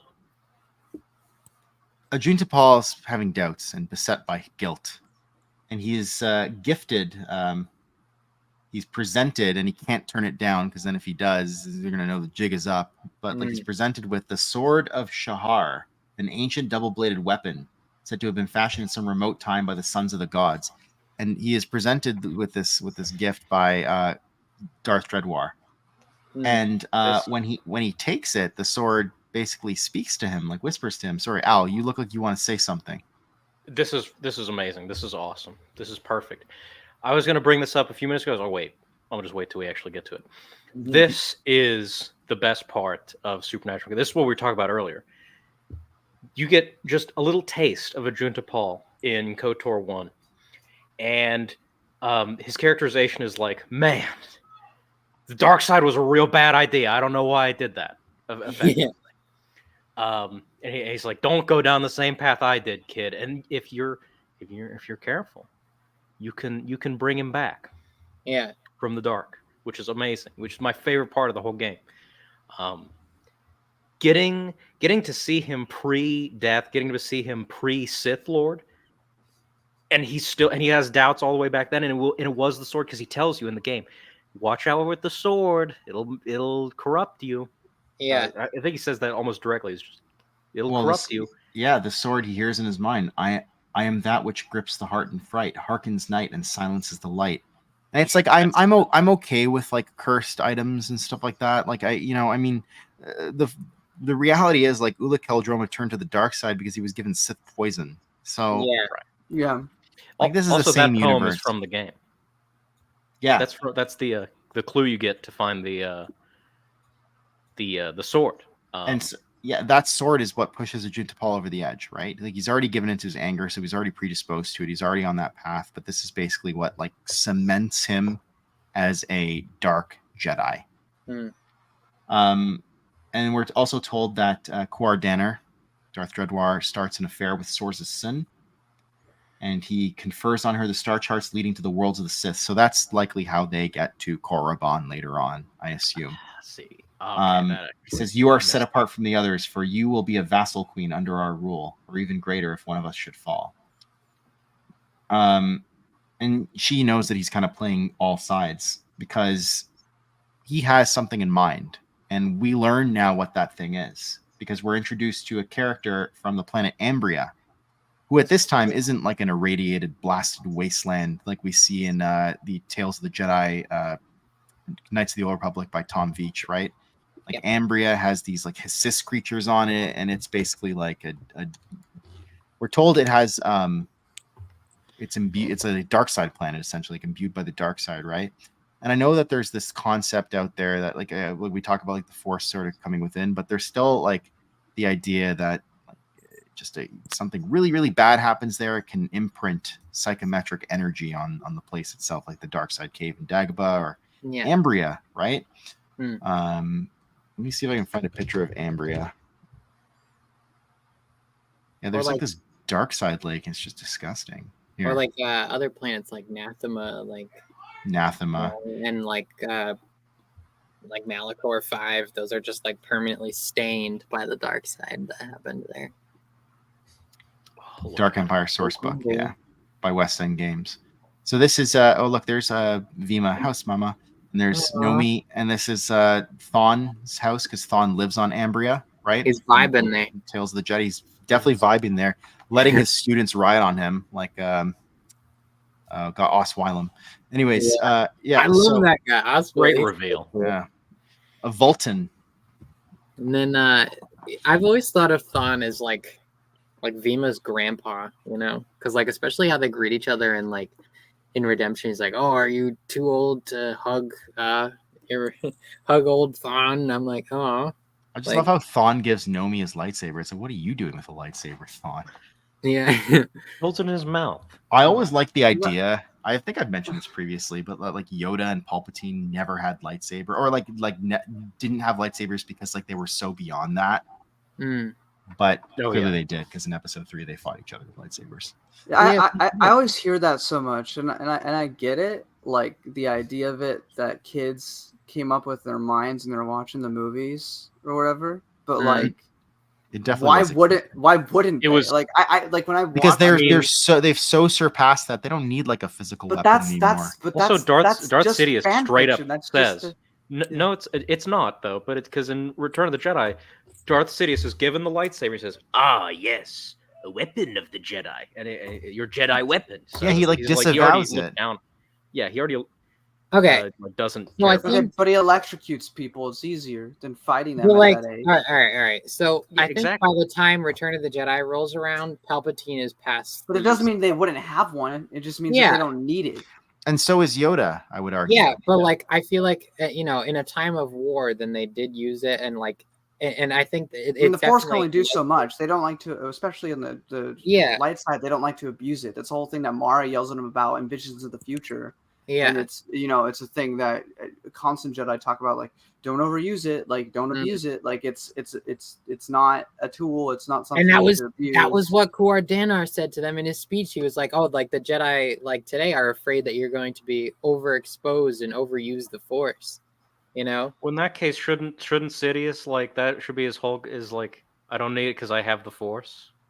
Well, yeah, it's that's already kind of his fuck. I mean, he's at the time of Return of the Jedi, he's past it. He's past that. He probably that's what it seems like to have one. Yeah, he's so full of himself. It's all about and the Jedi I'm about stop being in existence, and the Jedi don't matter. They're not around. It's just this kid. I don't need to duel him. He's a child. I'll let Vader do it. He's got Vader to do all his dirty work with the lightsaber. Why is he gonna waste his time? Yeah. And then by the time Empire Strikes Back rolls around, Yoda is past his lightsaber. He doesn't need it anymore. Well, yeah, he's old, but like he also doesn't train Luke with the lightsaber. Yeah. Well, isn't there a deleted scene that he did though? Like I swear there was like a deleted scene where it's like. Also, I don't think. I mean, it might be, but there's. I mean, Luke already owned. Anyways, we've gotten way off topic, and we're already like almost 4 hours in. So I'm gonna like veer us back onto the path, but. So we're in Ambria, and it was my fault because I mentioned Thawne with lightsabers. But he did use the Force. That's my headcanon. He used the Force to use the lightsaber. That's fair. Base. Like Darth Treya with her. But light side. Anyway, we're gonna get off that now. So we're introduced to an empress, Empress of the Vala, and I think Val that's like Telotny, like one of her cults, right? I think so. Maybe it was Via. I don't know, but maybe it is. It's like, devout acolyte of Vol. So I'm going to throw up a picture of her so we get Kara Volshe. Kara Volshe. I believe that's her, right? Yeah. Yeah. I think so. Yeah. She looks like a Dark Souls boss. She does. She does. The Jedi using the Heresiarch's technique in the Hex Note referred to Lara ad Noon, claiming the Jedi stole the Dark Jedi's techniques in the deceptive history of the origins of the Sith. That's fascinating. Wow. She also seems to have taken the Jan Durismo approach. That's right. Yeah. Oh, I see what you're getting at. Yeah. So she seems like a somewhat benevolent ruler. I mean, not entirely so, but she's not a tyrant, it appears. This is the Vala, were a mixed race born of the multiple indigenous sapients of Ambria, whom Volsci had conquered and fostered. It seems like she cares about her people. Although, if it says to her, when wealthy landowners, militarists, manufacturers, investors offered to contribute to her coffers in exchange for policies that would help them hurt her people or planet, she smiled broadly and proceeded to boil, roast, or asphyxiate them as her mood suited her, giving their corpses to her happy cis. And I think that really, so she protects her people, but she's not above being a brutal murderer when she needs to be. Yeah. And we also skipped over a Knight Errant reference. Yeah, I was going to get to that. I was going to come back to, okay. and I'll let you do it. But I was going to, okay. They liken her rule to someone else who is. I love Knight Errant stuff. Yeah, this one's for you, Matt Wilkins. They liken her ruling style to Arcadia Calamandra, who rules on this ice snow planet that I can't remember the name of in Knight Errant, where she's very she might seem benevolent, where she's fostering a society where people can grow and thrive and have opportunities, but she's also not above absolutely murdering them if she wants to. And she's a Sith, and she's part of this that family that she's Lord Daemon and Odeon's cousin, the Calamandra family. Yeah. So she's part of that family, and she's vying for control of things with her grandmother and everything. And she was one of the highlights of that book for me. Arcadia Calamandra is really cool. And I obviously I love all the Knight Errant references. Give me them all. Yeah. But see, I would say to Harry, she definitely a despotic ruler, but she actually does seem to care somewhat about her people in the same way that Arcadia Calamandra arguably cared somewhat about her people. I get it, they're Sith or they're Darksiders. They're still a means to an end in a lot of ways, but at the same time, they understand that there's at least some kind of social contract in place, and they seem to be willing to honor that so long as they get their way. Yes. And so I thought Arcadia Calamandra was a fascinating character because we see Kara Holt pause, and she's wait a second, maybe I'm wrong. Maybe I'm wrong about the fact that she was almost able to sway. I don't think she was never really in danger of swaying Kara, but Kara Holt was had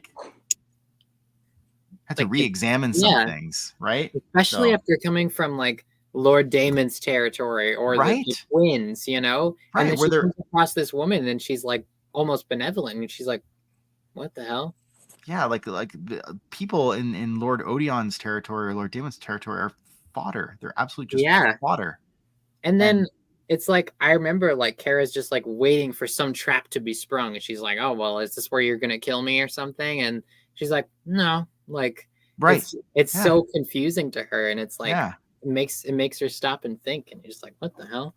And so maybe Kara Volsci and Arcadia Calamandra are also maybe they also see their people as fodder, but they at least pretend that they don't. Yeah. So, they're polite about it. Yeah, they uphold social appearances, they're still honoring that social contract between ruler and ruled. Yeah. If indeed there can actually be a social contract. And also, Kara Volsche is a witch queen. Yes. So that's cool. Yes, that is very interesting that she is sort of descended from that line. Mm. The other thing that I like about her is that with this like headdress in the back. She does look like Gwendolyn or something like that She from Dark does. Souls. Yeah. So she Praise builds. the sun.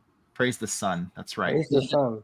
She builds a great obelisk, and also eventually gets married to Kuar Danner, Yes. Darth Dreadwar. Although he has his affair with Swords of Sin going on, and she has her affair with Tamuzi. And I think they have a kid together, Kara Volsci and Tamuzi. Yeah, and they give a pronunciation. It's like Tamuzai, I think. Tamuzai? Okay.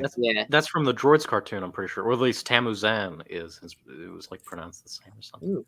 Her Tetsujin protector, whom she'd fallen in love with. Tamuzai was one of the greatest warriors she'd ever known. Despite all of her bloody battles he'd won her over the years, his heart remained strong and tender towards those he loved. Eleutheria was the daughter that they had together, put in the care of a faithful Sith governess, and she got some training from her father. So essentially, Kuar Danner's like, wait for me, and we'll do this ritual together. Right, the great obelisk is going to give them immortal life. Like that's what they're using it for, essentially, I believe. She doesn't wait for him. It says, climbing the secret stair alongside her beloved Tamuzai to the pinnacle of the great obelisk, she began to perform the prescribed rites that would bind the world to her will and their souls to one another. But as they faced each other, hands clasped, Volsci perceived that something was amiss. As the powerful energies danced and crackled around their bodies, they found themselves immobile. Someone had sabotaged the obelisk, leaving them trapped and unable to control the forces she had unleashed. Who had done this? Oof. And yeah, it does give a Tamuzai, the true sun. Yeah. So the ritual goes wrong. Of course. And they are trapped.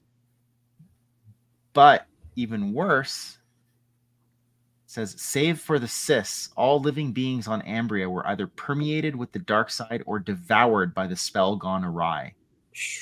Dannar would return to find nothing but ash-laden bones and grimacing skulls, but the obelisk itself held an altogether different energy, a kind of surge that did not feel like the dark side but something else, something that held a trace of Kara Volsci. Dismissing in his childish reverie, he moved on. She became known as the Destroyer of Ambria. And it says, but in the millennia ahead, her and Tamuzai returned to the land of the living. And that's why Ambria looks all nasty now. Yes. Or desolate.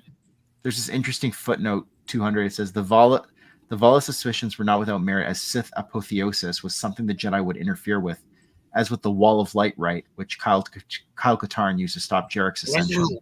There's a Kyle Katarn reference. Yeah. Oh, boy. And then, like, Jarek was trying to ascend, right? Become like a stronger being. Yeah. A godlike being, even. And so. And can we just appreciate that, like, this whole planet gets steeped in the dark side, and then Thawne pushes it all back to one spot, Yeah. Like, that's that lake, right? The dark side lake. Yeah, where all the Sis live too. Like the Sis, or the Sis, whatever you want to call them, they all live there in that lake because of Thawne. So that's awesome. Indeed. And so, in the next part of the book, we're told that Zozan suspects that Kuar Danner is playing them, right? That he's up to something. And so she starts to spy. And I believe that's where she finds herself in the Nilrebma system, where she poses as a worker. And she sees that he's built his own great obelisk. And so divines from that he probably plans to do the exact same thing that Kara Volsci tried. So she returns to spread the word. Several weeks and a few dead librarians later, Zozan returns to spread the word. Dannar was playing them as she suspected, using them as pawns while prolonging the war rather than trying to win it, all in order to manipulate his followers so he might channel their life forces into his dread monolith to make himself a god. And they call my people vampires. I mean, you do drain the life force from people directly, so yeah. And so there's this interesting footnote 201. It says, after the Great Hyperspace War, the Paladuvan offshoots from Serpentis would resettle on Kyoloria, where their worship of Yamka devolved into a mere soulworm cult in much the same way that neo-primitivism had reduced Typhagem to Pomogema. Of course, that being a reference to Splinter of the Mind's Eye. But Zozan's proclamation that Darth Dreadwar was playing all of them has the effect of splitting the heresiarchs along 3 factions. The Dark Path, which were Dreadwar loyalists, who clung to his teachings and believed that this Dread Monolith ritual would not harm them. The Black Legions, inspired by the Black Knights and Legions of Leto, Zozan and Ajunta Paul, to whom she'd first brought the evidence, were the ones who felt most betrayed by Danar, but who were in too deep to go back, being Jedi. So they opposed the Dark Path on ideological grounds, but they consider themselves true Jedi and appointed Ajunta Paul as their master. That's the second one. So the Dark Path is number 1. The Black Legions is number 2. We're talking about the 3 different factions. So we talked about the Dark Path, we talked about the Black Legions, and now the last one is the Warlords, created by Tulak Horde, who declared independence from both groups. These agreeing with Zozan that Dreadwar was they agreed with Zozan that Dreadwar was a threat, but disagreed with the crusade that she and the Black Legions waged. Horde's own group, splintered by opportunists who found themselves with influence enough to make themselves into wealthy lords, who saw the Dark Path cultists and Black Legions as fanatical stumbling blocks to greater wealth and power. Right. So these are the 3 different. Yeah. You could. It's a bit of a stretch, but you could compare the 3 paths to like 3 of the general archetypes of the Sith. You have the warlords, like what? Actually, like Jarek, to be honest. But I'm thinking of like Darth Sion's more like a warlord type, just destroying and conquering things like that. And then the characters actually form the Sith properly, the proper Sith order. That's more like sort of the Baonite organized Sith with like Treya, for example. And then horrible monsters, as we'll find out with the Dark Path. So like a bit like Darth Nihilus, you could say. Yeah. Oh, it's a good observation. Did we talk about how Dreadwar like revealed himself to his students like as Dreadwar? No, I don't think we did. We should. And the this combination of species that Zozan is. We did talk about that. Okay, got that. So where is Dreadwar revealing himself? Do you know the page? It's actually right at the beginning. As Danar gradually relaxed his mask around those with whom he communicated, revealing himself no longer as a mere professor with unusual views of the Force, but as Darth Dreadwar, Zozan grew apprehensive. Yes. Okay. So there you go. He's like, huh. Have you ever heard of the tragedy of Darth Plagueis the Wise? I thought not. He gives them the speech. You're the Sith Lord. Use my power, I beg you. Use my knowledge, I beg you. If one is to understand the great mystery, one must study all its aspects. But like that speech has echoes of Darth Dreadwar's speech, right? Guardianer's speech to his people. It's true. Those who fail to learn history are doomed to repeat it.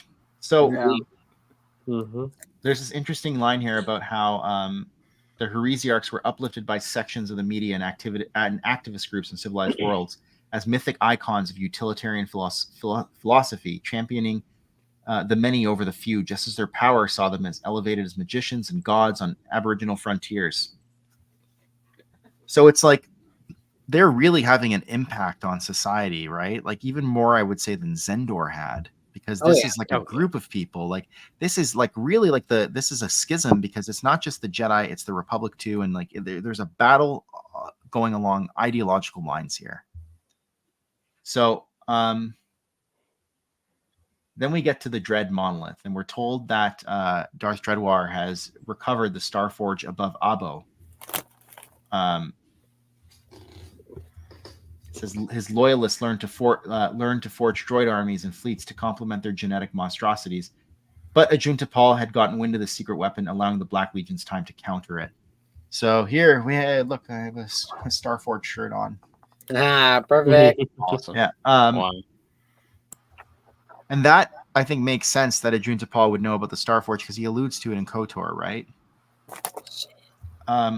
But then this Dread Monolith, this is like a better version, I guess, of the monolith that was built in the Great Obelisk that was built on Ambria by Kara Volsci. This is called Ninma Ixgul. The Dread Monolith would draw energy directly from the living, which is ironically what ended up happening with the Great Obelisk.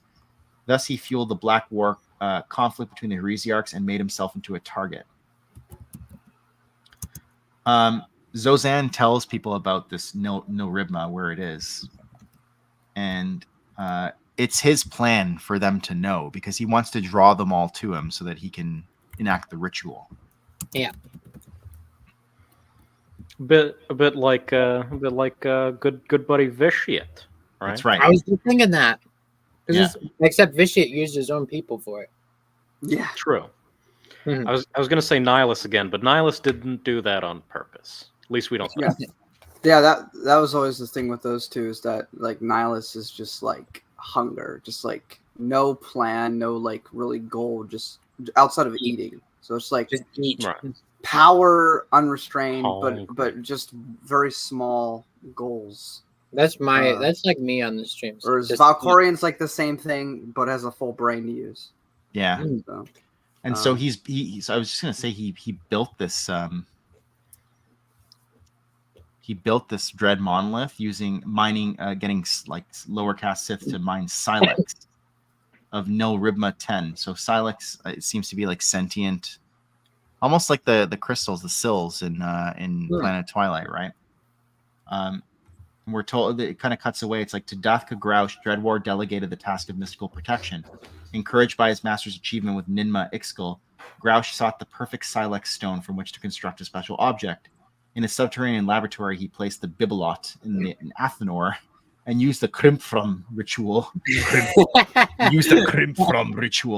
Described in Danar's spellbook from the Darkest Heart to infuse part of himself into the stone. And that basically created what later became known as the Heart of Grouch, right? It's just funny because you just used like 3 strange words like right after each other, and it just sounded funny. I know. It's like a Starfire from Teen Titans cartoon. The Grimnor. Yeah, the Grimnor. And the Athenor and the Krimpfrum and the Krimpfrum. Yeah, exactly. So the Dread Monolith comes together a lot more quickly because he has slaves working on it. It says, as Dreadwar climbed the 8,000 steps into the great antechamber, holding aloft the dark heart of Grouch in his left hand and the dark staff of Ragoth in his right. Then the words of the ritual were spoken, and he uses it to move the Dread Monolith, move the planet Nil Ribma 13 out of its orbit and into rotation around Nil Ribma 12. Why didn't bro just use a Dovin basin? Why didn't he just download Adobe Base? Why didn't he call the ones? Could he use the ones to move it for him? Yeah. Right. I was trying to find a good moment because I don't want to just dip. Just like this section, places removed. I'm gonna move myself off of the stream and go to bed because I've been up all day. You know, Alex, I appreciate that. You're in like the earliest time zone out of all of us. Yeah. Yes, but I've been up since early in the morning my time. I know you. Yeah, I remember. You're like, it's 5 a.m. right now, and you messaged me. Yeah, because I had to go to work at 6. We were talking about Halo. Yeah. But okay, I'm gonna head off. Have a good night. Yeah, thanks for joining us. Great seeing you, bud. Good to see you, man. Goodbye. So, should we remove Kara Volsci from here too? Fine. Get her off the stream.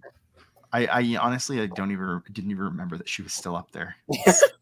I was like, damn, we're keeping her up here for a long time. Like, we're not even talking about her anymore. Gotta admire the art. What are you talking about? Yeah, it is beautiful art. It is. I love this. Normally, the taking of life energy had to be consensual to some degree. Danar didn't hold that belief, but for those who open themselves to the dark side, the thousands who'd come to this world in obeisance or opposition, their light had been driven out or weakened to such a point that only their inner darkness remained to resist. And Dreadwar's trap was far more powerful than their individual efforts at resistance. So this was a trap. It's a trap that he laid for them. That was a trap. And so he enacts the ritual. And as intended, the dark window to Illithurian was open, but no old ones came through, with rewards of apotheosis, as he told his cult. He didn't believe in a literal Illithurian. Well, he's about to learn. Yeah. Let alone the ancient gods. I love how he's like an atheist. Yeah. Bro, you were visited by me- like a shadow being. Yeah. But he's not. My favorite thing is he's not just like he's not like Jetfire in the IDW comics. Transformers reference. There's two for this stream. He's like a straight up 2013 Redditor telling people that they're just wrong. Wrong. So let me tell you great something. character. Were you here when I made the Transformers reference earlier in the Yuuzhan Vong part? So there's 3. I wasn't. No, that's right. I I had said, "Where's Al when you need him?" Was it about Starscream? I wanted to bring up Starscream. I forgot. Yeah, it was I saw that Project in my- Starscream. Yeah. Starscream. It's Starscream. So a shadow demon says you have strayed from the path, and he's like, "You are not real." And they laughed in mockery. You're not real. It just reminds me of Darth Plagueis. I'm sorry to interrupt you, but No. because Darth Plagueis is essentially an atheist as well, because he's like, oh yeah, the Force is just science that we don't get, you know. And then like he's on Korriban in Book of Sith, and like Mark Aragno's spirit comes up to him, and he's just like, how do I know you're real? And he's just asking him all these stupid questions until Mark Aragnos gets mad and leaves. So That's and then hilarious. he's just like, I think that just was happening all in my head, and it wasn't real. Like all these spirits are fake. Darth Plagueis is so annoying. He made Mark Aragnos leave, even though Yeah. Mark Aragnos has been sitting on Korriban for 5,000 some Yeah. years with nothing to do. The That's one right. person he Kept can talk, bothering him. he's like, no. He just kept bothering him. Like he was just asking him a bunch of questions. He was like, "You are so annoying," and then he just left. So Only they Darth Plagueis. they tell it's funny. That's a funny sequence. They tell Darth Dreadwar that he will pay the penalty of the dark. And Ken, can you read this part for us that I highlighted? Sure. But the dread monolith continued depleting the life forces of all around, channeling them to the heart and staff. It gained power unto itself and began to pull at the Shadow Kings until they too were drawn in, leaving Kuar Danar both destroyed and transformed at the same time. With his eyes turning white, he looked in anguish upon the galaxy and uttered, "Mine!" And his eyes bled out of his skull, and his flesh melted off like muscles and bones. In its place stood one like a shadow being. So he has kind of gone through an apotheosis himself. Yeah. He has gone through a dark apotheosis, and he has become a dark entity. Yeah, and like it reminds me, like the way they describe this is just very Raiders of the Lost Ark. Yep. And that's not the first time we've likened something in this book to that. So it's like I feel like everyone else, like everyone's getting their eyes melted out or their faces melting, you know. Like specifically, like you in the movie, you see their eyes kind of like fall out, and it's like this is exactly what happened to him. So it's nasty. And then he sees like Darth Grouch is dying on the floor from this ritual that he's enacted, and he takes the heart of Grouch and puts it inside of him. Yeah. So it really is like the heart of Grouch at this point, Yeah. replacing it with the rudolent crystal. And then it says that his partial victory was interrupted because the thing that he did, this ritual, brought forth Horlus Let's from go! across the Great Divide. Let's go. Someone set off my Sith alchemy alarm, so I came here to disintegrate you. He comes in at the last moment and saves the day. Surveying the wicked creature who had foolishly done this and turned himself into a thing of shadow, he chained his black spirit to the monolith. So now Dreadwar can, well, at least as far as we know, cannot leave Nil Ribme 13 because he's been chained there. The Celestial, Horlus, then released the dead and the stolen life forces of the Silica Stones, stealing the Terror and the Seal to other space and setting the damaged worlds on the path to health. What a Chad. And then Grouch revives, and he raises the dead Darksiders into a skeleton army to guard the monolith in place of the energy hydra, which burrowed deep underground to escape the ritual. Marcel, what do you mean energy hydra? Yeah, there was an energy hydra on this planet before, but then like Dreadward started doing its ritual, and that energy hydra's like, I'm out of this bitch. Is this all? So, is this all? I can't. Okay, that one short story in the Tales of the Jedi Companion where the person approaches the monolith and it's like a dark. Is this the same? That's a tale thing? from the dark side. That's on Kraus too. That's right. Yeah. And so we're told that all Dreadwar could do, now he has a skeleton army guarding him. All he could do while he pondered a means of escape was think and sleep he did for long millennia. Wow. And then we have just a bit on the heart of Grouch, which, so Dathka Grouch relocated to Naos 3 as king. He went on to marry several additional wives and produce heirs. Yet his love was foremost for his firstborn, Prince Hakagram, who later becomes King Hakagram, as we know. He was, it says, he eventually died, I believe. It says... Rip. Yeah, rip. He was betrayed by his daughter-in-law? Father-in-law. No, wait. Never No, mind. yeah, his daughter-in-law. I was talking about... Oh. Yeah, I was talking about Grouch. Or Drow Grouch. Grouch. What a Queen, gross, Queen what a gross Eleftheria. noise that name is. Yeah. Oh, it was, I think it was his Oscar the Grouch. daughter-in-law. She sent her brutish husband to Korriban to rule the Sith savages there. He was later killed by an unknown assailant, but then it basically goes to say that she was known as throughout Naos as a ruthless assassin of the unjust and liberators of heads from bodies. So it's, I don't know, it kind of like, does that imply that she killed him? Did you notice that it's That's how Queen I took it. Eleutheria, and that's Kara Volshe's daughter and Tamuzai's daughter. That's right. Their name was, so eventually... Eleutheria marries Hakagram. Yeah. It's all connected. It's all connected.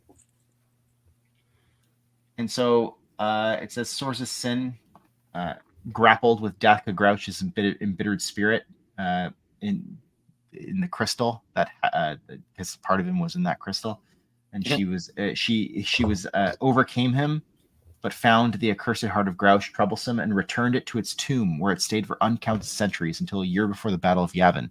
So this is what Darth Sidious was mentioning earlier about. Sorry. Korriban, Planet of Lost Souls. I actually wanted to point out this really quick.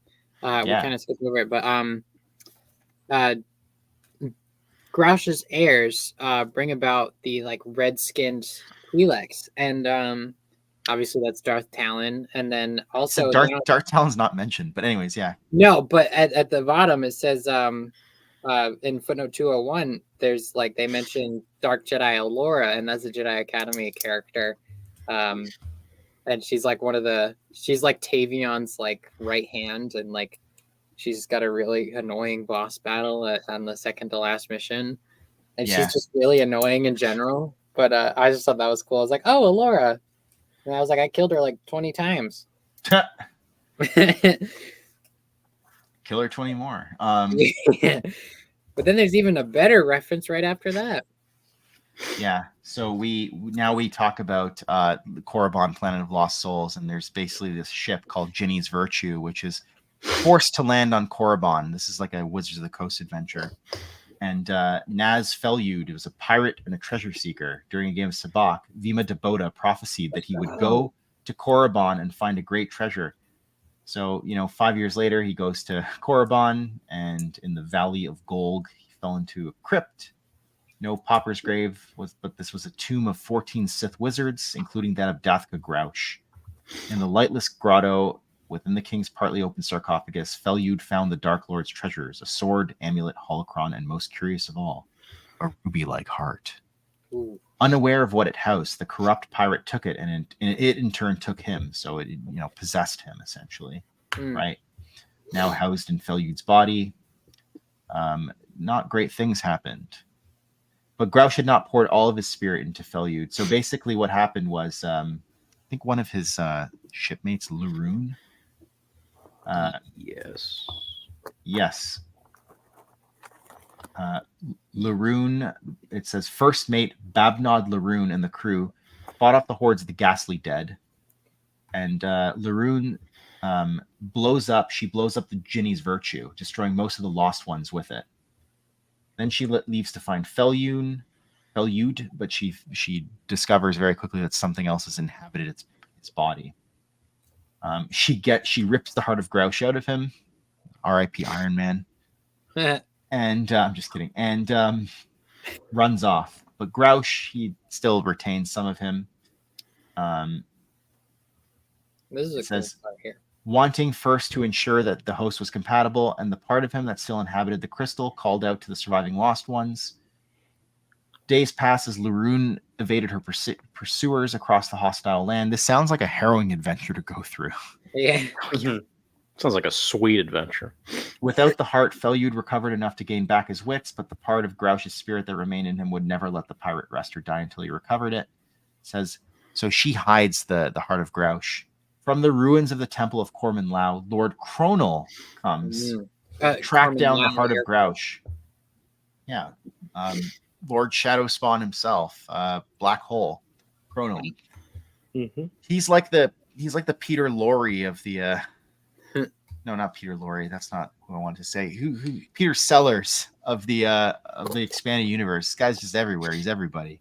Including at the people say that Corman Lao. Yeah, people say that reborn Emperor Palpatine is actually Cronal. That's one of the theories out there. He came to track it down at the Temple of Corman Lao. With his particular talents, it had not taken long to find, and there, hidden in the tomb of Darth Kruor, it lay.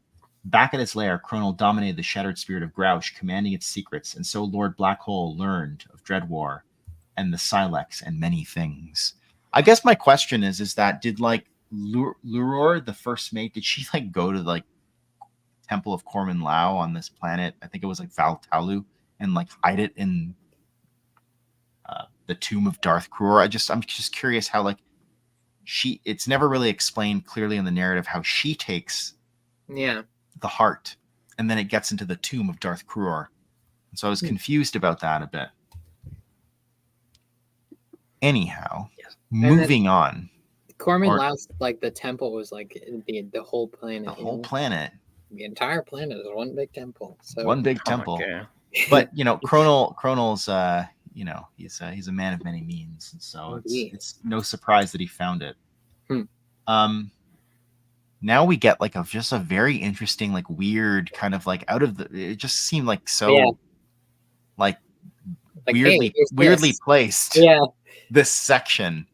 This is I don't intend this fully as a criticism, but it kind of like takes you out of that narrative. I would have put this in a different chapter, like at the end or something like that, because it just like takes you out of the narrative completely. Because then we get back to the 100-Year Darkness afterwards and stuff, but then we have this Dawn of Mandalore here that's just like randomly placed. Anyways, we learn that they had long before departed Rune, where we had previously seen them with the Warriors of Shadow, for a world they called Manda, which meant self-rule. I see a lot of parallels between Mandalorians as they are sort of portrayed early on in Supernatural Encounters and First Nations peoples, in the sense that like they're very much like part of the land, and of course like they lose that land through colonization of Coruscant, and self-determination and self-rule is utterly important to them. So like just some interesting parallels there.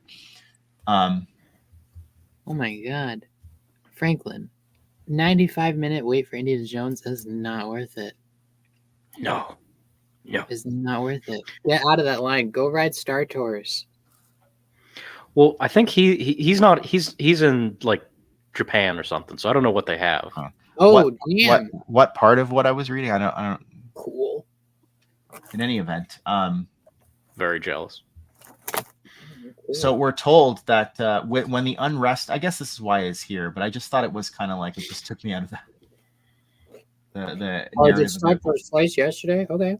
when the unrest of the Second Great Schism reached Manda, their political and ethical debates resurfaced, which causes their own little schism to take place, forcing the council to give way to one heralded as Mandalore, who is now variously remembered as the First, Mandalore the Conqueror, Mandalore the Great, or simply Mandalore the First. Once more, the Tong split into opposing factions. So there's the Mandalars of Manda and later Mandalorians divide. Then we're told that Mandalore, he leads his faction off of Manda during the Subterra period to conquer worlds ruled by despots and monsters. In this way were the fiendish gargoyles of Gargon, Telonians of Tlon, the Chistori of Ordo decimated. So too did they help the galaxy when they defeated the Harpies of Akan, though it nearly cost them all. Also in the system, they took out the wicked Word of Werda and the Negs of Nog, of the fierce giants of Cantiletar, later Mandalia. They converted them to their cause. On Shogun, Mandalore and his armies destroyed the Mazinger, giant robot anime warriors. It doesn't say anime. Giant robot warriors of the Tetsujin, a banished sect of Atresians who worshipped Sotogui, the Black Thing, and drove them out to Pergrothia. So it's like they had all these weird, fantastical adventures. Yeah. And maybe fought in like Gundams, Mazingers. Here, I'm gonna show Mazingers. you. Did you Google Mazinger? No, but that sounds very Mandalorian of them, though, to like get into some Gundam like Shinji getting the evil. To be fair, like when we meet them in Tales of the Jedi, it sounds like they just got off some crazy conquest run. Yeah. And that, Harry, this counts as well. I would say, like, I say First Peoples because I'm Canadian, and so it's it's on my mind. But First Nations peoples, but obviously, there's indigenous individuals in other parts of the world as well. And what's cool is that like Tamara Morrison is Maori, so it's like, and obviously he's known for Boba Fett and Django, so he's also Aquaman's dad. That's right. He is Aquaman's dad. Every time I see like them in other things, I'm just like any Star Wars actor. I'm like, that's Count Dooku from Star Wars, I just want to throw out there: you could be a fan of Rey and not be a fan of the sequel trilogy or Rise of Skywalker. That's me. I don't mind Rey. That's fair. Yeah, I don't mind her either. That's a Mazinger. Oh, so they were getting into Gundam battles. Actually, yeah, these Mandalorians were getting into Gundam battles. Wow, Chad. It's awesome.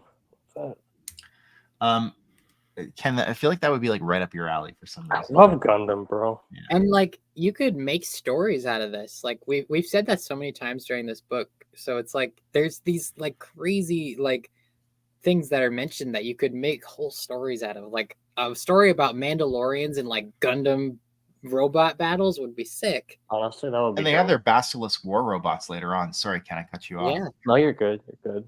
Maybe that's where they got the inspiration to do something like that.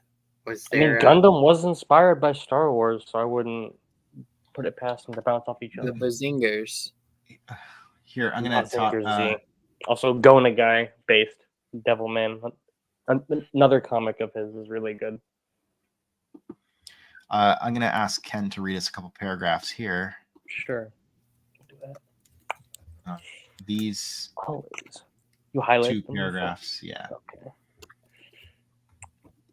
Thus far, they were not militaristic and only fought those known to be warlike or cruel. And so they refrained from engaging in battle with any of the 25 lined Nessie races. However, their expansion throughout the Mandalore sector, which resulted in diplomatic and less diplomatic conflict with the agents of the beleaguered Republic, was seen as aiding the Heresiarchs. Having taken the system, they at last settled on Tautar, which they christened Mandalore. Mandayame. Okay, thank you. Mandayame in their tongue, after their leader. There they'd face off against the greatest challenge, the ancient Tartara, commonly referred to as the Mythosaurs. These were gigantic reptoids before whom cities tumbled like blocks. They had earlier driven out the Tautarians, and through monstrous beyond measure, kings of the lands and seas, in battle after battle, with the Horned Titans, tamed the mythosaurs they did, and from this victory they fashioned their sigil and renamed themselves Mandalorians. There you go. That's I love it. the origins, the Awesome. origins of how they got their name. Yeah, And we're also told. Yeah, we're also told in the next paragraph that it was Mandalore was said that he was spurred on by a mysterious priestess of those warriors of shadow, like Jarell of Jondir. Oh yeah. Who had betrayed the old ways of their sisters for the chthonic worship. So these are the warriors of shadow who turned evil, right? Yeah. They were influenced by the Sith. The chthonic worship of war in the far off unknown regions, whispering of strange prophecies and visions of the Tong intertwined with Kuar and the Dar Jeti, the Tong word for dark Jedi. Awesome. And then there's those who remain behind on Manda, and we're told that while they are more often thought of today as bloodthirsty raiders, the truth is far more complex, and the accounts of their peoples shows a far more noble spirit, one that relentlessly strove to return to the balance once found in the old ways of the Tong. And that breaks my heart. I'm just gonna say it. I really like that. It's I think that's a good callback to like the Republic Commando novels, even though I don't care for them. Yeah. There's a lot more like a softer side to the Mandalorians in those. Yeah. This is like Paradise Lost. Like they've been kicked out of the Garden of Eden. These people. Yep. I think there's isn't there like an art piece of like the taming of the mythosaurs? In Supernatural Encounters? No, not in this one, but like in something else. Taming the Mythosaur. Imagine like Gundam mythosaurs. And I know if anyone watched like in The Mandalorian, there was a mythosaur in season 3, like just the head of it, just chilling. Yeah, he was vibing. That's a crate dragon. No, there's another picture. I have to find it. Here, I think I found it.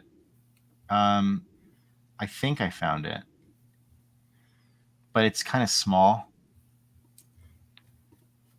But I'll throw it up there so people can see what what you're talking about. Oh, it's like super small. Yeah, it's that one. Yeah, so there's the mythosaur, but they have like literally like swords they're using to fight this. That's what I love about the Mandalorian stories and how there's so many stories that could be built out of this, like so much story potential there is because it's so fantastical. Like you have a planet called Shogun. Like there's like, and what's cool is sorry, they in this art piece they look like samurai, like the armor and stuff is very samurai. Yes, awesome. And it's like you could just do so much with that. Like how were they influenced by these cultures that they came across, right? Yeah, like maybe they picked up some samurai aesthetics when they were on that planet.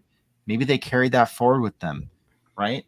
And the interesting thing, the weird thing about the Mandalorians, where we talk about like this noble spirit, is that like after the Mandalorians lost the Great Sith War alongside Ulic and Exar, like they started Mandalore what was his name? Mandalore not Indomitable. Is the guy who came after him? Mandalore the Ultimate. The Ultimate. Yeah. So Mandalore the Ultimate, although a Tong, starts introducing like letting non-Tong join the ranks of the Mandalorians, and by the time it's the Galactic Civil War, the Tong I don't think exists anymore. Yeah. So the Mandalorians are as much more like a belief, like a creed. Yeah. Yeah. And they're very like to outside people, like, and this is a big topic that's like in Legacy's Edge is the Mandalorians and their culture, is that like to outside people it's very brutish, very clannish, very almost cult like to people that aren't in it. But like when you are a Mandalorian like that, like they value family above all else, no matter what the blood is, and they just adopt people and like bring them into their families, and love them as if they were their own. So there is like that's a big thing in the Republic Commando books. And then like it's such a good like part because like a lot of like people think just Mandalorians are just these badass super warriors with cool armor, but there's like so much more to them than that. So I know like the line like "this is the way" is like mocked and overused and stuff like that, but like really like it's like a way of life. And I know like "this is the way" where I think specifically refers to like the Children of the Watch or whatever that cult, but like but it is like the Mandalorian way of life is a way of life. So it's like this is the way. If there's one faction in Star Wars that's going to say something silly like that over and over again, it's going to be the Mandalorians. Yeah. Marcel, have you gotten to the part in the Marvel comics where the Mandalorians show up? Oh, not even close, my friend. I think it's like later on. Ooh, I'm still with like green rabbits and anyways. Oh, okay. Yeah. So then we get to the last part of what we're going to talk about today, the Battle of Corvus, which is the last battle of the 100-Year Darkness. Yep. And where everything basically starts to fall apart for the Heresiarchs because Darth Dreadwar is no longer there, right? Like he's been chained to No Ribme 13, and he is a specter, a shadow being. Yeah. Thanks to Horus. Interestingly, it says, despite the monstrous fleets generated by the Starforge, despite the self-perpetuating armies of infectious undead shamblers, spectral howlers, and flaming pit horrors, despite the fellowship of Kuru, I love that, and the cold coil of Kopa Khan, vassals of the true Sith sent forth from the unknown regions to aid the Heresiarchs and weaken the Republic. Despite all of this, it was not enough to tip the scales in their favor. None could withstand the Jedi who, alongside an unfronted and unscrupulous Republic Navy, rained the purifying fire of light down upon them. And then this is the interesting part. To make matters worse, other shadowy factions had been watching, and the End Lords entered the fray, slaughtering the dark side rivals by the hundreds before vanishing as mysteriously as they'd arrived. With the enemy having done the bulk of their work for them, the Jedi sealed the fate of all those who turned to the dark side. So it's like there was this other dark side faction that joins the Battle of Corvus against the Heresiarchs. Yeah. And I think in the end notes it's mentioned that comes from I want to say Jedi versus Sith, the Essential Guide to the Force, but I don't know if that's the one. I'll have to look into that. I'm not sure. Did you want me to go get it? I can get the book. It's like right over there. Yes. Why not? Do it. Ow, I just hit my knee on my chair. Paying the price for thorough Paying the price for forbidden knowledge. I was literally gonna say that forbidden knowledge. Okay, the Battle of Corvus. Is there any imagery from the Battle of Corvus, or is that just not like a? There might be actually. Thing? Okay, 100-Year Darkness is page 12. Okay.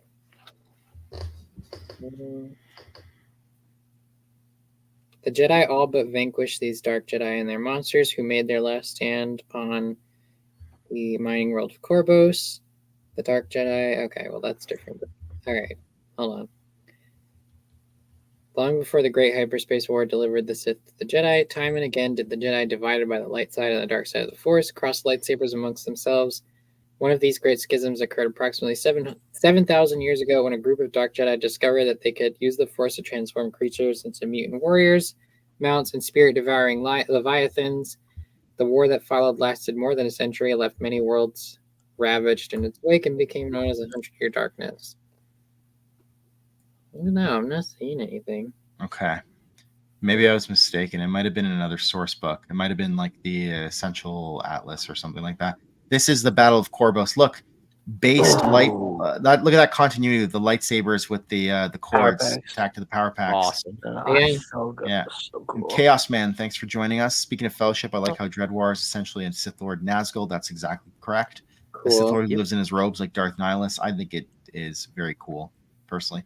Some images of Corvus from Legacy Comics and Lost Tribe Comics. Yeah. So this, I believe, this looks like it's from Legacy. A Junta Paul. Heyo. Hey. That's right. Yeah. The Owen Lyers picture we pulled up earlier, or the Newman picture. But yeah, I think that is from Legacy. I read that recently.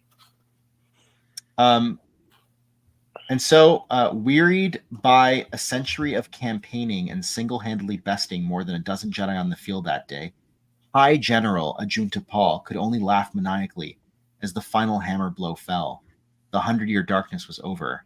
It had been the longest, largest, and bloodiest war in Republic history to that date, and the reason for which some Jedi historians consider it the first Great Schism regarding the earlier heresies of Zendor and the Dread Roar as lesser schisms. So this is interesting because there was a retcon where the first Great Schism was basically the second Great Schism was supposed to be the first, but it was later retconned to be the second Great Schism.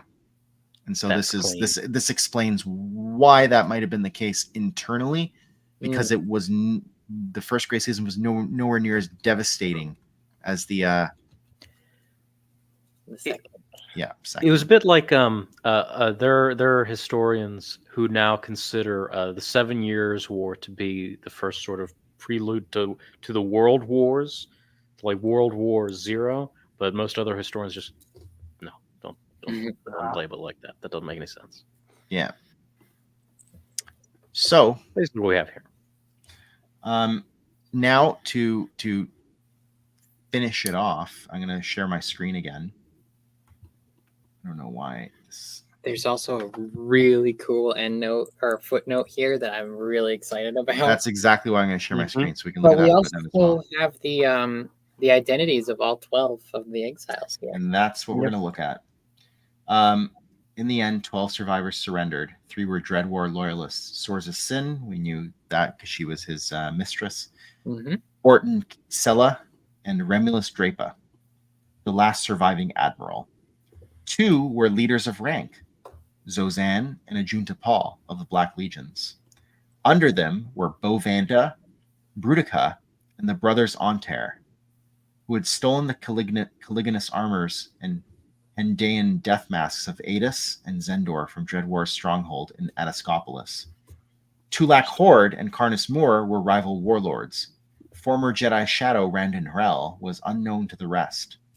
The identities of the Dark Jedi were then purged from all Republic data cores, though some were later recovered in the centuries that followed, as were their murky deeds and destructive acts. And so that's why we only know 5 of the 12. Yes. Right? Except for, Arhul telling us the other 7. Yep. Ooh. Okay, so this endnote, I really love this. And just before you get there, the brothers Ontor, their names are Moat and Dechira Ontor. Okay. Based. No. Why don't you read the footnote for us, Max? All right. The Abo Forge, this is the Star Forges.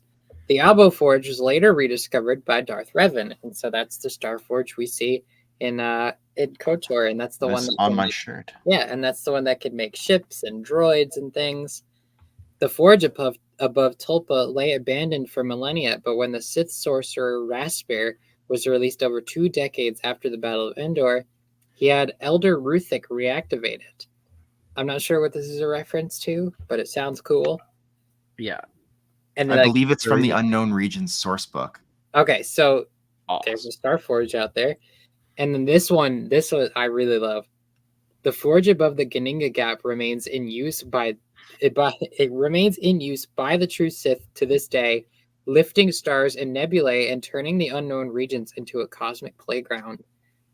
So when and if the true Sith come back, they have a Star Forge in their fleet, in their ranks. So that's already OP as hell because it can move stars and nebulae. So we're screwed. So Darth Sidious, this is what I was getting at earlier, why they had to retcon it. He calls it the First Great Schism. Odin calls it the First Great Schism.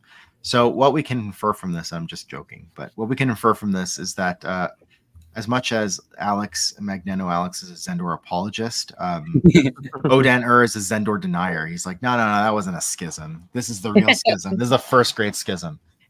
It's like someone coming along and saying World War II is the first real World War. Yeah.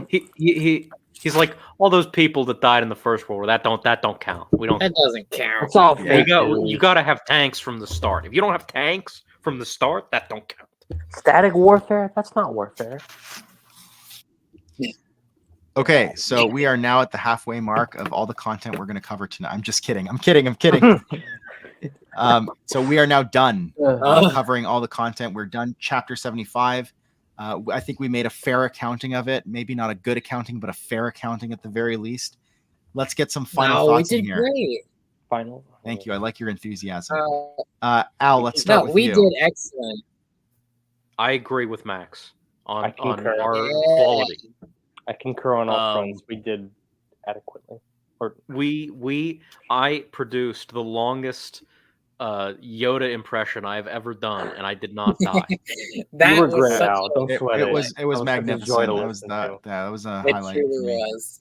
That's going in the reels, in the Oh, yeah. top 10 moments. Oh no, I have to listen to my voice for. And Oh no, I Buff just Yoda realized. too. New lore. Ken, before we pop off, you said you wanted to go on a rant? What was your Oh rant? yeah. So you Yeah, know, what was that? Imperial Japan and the Vong. I had an epiphany last night, and I was like, wow, they're similar because you have the domains with the Vong. You've got the clans in Imperial Japan. You've got the whole jingoistic attitude of their militaries, just wanting to conquer everything. You have the Co-East Asia Prosperity Spear. With the Vong, you had the Peace Brigade. You have the God Emperor Hirohito, and you have like the gods that the Vong believe in. And it's just crazy because I'm like, wow, Imperial Japan, they brainwashing their offspring. Then you have the whole caste system, like I said. And then the whole like the Vong, they cut their body parts off and they like add new ones and all that stuff. In Japan, you have like the whole glorification of death and Bushido, and I thought it was just very interesting that I managed to just figure this out. And I was like, yo, it's insane. That's a whole historical tangent, but Yeah, crazy. I've heard the Yuuzhan Vong compared to Aztecs before. Like very, very loosely, but like Aztec society and stuff like that as well. With Japan, it just and makes Mayan. so much sense. Isn't that didn't like Zizane put together those infographics and they Yeah, he did. I was did. reading them earlier and they Yeah. mentioned like the Aztecs in that. So That's what they're. But I'm sure that I mean, like again, it's going to draw from different traditions and different real world cultures, right? Yeah. Especially when Japan, the troops throwing themselves at Americans, and then you had like course, the Vong yeah, just launching kamikaze. human bonsai charges and whatnot. Yeah. So I thought that was interesting. especially sorry, you go, Al. No, you go. You're good. I was just gonna say, especially with Star Wars and its heavy like influence from Japanese culture and Japanese filmmaking. Yep. So. And also, like the whole thing was mentioned here, the domains fighting each other. That's how they settle clan disputes. I was thinking. I know I put in my Instagram review of Vector Prime, which hopefully tomorrow I will put together the Dark Tide 1 Instagram review. Yeah, let's go. I remember. I might do a 1-minute review, YouTube review, if I ever get the time. Wow. No promise. I didn't make any promise. Nope. Anyway, I compared the Yuuzhan Vong to like the Crusades, to the Crusaders trying to retake. Oh yeah, that's also a good one. Also, basically steal a bunch of land from inhabitants. Yeah. Yeah. With like the religious fervor or whatever. But so there are a bunch of people we could compare, a bunch of groups we could compare.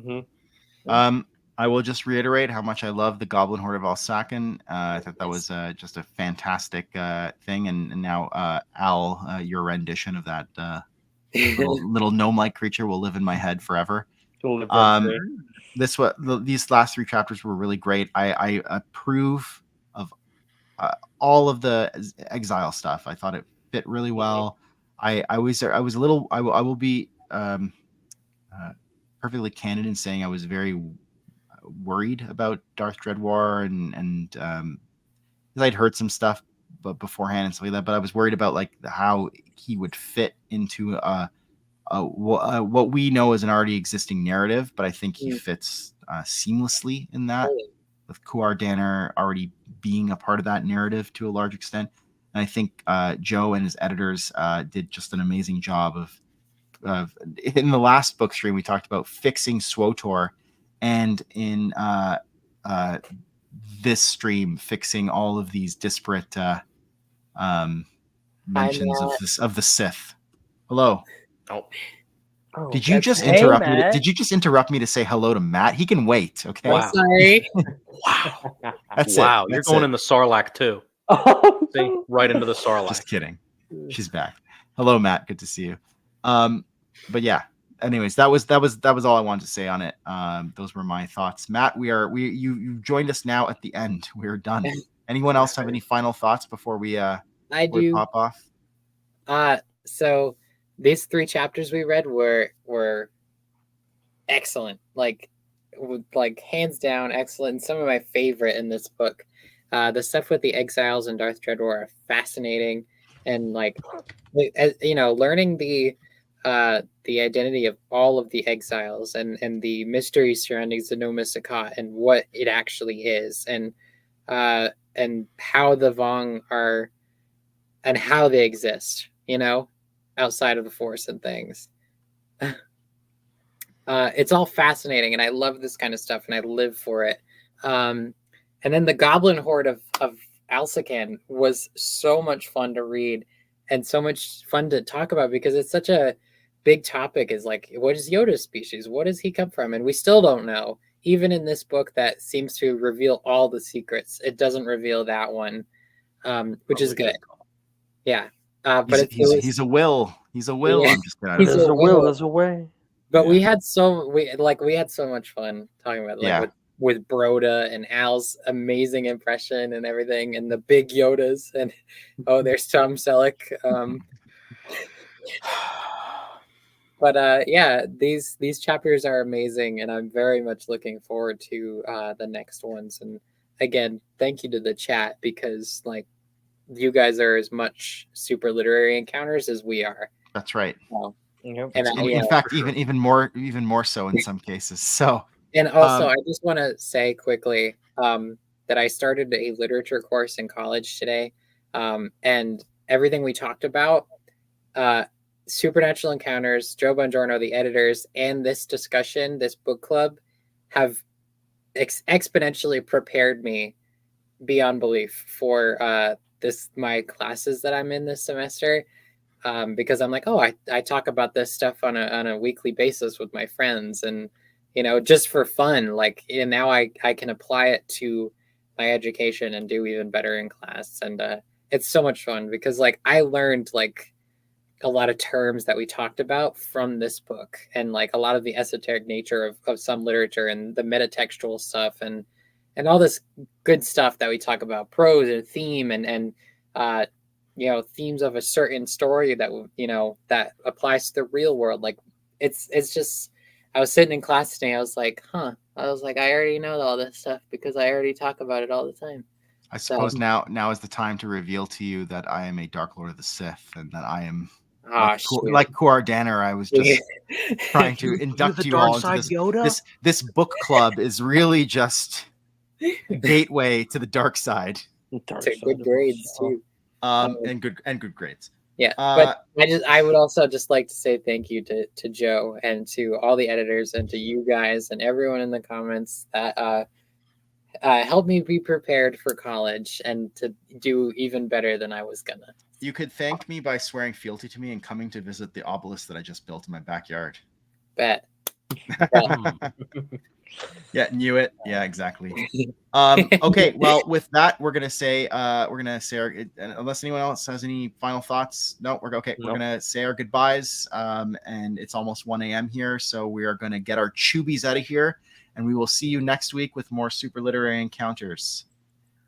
Ciao. Ciao.